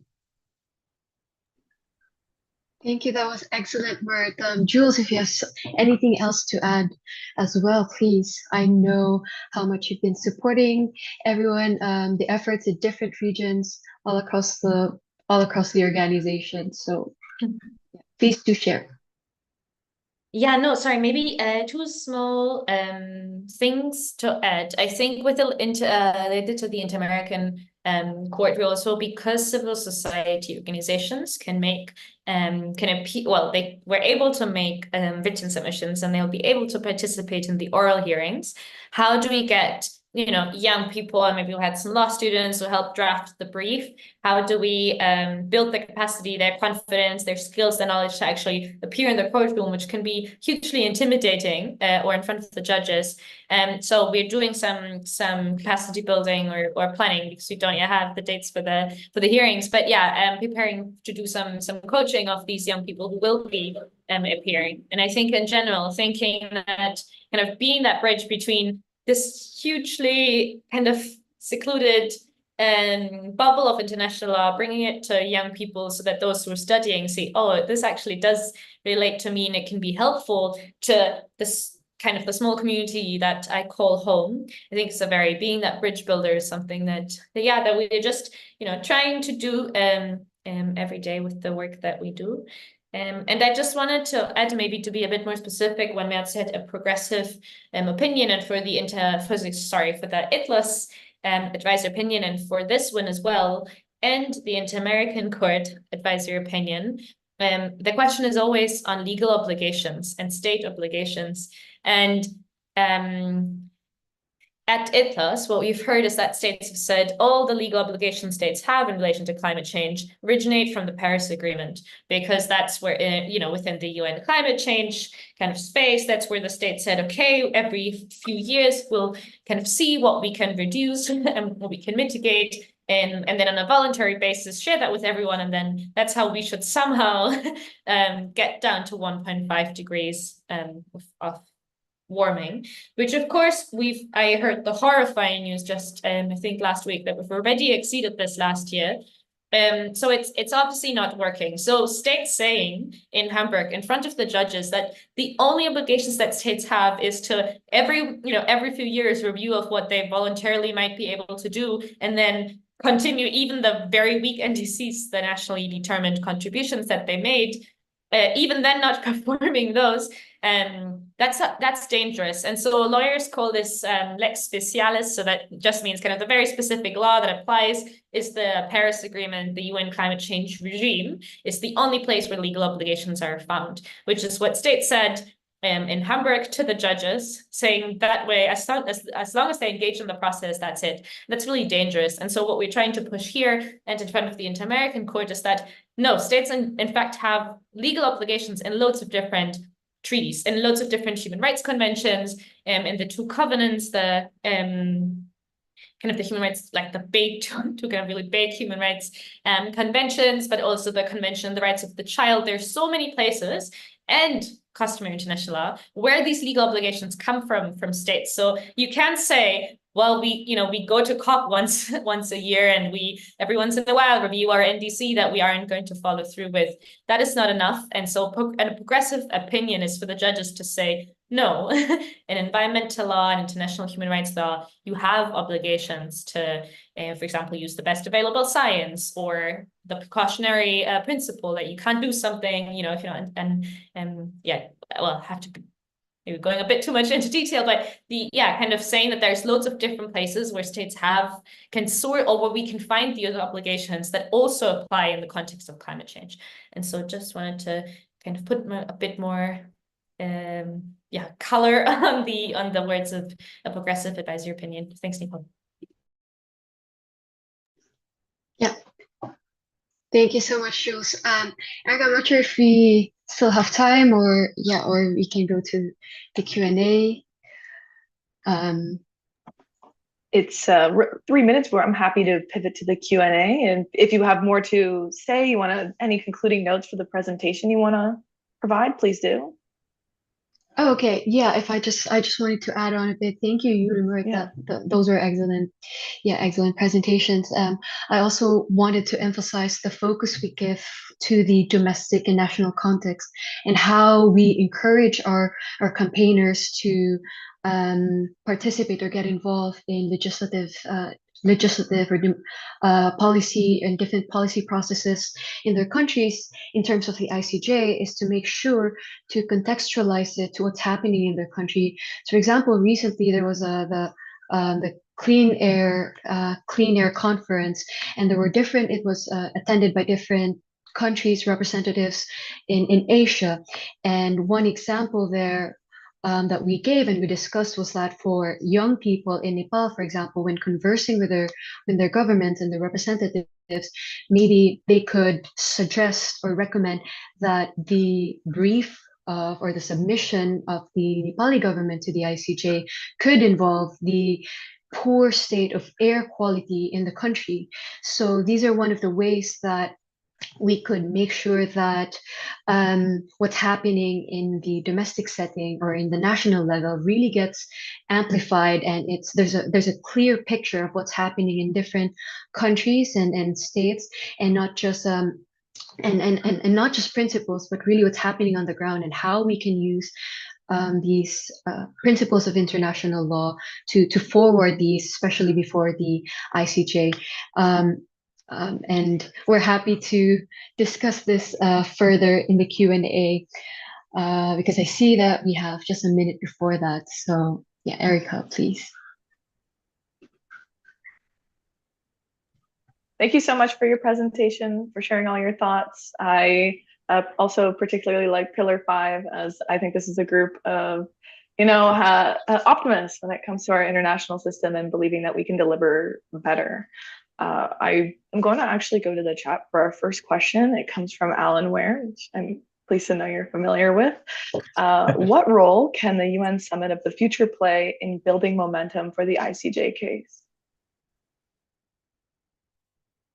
We can start with, why don't we start with Nicole, and we'll move counterclockwise. Oh, yeah, great question, Alan. Thank you. Oof, very important, crucial. Probably one of the major activities we're planning on participating and we're preparing for in the months in the later on activities for the organization. It's very important because it discusses or will focus on one of the important principles, I would say, that we would really want to be included in the advisory opinion, which is the topic on intergenerational equity and the importance of future generations, which I believe will be discussed. And if I'm not mistaken, June, we were asked at some point to give out our a sort of a brief or statement on this as well. We were asked to contribute. See that they're smiling, so feel free to add on to that.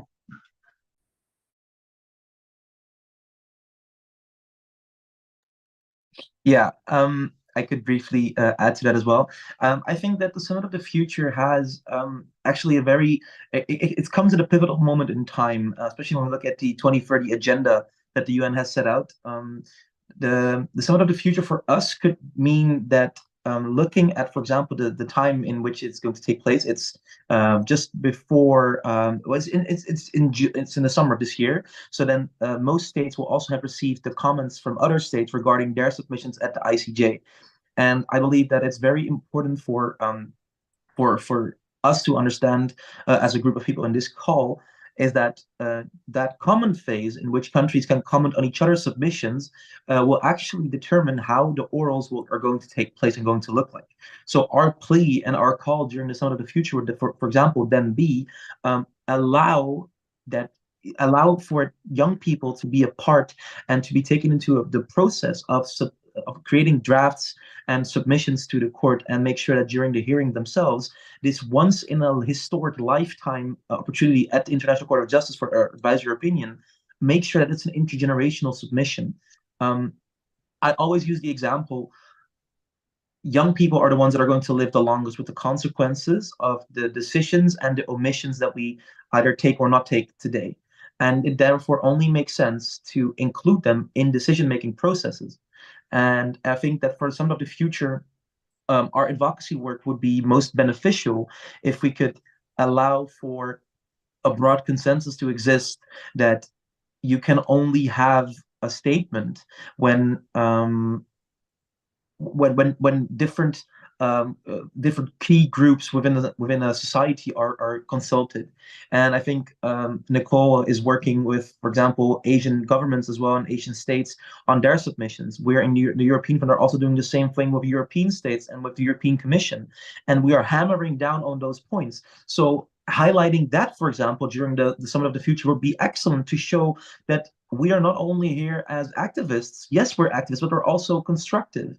And I think that that's something that needs to be understood more broadly, that you can be activistic in your work, and you should be proud to call yourself an activist when we're doing this work within the international law and sustainable field, so to say. So I think that that's one of the major things that we could achieve at the Summit of the Future. And let's hope that that our colleagues and our peers that are going to be present there also would like to take on this amazing task that lies before us. Thank you. Yul, do you have any concluding thoughts? Want to share anything? Please feel free to. Thanks, Erica. No, I was going to throw that question back right to the people who've asked it, since they've been working on this for a long time, and we are small trying to cover loads. So yeah, I don't think we've kind of intentionally engaged a lot on specific the regional consultations or so that have happened beforehand, but because I think there's so many interlinkages between of how I understand from the the perspective of an only half involved outsider. Yeah, I think hugely important. But yeah, but definitely those who have been involved for a long time, thanks for sharing resources in the chat. And if you are allowed to come in, then yeah, please do feel free to share your insight. We're always happy for more advice and guidance on how you think we could or should engage. Thanks. I want to keep it on this really significant submission that's coming up just in 4 weeks. What has the process been like trying to spread awareness and get other countries on board to put these submissions in? Please, Mert, you looked like you had some thoughts on this, so why don't we start with you? Yeah, well, actually, Erica, this is a great question. I can, for example, just share an insight that we just recently had this week, actually, in very interesting conversation I had with the Ministry of Foreign Affairs of the Netherlands. We have been working for a solid 3 years on lobbying to be included in their drafting process. And we can proudly say that we've been consulted several times right now with the draft submission for the Netherlands. And I remember having a couple of calls prepared with my peers from the Dutch Kingdom Islands. So we have islands in the Caribbean as well. And I said to them, I will not go to the Ministry of Foreign Affairs without you guys being there with me. So we made sure that we had a time zone in which we had a time for the meeting in which they could also digitally participate, and we were all there. And to see, for example, how well prepared not only we were, but how well received our comments and our suggestions were taken into account by the government, and also were actually implemented in their submissions, really went to show that our work has not been for nothing. And also, we were actually surprised in seeing how progressive some elements were, as in we would never expect a Western country saying these things, but we saw them and we were surprised. And we were also happy to see that within governments, we also have some WYCJ campaigners somehow. So that's good to see. And I think sometimes, obviously, it can be more difficult. And I gotta say, those difficult states that are more that take more time to be convinced, for example, are also the challenging countries that we need to be consulting more and also have on board. Because yeah, if you look at the advisor opinion, it's going to be a broad group of countries, and not all of them are equally as determined to work on sustainable development. So therein lays the challenge for us, so to say, to allow for the most progressive interpretation of the advisor opinion. I hope that answers your question, kind of. You're still on mute, Erica. You'll please, if you have thoughts to share, and then we can move to Nicole to conclude this question. Oh, good. Yeah. Nicole, go first. I was going to point to you anyways. Thank you, Jules. Thank you, Erica. Yeah, that's an excellent question. Really has been so empowering. I don't think I am at the liberty to share which countries just yet, but it's so empowering to see our members or volunteers actively or getting involved with their government, and their government in return asking them to participate and get involved in the actual and participate in the actual development of written submissions. So this, for me, coming from a country from the global south, is almost unheard of. Like a country where, I mean, the government actively asking and seeking out young their youth practically to help develop an actual written submission before the ICJ. So that has been very empowering, and also gives us the hope as well that it can be done. So we encourage our members, even if their country, we're not so good or don't have quite the track record to make good on environmental cases, but we encourage them to continue with the campaign anyway, and make sure that their voices get heard, and that they work with different civil society, and that it really does help to just get your voices out there, even if it's not as positive as you think it would be, because it can get intimidating reaching out to governments. But civil society has been very much empowered, especially in the recent years. And I see Alan's question there. it has been very helpful to talk, for example, about the ICJ nuclear case and how the court has ruled on some principles of environmental law in the ICJ. So that has also been very helpful, knowing that, yeah, it is possible, and the ICJ can make decisions, or it can make a good decision on some important principles. Jules, if you have anything to add. No, I don't think so. Thank you, Angie. All right, we'll move on to a question that I have, and it's really just being curious about some success stories or any case studies of ways that youth have been successfully involved, given a meaningful platform to share their perspective in environmental policy, whether at the international level or the domestic level that could be extrapolated to the international level. Maybe I just start just to buy some time for the other two, because this is a huge question. No, thank you so much. And I think, we've at the United Nations climate change negotiations, a lot of young people, I think, are trying to grapple with that question. What are ways to engage youth? And I think that used to be the call, like young people need to be in the room. And now that a lot of young people are at the table, how do we, what is that? What's meaningful really, is having a youth event really a meaningful way to engage in climate policy making or environmental policy making. And so it is, a very timely question. I think first wanted to admit that I think, and I was invited to this panel where people were very critical about climate litigation as a way for young people to engage, because it's so costly, it's so difficult, it's really not inclusive or accessible. And they're like, okay, so what do you think? How can we make it more inclusive? It's like, I had not come prepared. I didn't see the questions before. And I still, this was 3 years ago, and I still am trying to think of ways how we can make climate litigation as a forum for meaningful youth engagement really kind of accessible maybe to more people. So far, the youth cases have always been supported by better funded, bigger NGOs. And maybe that is the way forward. I think if that engagement, that support, that advice, that counseling can happen on an eye-to-eye level. And I think our legal advisors, the people we are working with, who are mentoring us, advising us, have always met us eye-to-eye, kind of asking what we wanted to see and then helping us or help the young people that kind of in our network that we work with to find their own voice when they write a legal brief or so. So I think that there's definitely precedent for that happening, even if not super public. And I think otherwise, the work that Matt used to do in the Netherlands, I think that's just one way of doing that. Maybe you can share about the youth representative system, Matt? Yeah, absolutely. So, for example, this was also shared in the bio. I used to be the United Nations Youth Representative on Human Rights and Security for the Netherlands, and together with my colleague Eva Fleming, which is also one of the core group members. Can I interrupt briefly and Oh. ask, is this going to be the Fergus Watt Zoom? That takes place at 3 p.m. Okay, I'm sorry. Just so I'm in the right place. Is that correct? Yeah. Sorry. Apologies. No worries. Yes. So just to come back, so Eva Fleming, also one of the core group members of WICJ, was also a UN youth representative, and that's how, through that system, we were actually sort of taken into the international processes of how, for example, diplomats would also operate, and that's where we met young people from the Pacific at a COP.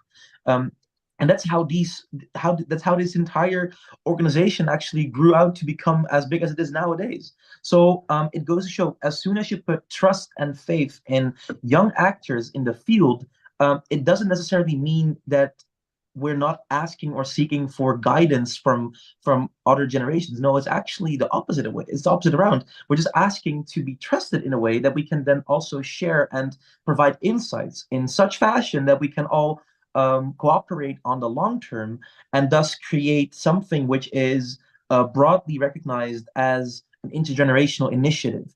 And I think that that's the power in our advocacy work, is that we're not exclusive in like, we're not ageist, so to say. Yes, our organization is called World's Youth for Climate Justice, but as you can see with our Friends of the Initiative, we are open and including everyone. So in order to achieve a common world in which we all need to live, all generations in the long run. So yeah.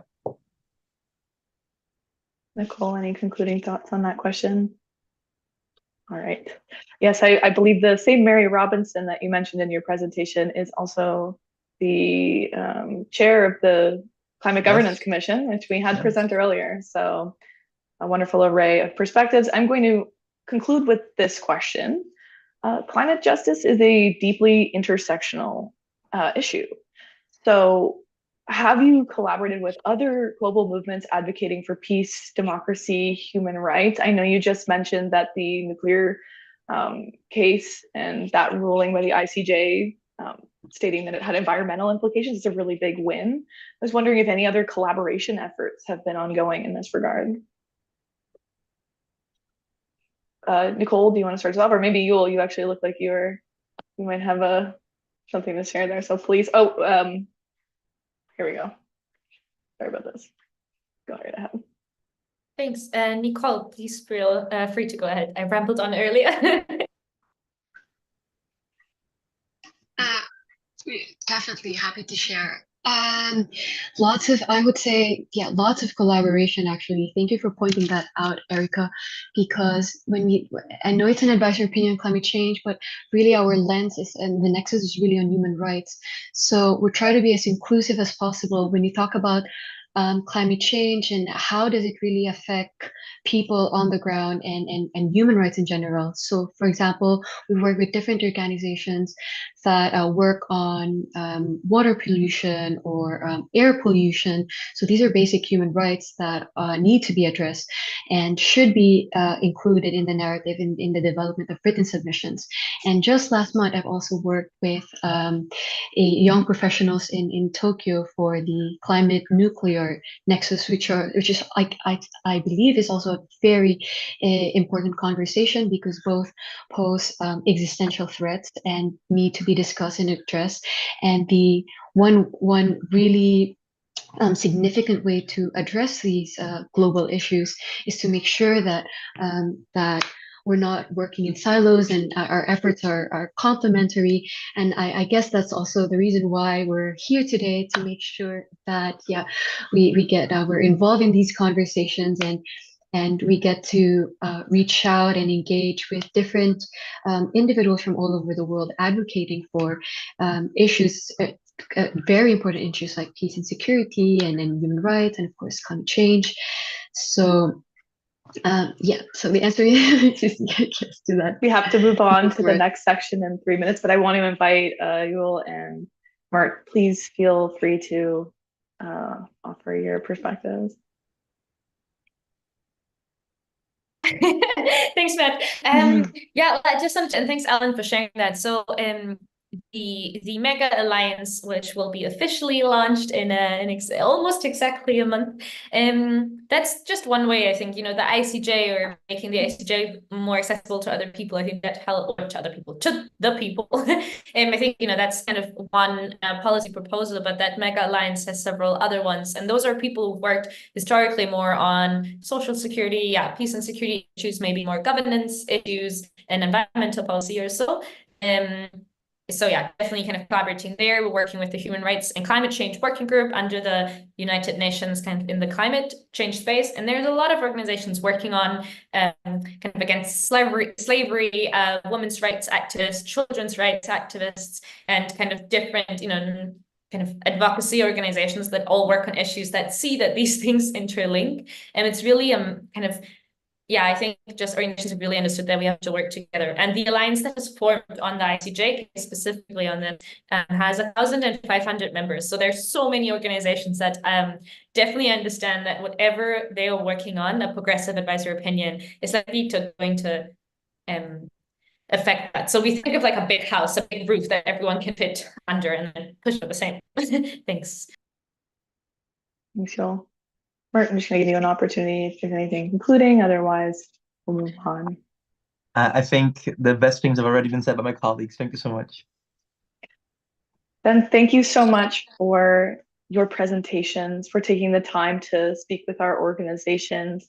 And you do so much interrelated work with, Alan Ware is in the chat here mentioning all the different ways we collaborate already. And I hope that we can support you in any way to get as many people nations doing this submission. So let us know what we can do on our end, but otherwise have a wonderful day and thank you for the questions in the chat. Thank you again. So we'll be moving on to the next segment of the World Federalist Conference, the last one of the day. So thank you all for attending all the wonderful presentations throughout the day today. I think I'll be turning the microphone or the spotlight over to Nicholas Baird. I'm not sure if he's ready. I can see the room over there. I don't think he's around right now, so I will give him a call and we will be on standby for a couple of minutes until we can get him to the computer.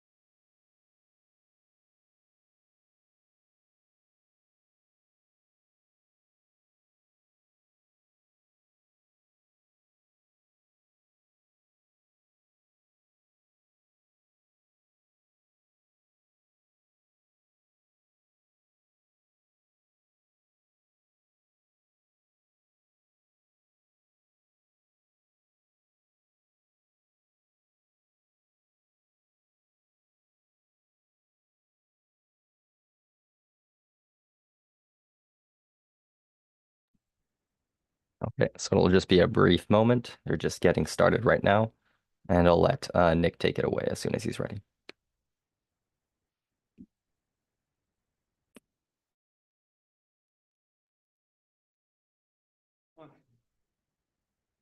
Can you hear me, World Federalist Conference? We do indeed. How's my audio quality? We haven't Crystal really... clear. Okay, great. That's wonderful. We got some people in the hallway.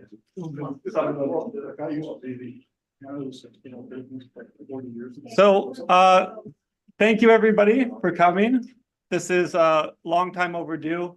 We're really excited to be able to honor our former executive director, Fergus Watt. It's surprising to me. I've known Fergus for, I guess it's 10 years now, which is wild. And I think I learned about World Federalism before I met Fergus, but I guarantee you I would not still be a World Federalist if it wasn't for Fergus. Definitely a longtime friend and mentor of mine, and really excited to be able to honor him here today. So I think we're going to go through a few speakers that wanted to give some remarks about Fergus. And I think we're going to start off with some introductory remarks from our current president, Karen Hamilton, who's going to deliver them on Zoom. So Alex and Erica, let me know if I can do anything to ease the hybrid aspect of this. But I'm going to mute the microphone now, and we're all watching you on screen. So we've got about 15 people in the room here, and ready to hear what you have to say, Karen. All right. Thank you so much, Nick. And thank you so much. Before I begin, I need to begin by thanking Alex and Erica and everybody who has put together this conference. It's been amazing so far, and I know there is much more to come. And thank you so much for the education, for the engagement, and for the ways in which it fulfills and speaks to what we're trying to do as World Federalists, building a world community, principles of international cooperation, peace, justice, democratic global governance, federalism, subsidiarity. Thank you so much, Alex, Erica, and everybody else. Now also, before I begin, thanks to so many of us who've been working on this event, Fergus, for a very long time. It's been a while since you decided it was time to move on to other incredibly vital work. and to no longer be the executive director for the World Federalist Movement. And we started planning this a long time ago. And then there was COVID and et cetera, et cetera, et cetera. So we're finally here to thank you for decades and decades and decades as the executive director of the World Federalist Movement. Now, the thing about saying goodbye to Fergus is that Fergus doesn't exactly ever go away. So he's still with us and he's still engaged in incredibly vital work. And I just quoted to you what it is we all do together, the building of a world community, principles of international cooperation, peace and justice, democratic global governance, federalism, subsidiarity. And we're going to talk about all of those things. But I do have to tell one Fergus story. There has to be one Fergus because there are so many I could have picked. But this one particularly spoke to my heart. So Nick, you just mentioned how long you've known Fergus. And my story is kind of entirely a little bit similar. So 29 years ago, I had just joined the World Federalist Movement, and we were holding a joint WFMC meeting in Toronto with the Americans. Remember that, Fergus? And I was in Toronto, living in Toronto, brand new to the organization. So I thought, well, I'll volunteer to help, do what you can, get in right at the beginning, be helpful. So I did a lot of the organizing. I was on the spot. Fergus was in Ottawa. It was a great privilege. The last minute, Fergus and I were wrapping up some details, and we were standing, and I still remember this, Fergus. We were standing on Yonge Street, waiting for the light to turn as we were going to cross the street, as we were continuing to talk and meet and put the last details together for the conference, knowing those Americans were coming. And so I asked about a number of pieces on the agenda, and I asked particularly, because I knew this piece wasn't quite complete yet, about the nominations. And I asked particularly about the vacant position for council chair. So, and those of you who know Fergus so well can just imagine exactly how this moment went. Fergus said in Fergus speak, well,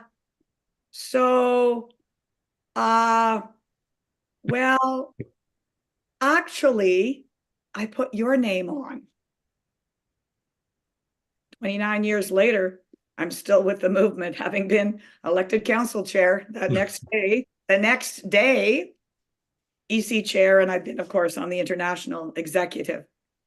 Now, I know that, Fergus, you really want us to speak about world federalism and to really continue forward in the work that we are doing and to make it even more obvious and visible in the world.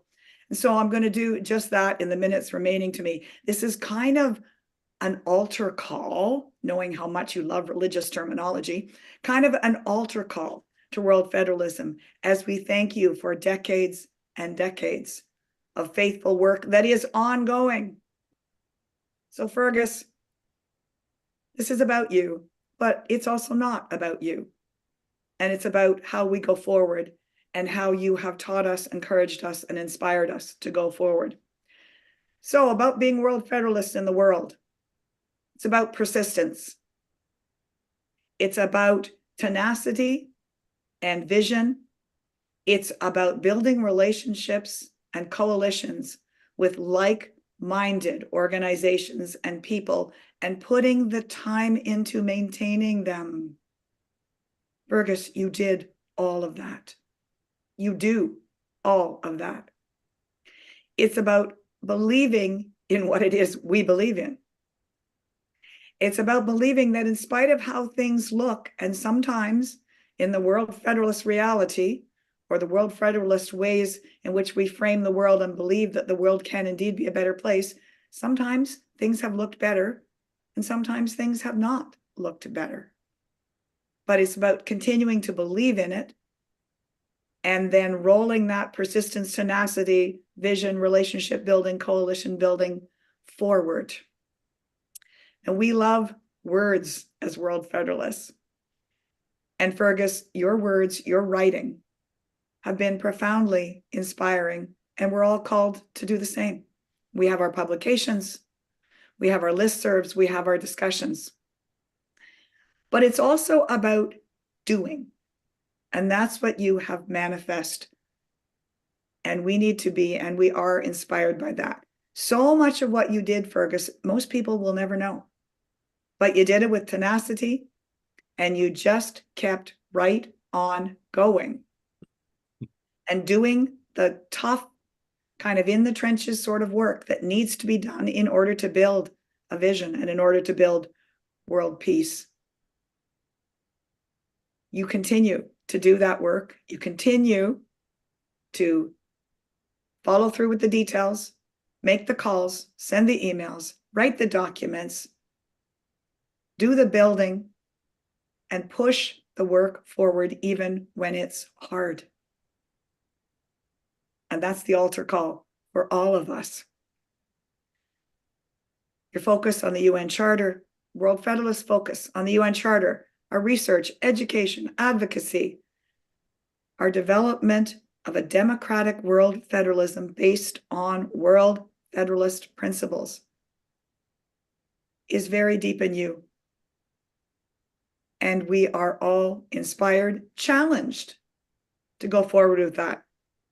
Since 1947, World Federalist movement, since that ending of the Second World War, there's been a vision of a better world. Let's keep on that vision, and let's keep on fulfilling that vision with the credibility. I think, Fergus, if I had to think of one word to sum up all that you've done, all that you are, all that you continue to do, all that you will continue to do, it's about credibility. When you speak, people listen. May it be so for the rest of us. Thank you, Fergus.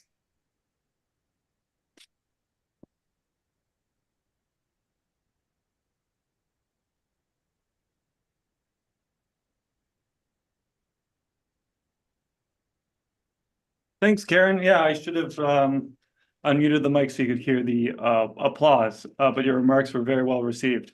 I think our next speaker, Jim Christie, I think he's having a little trouble joining the Zoom room. I got an email from him. I see. The gods of the internet were not kind to me. Okay. However, the true faith prevailed, and I'm bloody well here, Nick. Wonderful. Okay, good to hear. All right, I'll turn it over to you then. Well, first of all, Karen, thanks. Always good to hear you speak, and always good to hear of those reflections. First blind sage notes that the elephant is a wall. Well, what would you expect if the sage happened to run up against the side of an elephant? The second sage, having found the trunk, said, but the elephant is like a snake. The third sage, having bumped headfirst into the elephant's leg, said, no, my friends, the elephant is a tree. And the tail end Charlie, amongst the sages, found the elephant's tail and said, oh, no, you're all wrong. The elephant is like a rope. Fergus, there are more facets to you than even to the best endowed elephant. 43 years. Have you been counting, Ferg? I don't usually, because it reminds me of how far along life's journey I've already come. But Fergus and I have known each other for 43 years. I remember climbing up those stairs on Elgin Avenue to the second, or was it the third floor, Fergus? Memory fails me at the moment. Third floor, yeah. And there was you. Actually, there was Duncan. And there was, oh my gosh, the ever-present in the front office. I want to say Eileen. Is that right? That's not right, is it? I can't hear you, Fergus. The mic's off there, but nevertheless, it was the guy in the back room that fascinated me. He was a little younger than I was, but not hugely, although he seems to be catching up in recent years. And I was impressed with the guy. He was busy putting together the, let me see now, the Canadian World Federalist at the time, I think we called it. He's had quite the time, not only with Canadians in the World Federalist venture, but of course, worldwide. I remember a beautiful starlit, clear and starlit evening in a little town called Pavia, 34 years ago. Sitting down to dinner with a group of Italian and international colleagues, including a friend of mine from the KGB, but that's another long and sordid story. And the first question at the table was from Lucio Levi, a colleague of many of us, and his first remark was, James, how is a Fergus? How is a Fergus? If I could count, or perhaps have a $5 bill for every time people on encountering me have first asked how Fergus is, I would be an extremely wealthy person in my quasi-retirement these days. There are, as Karen said, so many Fergus stories. For instance, Fergus, just out of curiosity, called any good bingo games recently? Perhaps we'll let that one slide. But really, today is to speak about Fergus as a World Federalist. I want to do that. I want to do it by just acknowledging, first of all, something that people tend not to think of World Federalists as. You got to be a clear-eyed, hard-headed realist to be a World Federalist. Oh, I know the traditional image is of a group of ivory-towered visionaries from those who like us, and simply lunatics for those who think perhaps that's what we are. But you got to be hard-eyed and you got to be hard-headed. To be a World Federalist, one has to see the world as it is and people as they are and be willing to work with that no matter what it takes and no matter where it takes us. And for essentially the last 40 years, more than a generation, Fergus has been doing precisely that. When Fergus and I began to get to know each other as World Federalists, we found that we had a good deal in common. And one part of it was that although we honored the founders of the movement in Montreux in 1947, after all, some of them were the most extraordinary people on the planet in the middle of the 20th century, we were also joined by a conviction that the United Nations, bless it, just doesn't and didn't, and perhaps won't, ever work the way we thought it ought to. World Federalism is a way of taking a look at the grim reality, which is much of life, and finding ways to somehow not circumvent, but to work with the reality to achieve something that we have only thus far barely imagined. And yet Fergus was absolutely convinced that what we needed so much wasn't another voice in the peace movement in general, but rather, and most and more particularly, we needed structures for peace. And I'd like to remind the World Federalist movement in Canada of Fergus's engagement in some of those structures. In fact, the first engagement I want to remember goes back to the 1980s, and that was, in fact, the attempt to establish structures for peace. There were conferences hither and yon and in Washington and beyond, with the principle that Federalists know. Peace is not going to emerge because we wish it to emerge, because we want it to emerge, because, well, to go back to one of Karen's comments, at least implicitly, because we're going to pray for it to emerge. Peace will emerge not because people lay down their arms, but because they believe there are structures and mechanisms and law in place in order to make it possible to live together, people being what they are.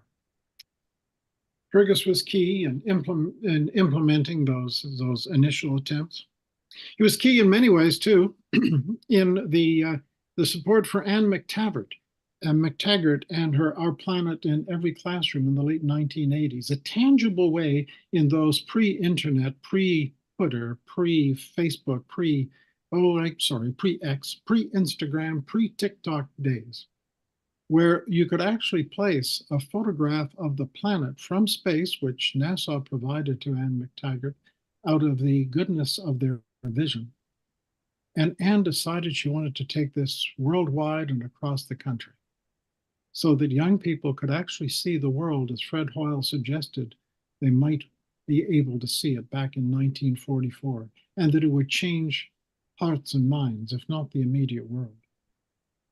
Fergus was key, of course, in the ongoing work that established and maintained the Coalition for the International Criminal Court. And not content with that, he grasped the significance of the vision for the responsibility to protect. and worked on that and shepherded that project. The vision of part of Lloyd Axworthy, captured in some measure by the Dutch, and promoted at one time when Canada actually was interested in the world around us, by the Canadian government as well. And then, of course, as he moved on, there was the kind of world we want, the kind of UN we want, and the one for then 7, now I suppose 8+ billion, which was the campaign to make the choosing of a SecGen more open, more transparent, and more significant. Of course, Fergus wasn't all philosophy and policy, although he was awfully good at that. How many years did you chair the various policy committees, Ferg? Yeah, I know, that was my thought too, both Canada and internationally. But Fergus was also a hell of a lot of fun. I mentioned bingo. I will let Fergus pick up on bingo. I remember one, as I recall at the time, vodka-soaked flight with Worldways. For those of you who never had the opportunity to fly Worldways Airlines, it was both a clarifying and terrifying experience, rather like Dr. Johnson's observation that nothing so focuses a person's mind as the knowledge that they are to be hanged in the morning. It was a good flight.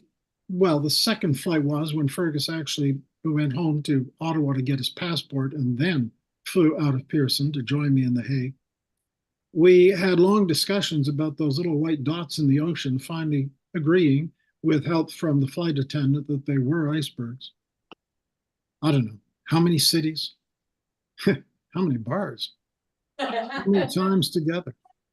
And perhaps none of us will ever forget soggy bun fights. I just saw a note flash up that Nick Christie is somewhere in the chat. Nick is related to me in the same way that Owen is related to Ferg. When did you get old enough to grow a beard, Owen? I mean, seems to me I've known you since before you were even imagined. It's good to see you again today. Bentatene is one of those odd places where much happens, much that's good, great reflection between the European Federalists, World Federalists.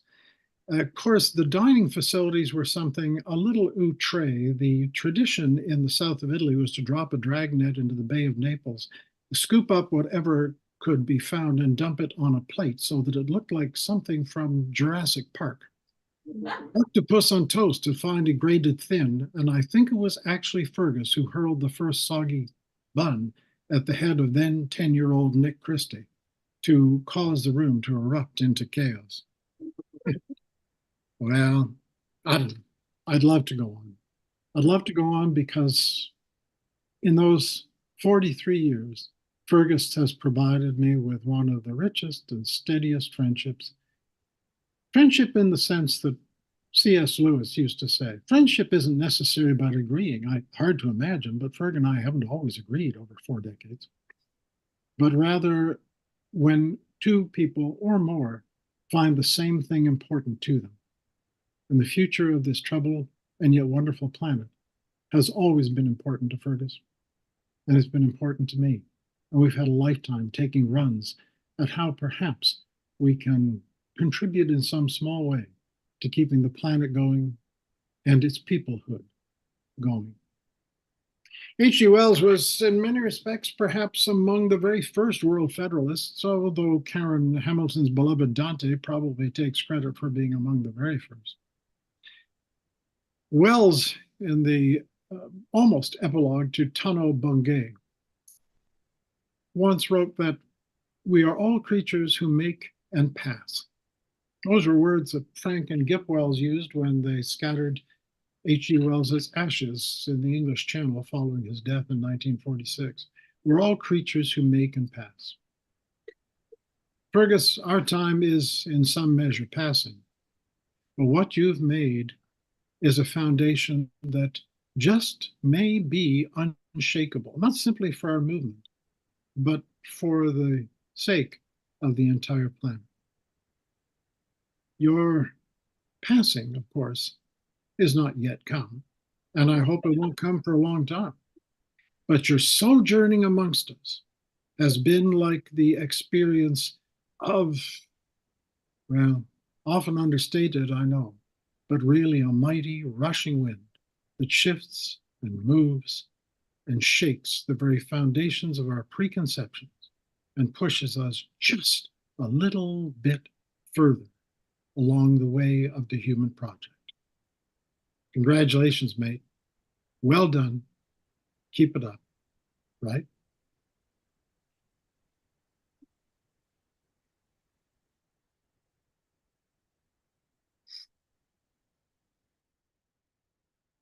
Well, thank you very much, Jim. Our next speaker is Bill Pace. If you're there, Bill, I saw you earlier, so. I think, let's see.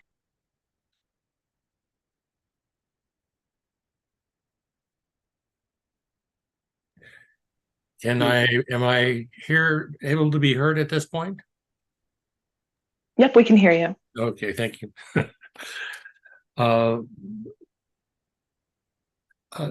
Well, for the many of you here that probably don't know me, I should introduce myself briefly, as I was the executive director and general secretary of the international movement, beginning informally in 1989 and then more formally in 1994, and retired in 2019.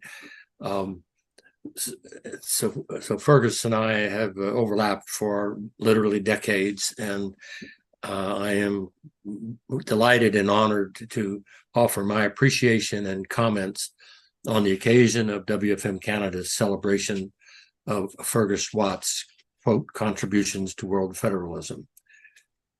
And it's very good. It's a little daunting to have to follow Karen and Jim Christie, but I'll do my best, and I am, as I say, very, very pleased to have been invited to offer some comments. Fergus has been, I believe, one of the most effective planetary citizens I have known in the last 35 to 40 years. His and WFM Canada's support to the international movement in the executive committees, in the councils, in the congresses, in the Assembly of State Parties has been indispensable. Even with excellent contributions from important WFM member organizations, including the US and Japan and the European groups, WFM Canada provided, in my view, the most comprehensive programmatic contributions to virtually all of the WFM programs, from the UN Parliamentary Assembly project, which was based on an excellent proposal written by Dieter Heinrich and Kit Pinot, who were Canadians in charge of the office across the street from the UN and the Church Center, to the broad UN reform initiatives on disarmament, on trying to discourage the terrible mistakes by the US and others in war, on supporting European federalism, on the strengthening the World Court, on establishing a new World Court, the International Criminal Court, on strengthening the General Assembly and the Economic and Social Council, on the successful organization of the Earth Summit in 1992, the multiple world conferences of the 1990s on human rights, on the advancement of women, on the social development, sustainable development, on the UN Decade of International Law, on our organizing with other key groups, the Hague Appeal for Peace in 1999, with over 10,000 NGO participating in that meeting that happened at the time of the wars in the former Yugoslavia, on helping engage Lloyd Axworthy as foreign minister and as an actual officer of the international movement strategically for more than 20 years. on working with Canadian UN ambassadors and other diplomats in the most strategic way that any of our member organizations were able to engage their foreign ministries and prime ministries and government officials and parliaments. As Jim mentioned, on our creation of an international coalition for the responsibility to protect. Also, he mentioned the historic 1 for 7 billion, now 8 billion campaign to reform the procedures on the appointment of the Secretary General by the General Assembly and the Security Council. On being Fergus the most and WFM Canada, the most strategic in advancing and working with small and middle power governments, often called like-minded groupings. And it is these groupings that are the primary pillar, in my view, for achieving global peace and disarmament, for overcoming the terrible misuse of the veto and the paralysis of the permanent members of the Security Council, and in developing enforceable global democracy, world laws, and institutions. The UN we need indeed. While as General Secretary for WFM, I had hundreds of great WFM members, great support from staff, and great cooperation of NGO colleagues. I can say none exceeded the support I received from Fergus Watt as the Executive Director of WFM Canada. And I have to say in the little sadness that in the daily, in doing now without the daily, weekly, yearly support and advice and counsel I received from Fergus, my effectiveness has plummeted enormously since retiring.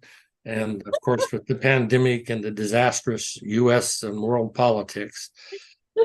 But Fergus, I'll end as I began. I want to congratulate you and thank you. And of course, thank your wife, family, staff, and all who supported Fergus as what I believe was one of truly the world's most effective planetary citizens in the last 40 years.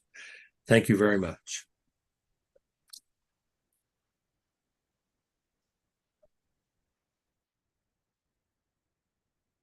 Thank you very much, Bill. And for the next 2 minutes, instead of listening to me and looking at me, I would prefer the people in the room go outside and get some food that's on the table and snacks. And you can do that right now.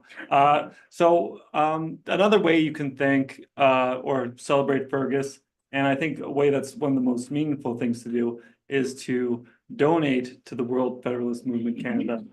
And the people in the room, they can find links to that on the tables, but the people joining online, if you just go to the website on the donate page, it's very easy to do. We have a link in the chat now, so that's a great way to do it. A great way to continue the work that Fergus has put so much of his life into. We'll hear from Fergus in a moment, but before we do, I think Christine and Patricia, I think we have some tokens to recognize Fergus. Yeah. Special token. Yeah. Okay. So yeah. I'll just all right, sounds great. Okay. So when you announced that you would be retiring from WFMD executive director. I need the microphone so that Oh yeah, talking to the microphone. Okay. You can see, feel, it's most important that you see Fergus. So No, you're very. You go ahead. Well, I'm talking to you. Okay. So we decided, we all got into a virtual huddle, of course it had to be virtual at the time, to decide what to do. And one of the ideas we came up with was to gather comments from all your colleagues and friends and put it together. So because we've been many delayed, people managed to get quite a few things in for you. Oh, my goodness. So there you go. Don't believe everything you read.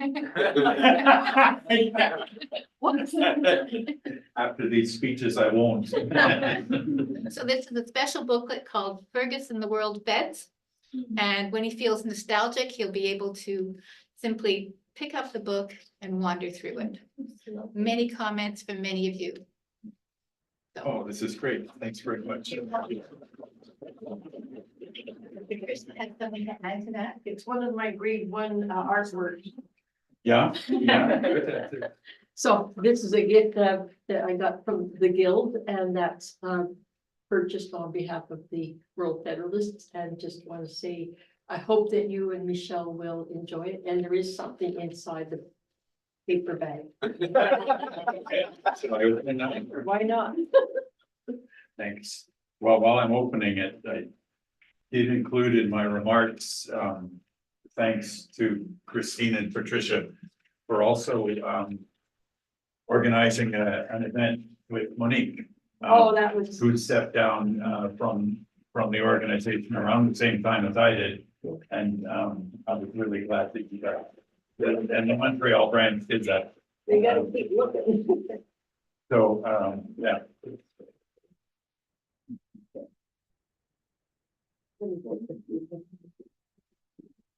Oh. Sort of like that. It's and then you get to that. So it kind of is the representation of, it's a representation of the world, sort of. And is there? It's an Inuit, it's a, what do you call it? It's a. A numbered. Yeah. Wow. Anyway, just thought it's something that you put on your wall and admire that the fact is. it's Yeah. represented. Yeah. Maybe For those who know us, Michelle and I rarely agree on art. We do have some art on our walls, but it's either her turn or my turn. This is more like my kind of thing, and I do like it, and thank you very much.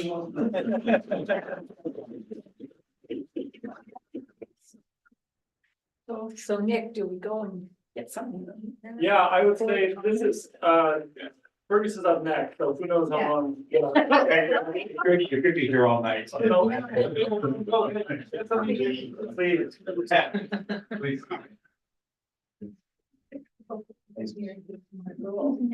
Okay, yeah.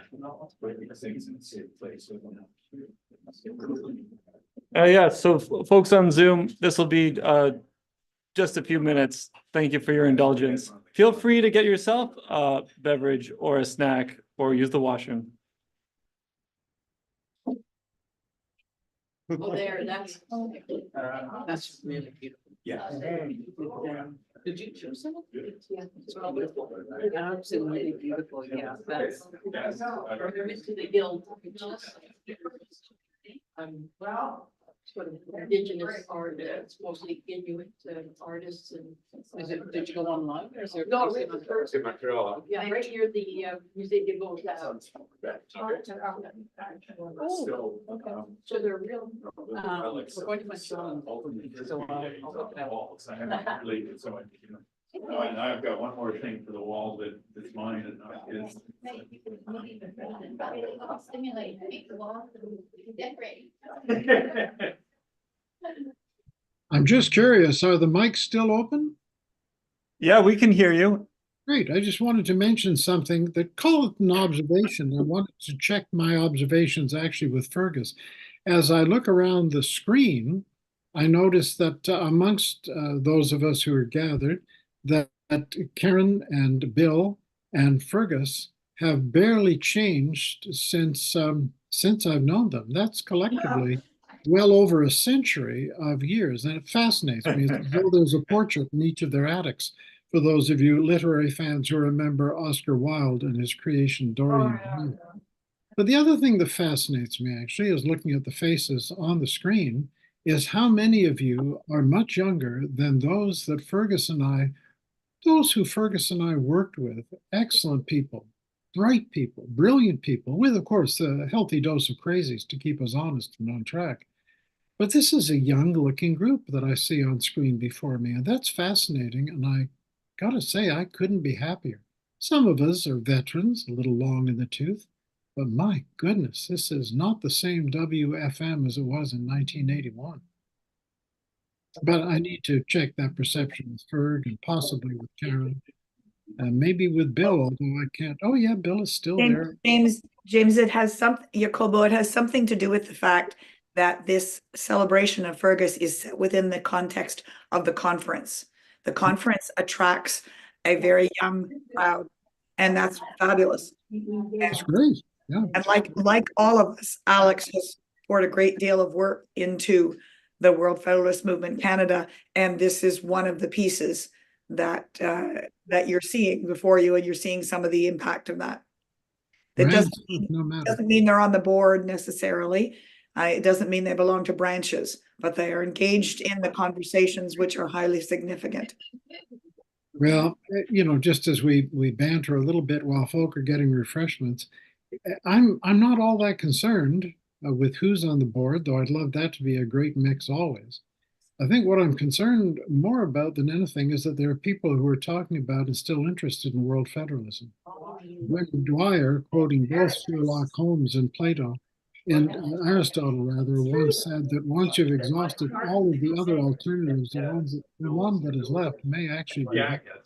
And I paraphrase, but I think that's correct. And to see young people, and there was a conference last year, and so the conference has a lot of momentum.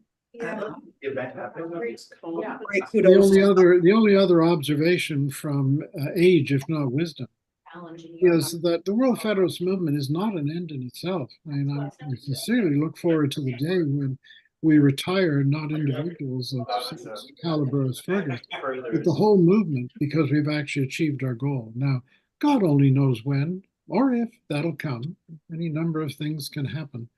But really, the World Federalist Movement has always been intended to be a midwife for something much larger and much more powerful and much more significant than anything that we've done, even anything that Fergus is doing. Anyway, I wish the conference well. It's almost tempting enough to join you the next time. We invite you to. Hope you do. Yeah. Well, one of these days. What's on tomorrow? Tomorrow, I am actually on deck. Are you still preaching much? Sometimes. Just preach at the baptism that I also did of grandchild number 3. Congratulations. I'm not quite sure why I'm flavor of the month. I think it's multiple retirements and a good deal of sickness and death, but I find myself more popular than perhaps I was even during the peak of the pulpit house. Bill, how's Lydia?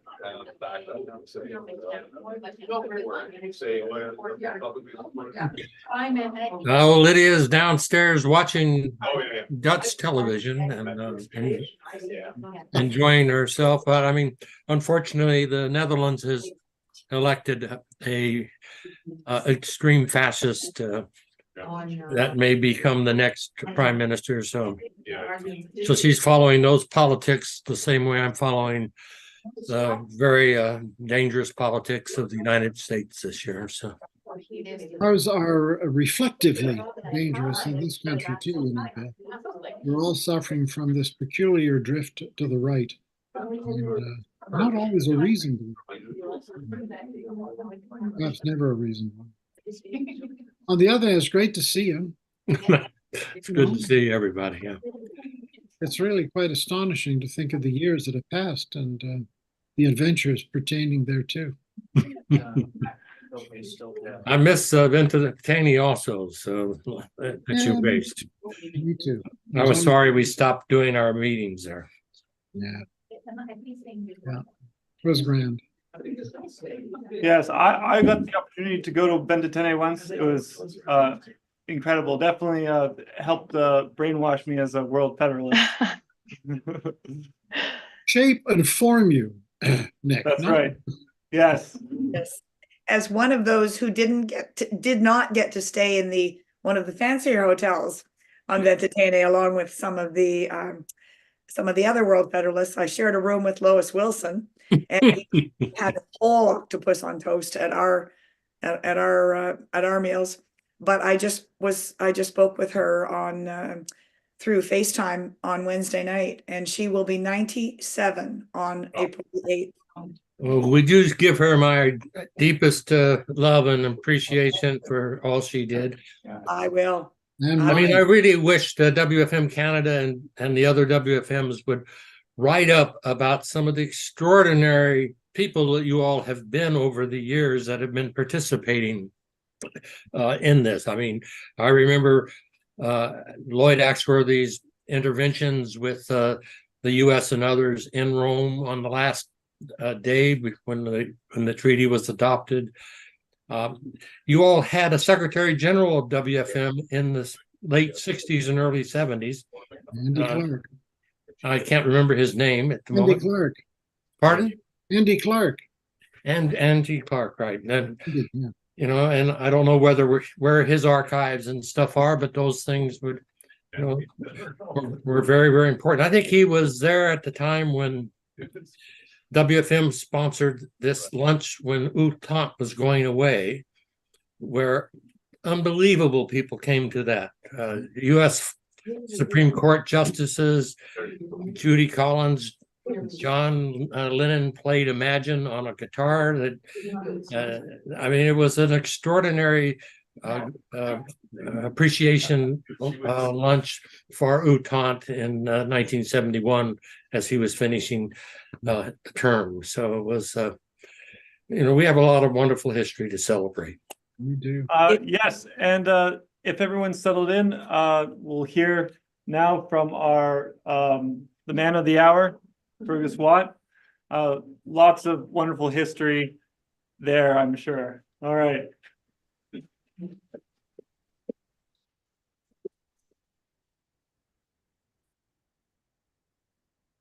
Well, I'll alternate between the camera and Well, yeah, there's Yeah. two cameras. yeah. Well, thank you, Nick, and to Alex for organizing this. You know, when I see this World Federalist Conference, which is kind of becoming an annual thing now, I'm reminded, you know, with seeing the way it's organized, hybrid, and you know, this is one of the reasons it was time for me to step down to pass the reins to a younger generation. The ebbs and flows of a movement like the World Federalists, it doesn't correspond with so much with political need as it does with marketing and communications technologies. We may have built the organization up a little bit through the 80s and 90s and early 2000s with direct mail and so on, but you know, the world is doing business in different ways now, and it's great to see that the Canadian World Federalists are continuing to thrive and reach out to others around the world with events like this. And thank you all, you know, friends, and there's even a few family members who are on the call. And thank you, Jim. Your memory is much better than mine, but that's a low bar. And one of the things that I've always said to people in the World Federalist movement is that it's important for us to have fun. And so, of course, I threw the buns and the calamari with Nick. What else were we going to do? And Bill Pace, yeah, you know, no one in the movement has taught me more than Bill Pace. Honestly, sometimes there were years when as Canadian World Federalists, we didn't really need to develop a program. We just had to follow what our international secretariat was doing, and that's what we did. So, you know, I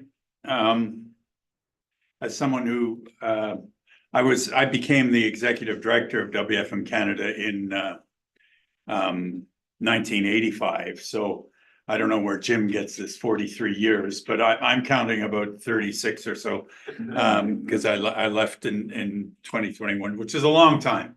And I have friends, many of whom you know, I do have friends who don't quite get it about world federalism, and you know, some of my soccer buddies or others might ask me, you know, what is it about, you know, why do you still have the same job? What do you know? And my sort of smart aleck reply is that, well, my job didn't change, but the world did. And that's of course true. I think what I want to talk about here is how we kind of curate and marshal our ideas as world federalists. We're in possession of an important set of ideas, and just how we go about the business of practicing world federalism matters if we're going to have some measure of success. I feel a little awkward, you know, as the company bureaucrat for all these years, being the center of attention at this event. But I will take a moment to say that just a couple of personal remarks, and as you know, as someone who quite happily toiled away for all these years,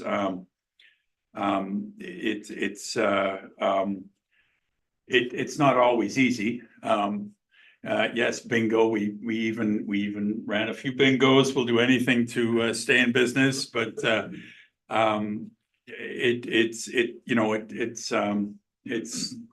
it's one of these jobs that's a certain amount of inspiration and a certain amount of perspiration. But I want to say that none of us do this alone. And for me, I'm very grateful for the support of my family and from Michelle, who's here all these years. So it's something I think about at a time like this.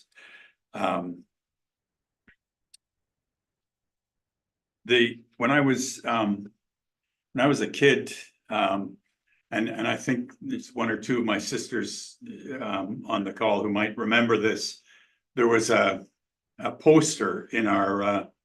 We lived in an old farmhouse in southern Ontario, and there was as you walk down the stairs, there was this poster with a bunch of purple and pink and orange monkeys and a bunch of pulleys and wires and things going every which way, and the caption at the bottom of the poster said, "Ideas don't work unless we do." And so that's what I mean about you know, as world federalists, it's one thing to have a great idea about how the world can or might be organized, but it takes work and organization. I'm one of those who subscribes to the some of the ideas that Steven Pinker writes about. Maybe some of you have read his book about the better angels of our nature, and why violence has declined is the subtitle, and his central thesis is fairly simple, but a lot of people don't buy it.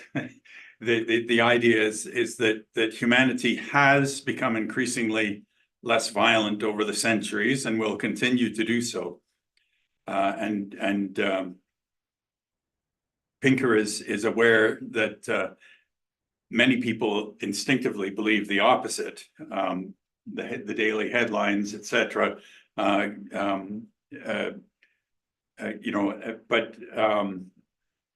What his book, and what is, if you haven't read it, I recommend it, is that he demonstrates quite convincingly that we're that human society is becoming more civilized, less violent, better ordered, and that there is a direction in history in the favor of integration, progressive development of the rule of law, and of reason and social justice. And so as World Federalists, this is, of course, good news. But as World Federalists, we also, as we think about our ideals and our principles, and just to be clear, I mean, in terms of definitions, we are at a World Federalist conference, and I would define World Federalism as the application of the principles of democratic federalism to global affairs, which means that a recognition of the division of political authority between various constituencies and democratic practice and the rule of law. But those are still very broad principles, and how we apply them takes a certain amount of judgment, and that's what Bill Pace was so great at over the years. And as World Federalists, I mean, we need to always keep in mind that, and this is part of what Steven Pinker writes about, is that it's progress. We are making progress. It's gradual, though. It's not going to happen all at once, and World Federalists need to keep that in mind.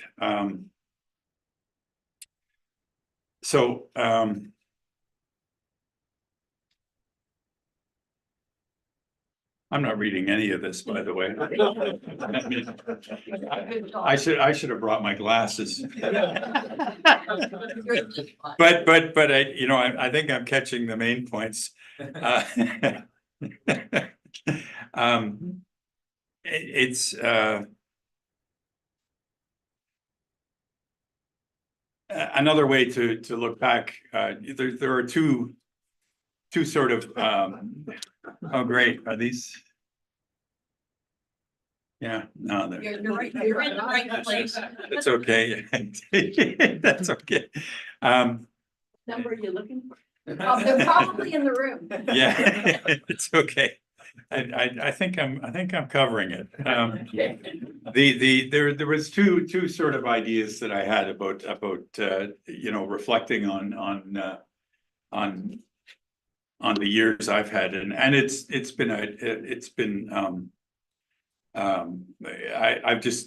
I'm still grateful to be able to to have a career doing something that I truly believe in. One way is to measure progress according to some of the political and normative developments. And when we look back, I mean, I do have some old computer files and other files.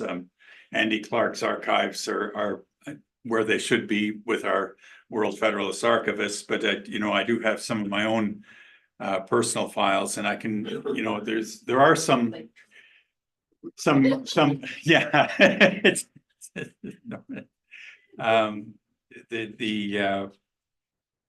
Some of the vernacular and the terminology of global politics and the way it's evolved is reflective of some of the progress that we've seen that I believe we're a part of as a I mean we're a small part, we're a small movement, but we do sometimes play our cards right and network strategically and coalesce with others in order to push things in the right direction. And some of the terms of global politics that are common currency now weren't when I started. I mean, Christine Perringer is here, and when we encountered the World Federalists in the early 1980s, it was a time when there was a modern disarmament movement. But the World Federalist Office was not a robust place. There was a membership staff person who was turning over memberships and not much else in the way of program, but engaging with some of those social movements and using terms like common security, which became a big buzzword in those days. And Christine was working on disarmament and development and the linkages between issues and so on. And later, Lloyd Axworthy and co-opted, one might say, some term a framework of human security that was also instrumental, and the International Criminal Court was an example of a human security an example par excellence. The idea that you could have a global court that creates a criminal jurisdiction for individuals, including world leaders and generals when they commit the most grievous crimes. So international justice, the idea of sustainable development was not part of international parlance until I think the watershed moment was the 1987 Brundtland Report, and we're still struggling. We're still struggling with what this means. Sustainable. What is sustainability? It's living within planetary boundaries. Well, how do you live within planetary boundaries when your most important international treaty on climate change creates global goals and then leaves it up to all of the 193 contracting parties to decide what they're going to do to meet those goals? So, these governance challenges are still with us in terms of how we meet these sustainability principles, but at least the principles are established, and with the sustainable development goals, and you can see the evolution, but you can also see that there's much more that needs to be done. So, common security, international justice, sustainability, even the term global governance is now, well, John Packer knows well the trajectory of things like global governance in the halls of academia, and I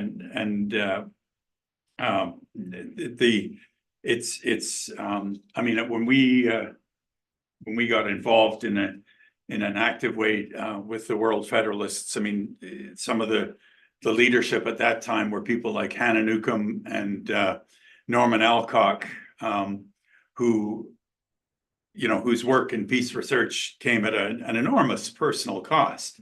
I mean, you couldn't really talk about it in those days. And I mean, Norman was on RCMP lists. They didn't have CSIS yet, but it was ridiculous. And now terms like peace building are part of global politics. The UN has a peace building commission. So what I'm suggesting is that I guess I've been grinding away at this for a while, that I have the benefit of some experience that what's left of my memory that allows one to look back and see that humanity is and is making progress despite, you know, the headlines of the day and you know, it's Gaza or Ukraine and so on, but we need to take the longer view and take a step back, and that's what we try and do as World Federalists.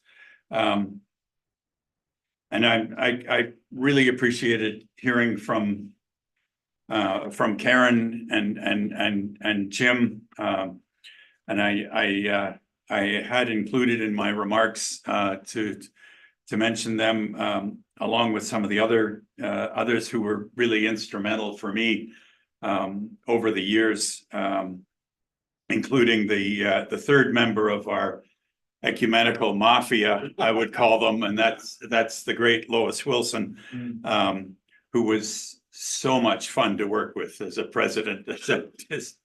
And there was when Lois was leading the World Federalists as president, she sent a message and said, "You're going to hear an announcement about me in the news. Don't worry about it. I can still, you know, nothing's going to change. I'll still be the president and so on. But, you know, just heads up kind of thing." And soon after, she was named a senator.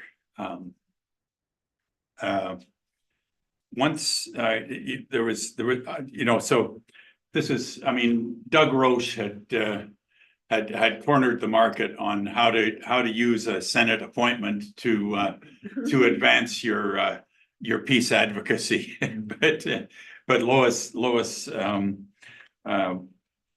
also worked hard as a senator, and we'd have meetings up on her office on the Hill. One day in about April, I was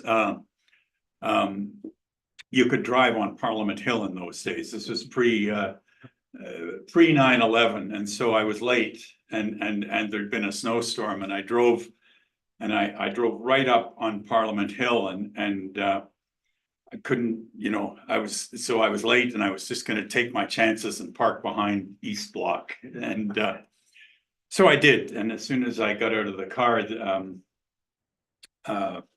an RCMP officer got up and got in behind me and stopped me right there and said, you know, after taking my license, said, "You know, Mr. Watt, you were speeding the wrong way on a one-way street on Parliament Hill." In a snowstorm, and I said, "Well, I'm very sorry. I'm late for an appointment with Senator Wilson," and he let me off. I'm telling this story in part just to tease my wife, because not 1 week later, Michelle got so I got no ticket after doing all of this, and 1 week later, Michelle got a ticket for ignoring a stop sign on her bicycle during Bicycle Safety Week. Anyway, I'm digressing. Lois was just too much fun. I really enjoyed those meetings, and we in the World Federalist Canada, we at some point we changed our constitution to attract well-known presidents, and there were many. I mean, Karen and Jim is, you know, was well known in those circles he travels in, and but there were other, you know, Canadian political figures that I really enjoyed working with. I'll mention Alan Blakeney in particular. I mean, Douglas Roche, working with him over the years, not as a president of the World Federalists, but just you can't not keep interacting with Doug Roche over the years if you're in the peace movement, and the great Warren Almond, who, you know, we just you know, couldn't get rid of him as president. He was with us. We were bending the rules to keep him on board, and he was just a lot of fun, and someone who for Warren, I mean, the Universal Declaration and rights were his guide star in politics, and if the primacy of rights and the need to extend our global human rights machinery were what animated Warren's vision of world federalism, and there aren't many better visions. But so it's a great concoction of peaceniks, people like Murray Thompson and Dieter Heinrich, Walter Dorn. I mean, I don't want to. I'm missing people I know that, but I just the kind of people you meet in the World Federalists are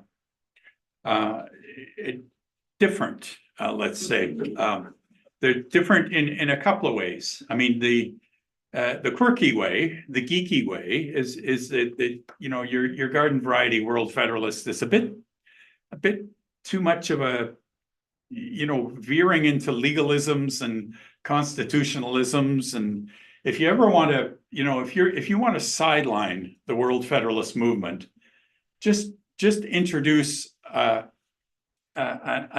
proposed amendment to our bylaws. The World Federalists will go, you know, their brains will explode, dealing with, you know, believing that by fixing our constitution and our bylaws, we're somehow changing the world. But you know, knowing that the rule of law matters, and being conversant with you know, treaties and governance and laws and so on. I mean, that's it comes with the territory. But by and large, you know, World Federalists and not just the people I've mentioned, but all friends here and online are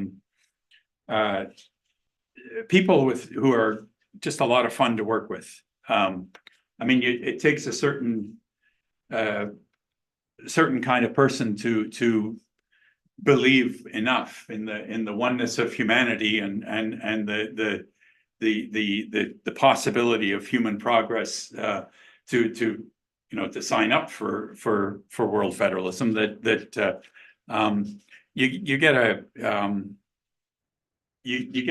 bunch of people that it's great to have a beer with, or even some vodka on a bad plane, as Jim remembers. So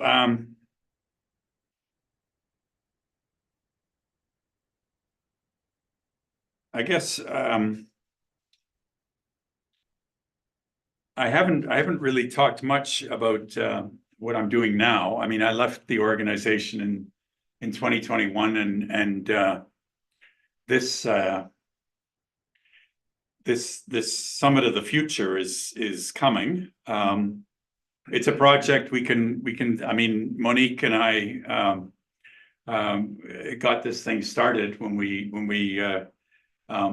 raised some money for just an idea. You know, at the UN, they don't really let anniversaries go to waste, and so you know, 75 years was 2020, and so in 2017 we started a UN 2020 campaign, and we got lucky. You know, let's be honest about that. I mean, the call for a strengthened UN came at a time when Donald Trump was defunding the UN again and wreaking havoc as he did, and hopefully won't do again, in terms of the effectiveness of the UN. So you know, when a few NGOs showed up, you know, knocking on ambassadors' doors saying we should try and make something more than a birthday party out of 2020, there were a lot of small and middle power governments that bought into that, and lo and behold, when the time came, the declaration mandated a Secretary General's report, and that report has turned into a summit, which is going to happen in September 2024, so that little effort that Monique and I started has obviously grown into an NGO coalition, and hopefully the coalition for the UN we need will survive the summit and continue. My best people. One of my unanswered emails is a request from Meta Spencer. You've probably got more than one of those too, Robin, but for an article on the Summit of the Future, she wants to know from the NGOs who are working on it what this summit is going to do for the world, and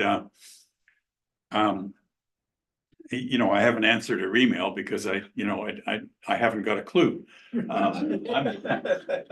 I mean, we have our advocacy. Yeah. So we're at a very fluid time is my main point in global politics, and things, a little UN campaign is not immune from that. In fact, that's the reason why, or part of the reason why it's impossible to say what this summit is going to bring.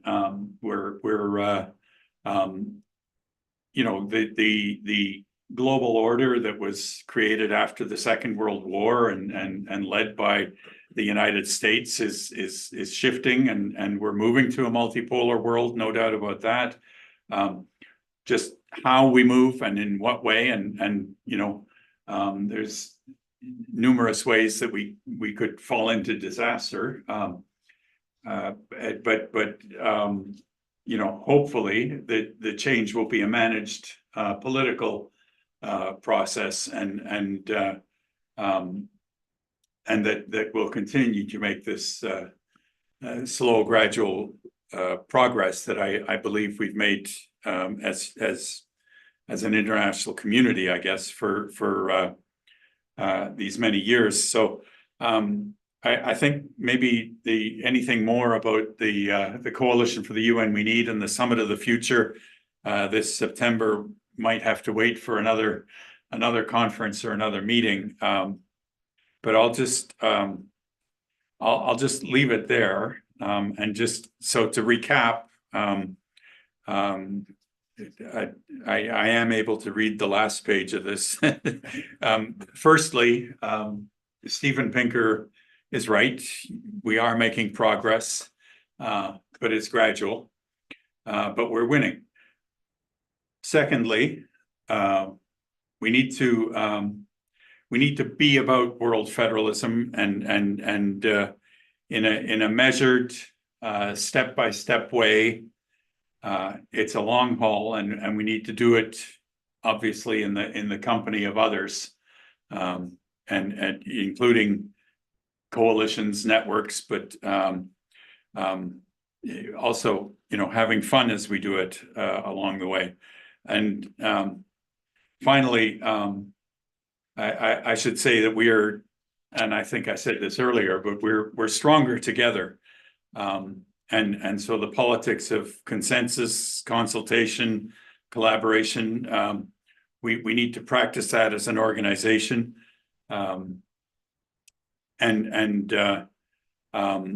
But let's not neglect the organization. This is where I should really do as Nick did and remind everyone of the importance of the organization and the QR code. It's important to sustain this, the basics of an organization. We wouldn't, many of us wouldn't be here if we didn't know that we can do more together than we can individually. So it's good to and you don't have to, you don't have to donate every day. But at least once a year, it would be great. And if we can do what we can,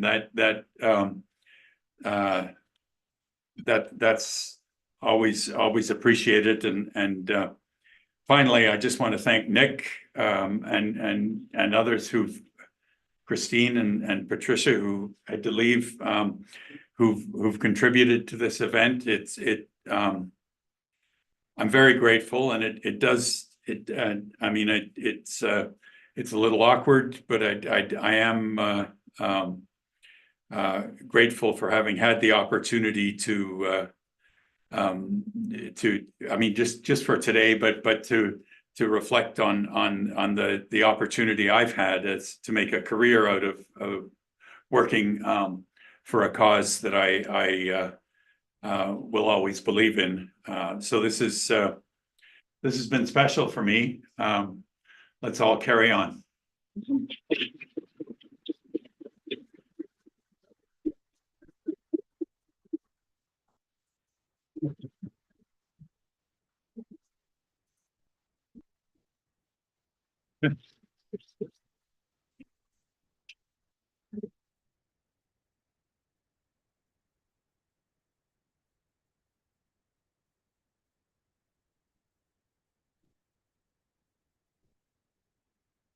That was great, Fergus. Yeah, exceptional. Also thanks to Karen, Cam, and Robin, who also put in some work into organizing this event.